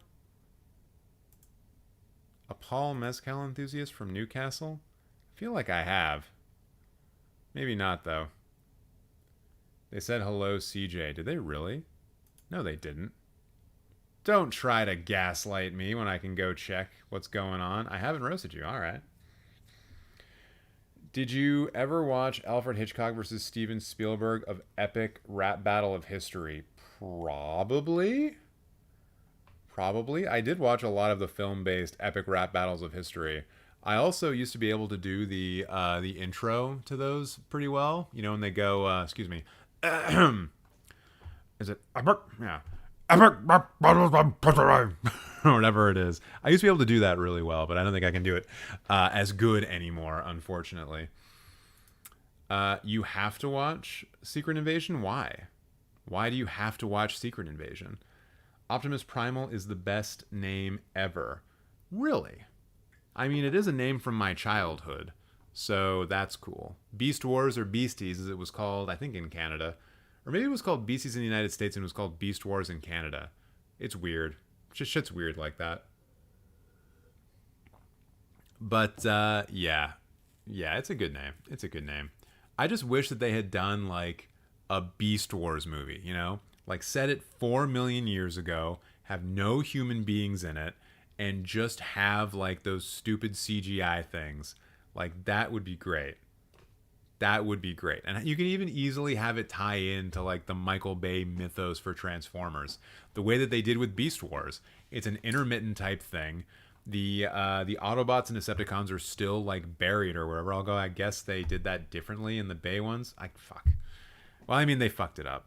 Bay fucked it up. He fucked the whole thing up. I guess maybe they weren't thinking of franchises back then, but I kind of wish they had been. It would have made my life a lot easier. The humans are the worst parts of this new one. I mean, that's true of, like, all of the Transformers, isn't it? with the exception of Megan Fox. The Last Night is epic. Is it, though? I don't even remember Transformers. Maybe you shouldn't. Maybe you shouldn't. Maybe that's for the best. One more check-in with the top 100. Ooh, 3 more people have submitted their responses for the Cinemateq Top 100 ballot. If you haven't yet, link in the description box below.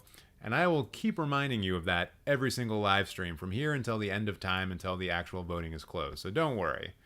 Unless I'm going to do based on people's early reactions to which is I'm going to be boring, let's be honest. I mean, Marvel is not making good things anymore. Even the supposed best thing they've put out in a long while, Guardians of the Galaxy Volume 3, it's not the best thing. So, yeah, I'm really checked out on the MCU. I'm still seeing the films because I need to, like, make content about them, but, ugh. Did I finish my top 10? Yes, I did. And it included Blade Runner, Portrait of a Lady on Fire. Oh my god, I can't even find it. Where did it go? Where did it go? Is it because I had the thing open? Maybe it hasn't updated yet.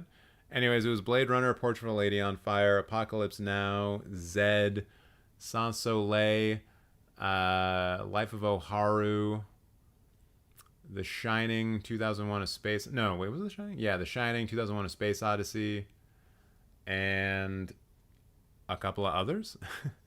Can't really remember. Sorry, no. Guardians of the Galaxy 3 is higher than Evil Dead 2 now. What do you mean Evil Dead 2? Like Evil Dead 2 from the 80s? Because that's wrong. That's just wrong. Favorite Denis Villeneuve movie? I really like Dune. I think Dune is actually my favorite of his, although I also really enjoy Sicario and Arrival. I think those are all wonderful films. And Incendies is quite good as well. Hey TJ, I just got done rewatching The Big Short and I liked it a lot, and now I'm wondering if Don't Look Up is worth checking out.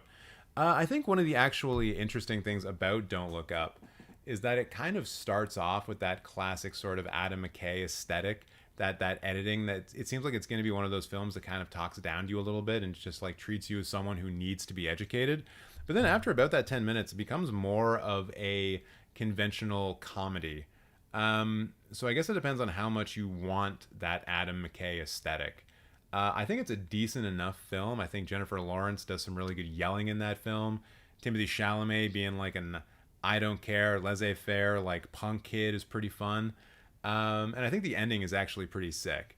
You know, it's this, I'm not going to spoil it for you, but like there's this habit in films that deal with the end of the earth to like show the end of the earth in very broad terms. Like you see cities destroyed. Maybe if you see like individual people get killed, then it's done so in kind of like it's like quick. You see like a bright yellow flash, and then they're just like gone, and they don't really focus in. But yeah, I really like how Don't Look Up constructed its ending, considering it's a disaster film in slow motion. Evil Dead 2 from the 80s? No shot. Guardians of the Galaxy 3 is not better than Evil Dead 2. No. Just no. By practical yelling, do you mean Endgame, which was terrible? Practical win? I don't know what you mean by this, Bowden. By practical win, do you mean Endgame, which was terrible? I don't know. Thanks, man. I'm thinking about checking it out tonight. All right. You do you. I'll do my best, but hopefully that gave you at least some direction, some thought. How many movies directed by women? Oh, in my top 10? 0. Because I suck. Honestly. Yeah, it's... Actually, no, 1. I have one. Portrait of a Lady on Fire. Whew. Hey, TJ, can you rank Evil Dead? Sure. Evil Dead 2. Evil Dead. Army of... Hold on. I forgot about the Fede Alvarez version. Evil Dead 2. Evil Dead. The Fede Alvarez Evil Dead. Army of Darkness... Evil Dead Rise. There's only 5 films, right? Yeah. That would be my ranking. I honestly am not a big fan of Army of Darkness. I would much rather watch the Fede Alvarez remake over that. Solid order. Thank you, Paul. Thank you. Should I make a Letterboxd list with that? with that order, I don't have an Evil Dead list. I love Army of Darkness, to be honest. Fair enough. I know it's a classic film. I remember it being like, yo, this is like, I remember being super hyped for it, and then I bought the DVD for it, and I watched it with a friend, and we were both like, is this a good movie? I don't think this is a good movie. And then, you know, you start to recognize Evil Dead franchise ranked. You know, you start to understand that it's like a good one. It's a fun one. There's lots of really fun moments in it. But it's not the best. Evil Dead. Evil Dead. The Evil Dead. There we go. Evil Dead 2. Army of Darkness. Evil Dead Rise. Boom. Okay, so let's just put this in a ranked order.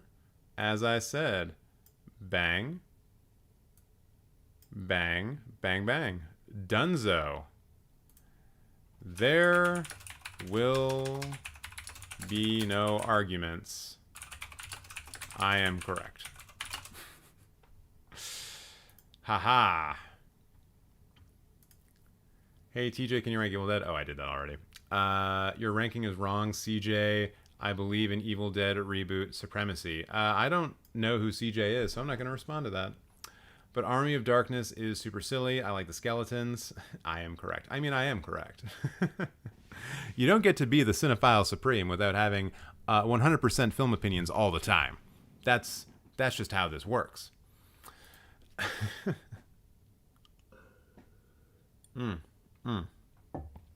All right, everyone.